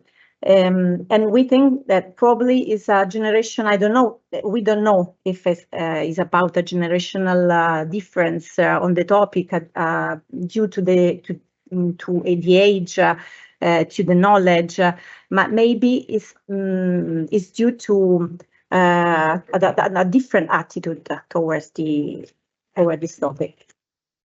And in fact, at this point, we decide also to analyze the importance that the AI has in their life. And as you can see from the slide, the 42% thinks that the artificial intelligence is important a lot or somewhat, so enough. And I mean, the AI is a function, a role in their life.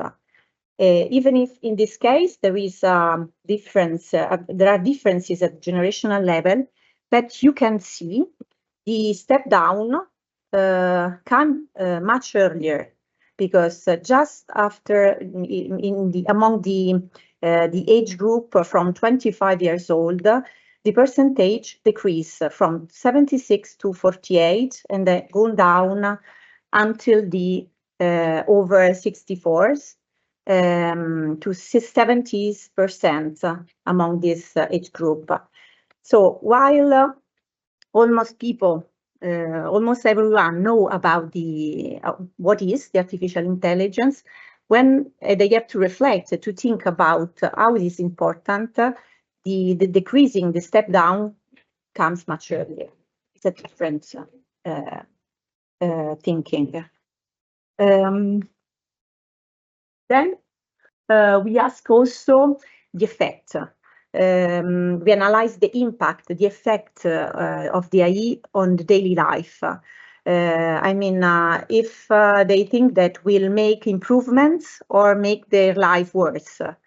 And as you can see, in the over 64s, only 16% of people of this age has a positive opinion. So they think that only 60% think that can improve, the artificial intelligence can improve their life. And once again, there are differences. There are a great distance between generations, from the very young, with the 74%, then go down on, along the age group, until the one I mentioned before, that have an opposite, that live an opposite universe. I mean, have a totally different perception of the artificial intelligence, and probably it's not their fault, I think, but depends on the way they learn or they have heard about artificial intelligence. Probably by seeing fake news, fake videos, fake audios, fake images, and so they are also less accustomed to technology in general. So they may have some concerns, afraid about it. But positive news, there is a positive news, because the balance, so the difference from the positive against the negative is still remain positive. So prevail the positive opinion among the sample interview. And what about privacy? We ask if artificial intelligence have impact on privacy. And it seems that the majority do not have any concerns about it. The data is more transversal among all generations. Women are little less worried about it. So it seems that the concern, the afraid for privacy that many may associate to the use of digital technologies do not exist. Is not a real limit for artificial intelligence in our sample. I think that this result can be linked to the fact that people are somehow used to disclose their data when are online, and in particular when using social network. And so it seems that it's an habit. They already do, so they are concerned about it. And then we asked them also to explain or to answer about who should be responsible about the control over the company that use artificial intelligence, who have to control. And the majority, let's see, the 35%, is for self-regulation, a self-responsibility of each company that use AI should declare the way they use it. But there's also a significant share, 27%, 26%, that thinks that should be university or research institute, or also ad hoc bodies specifically created for this task, to control the correct use of AI by companies. And then we asked several, we asked to reply to several, to explain or to express the agreement for some statements, and came out that according to the majority, that is the 58%, the last column on the right, the artificial intelligence should only be used by those who guarantee that they know how to use it correctly. And also the 53%, the 45% are a little bit worried about the social divide that the artificial intelligence could create, because the first percentage is related to those that thinks that the positive impact of the artificial intelligence will come only for those who know how to use it.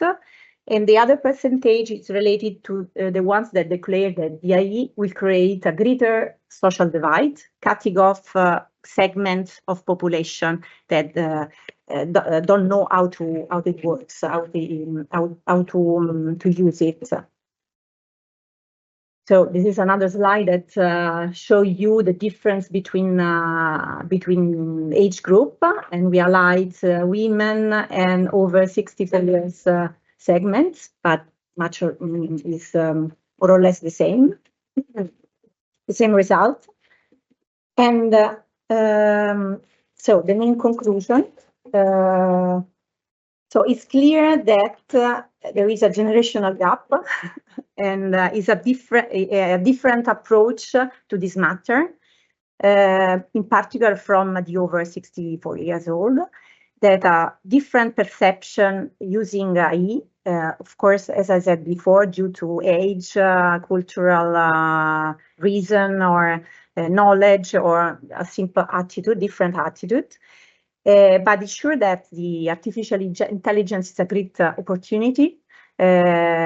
Not all the sample is convinced about its role in their life, but the majority thinks that will improve their life.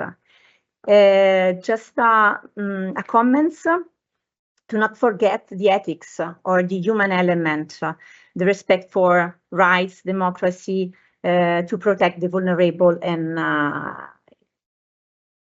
discriminated citizens. And this is why Adiconsum participate in a project like this, in research project like this, whose mission and activity seems to be so far from our work, our mission, but on the contrary, let us the possibility to understand more, to improve our knowledge, and to make space and voice to consumer needs and expectation. Thank you.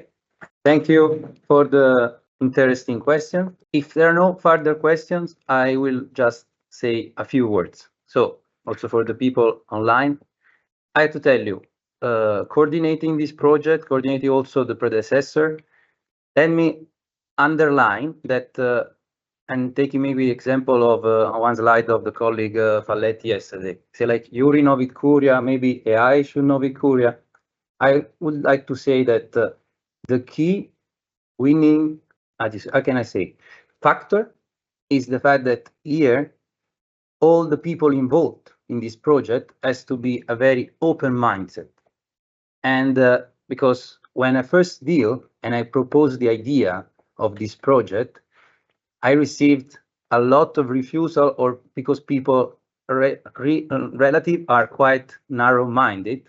When you go to people in the law domain, they are not open for going into AI, or especially AI in law. But the same thing, when I go to people in AI, they say, okay, but we are experts on this, we don't want to go on the other domain. So let me underline once again that I really thanks all our consortium partners, because already long time ago, the first time that I contact a lot of them that are still in this room, they said yes. They were like the first to say, we are open to try to see how economics, because we are principle of economics in this project, principle of law, principle of AI. So here in this consortium, we're still expert of AI, expert of civil law, procedural law, family law, but they're all open together to sit at the same table. And I can assure the very first months when we were speaking, I really would like to say it was kind of Cyrillic for a lot of us. Like we were speaking, and especially legal expert from one side, economic expert from the other, mathematician and AI expert, and it was very, very challenging. But at the end, we arrived with some conclusion. We developed an algorithm.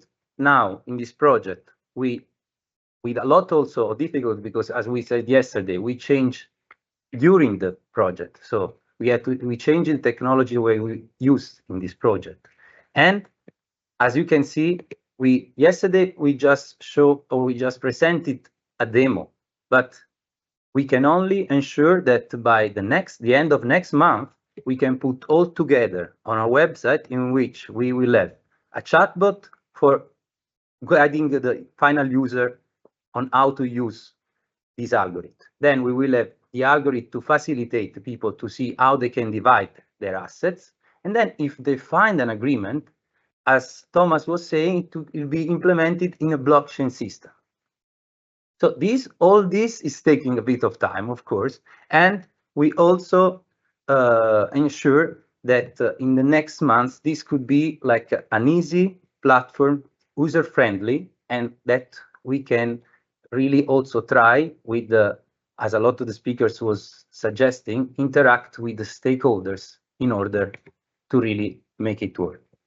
So thank you so much for all the speakers. Thank you so much for all the partners. And let me say that all your contribution, we are managing also to dealing for a special issue and to collect. Next week, we will send an email to all. So if you want to participate, we will publish all your intervention. And let me say also a word for the people behind the scenes, because to organize these conferences, we are also people involved from our unit.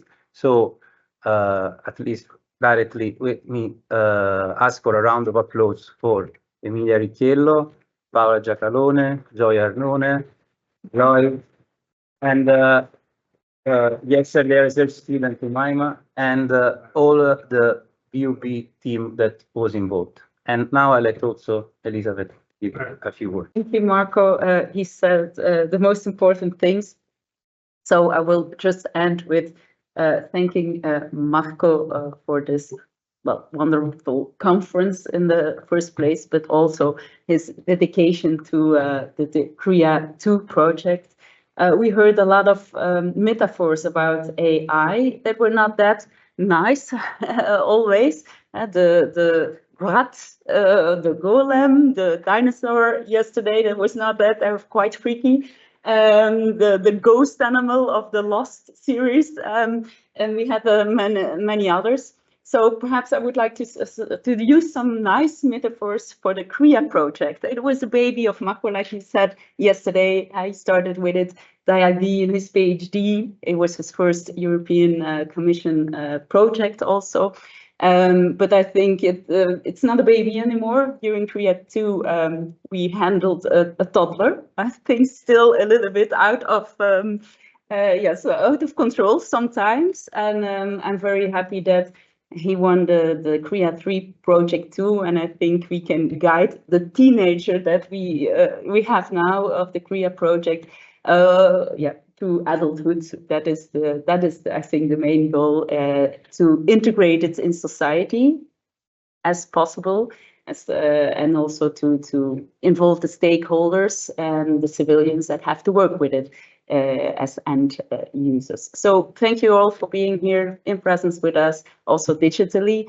Have a good drive or flight home for the external speakers, and I hope to see you soon. Thanks for my students too.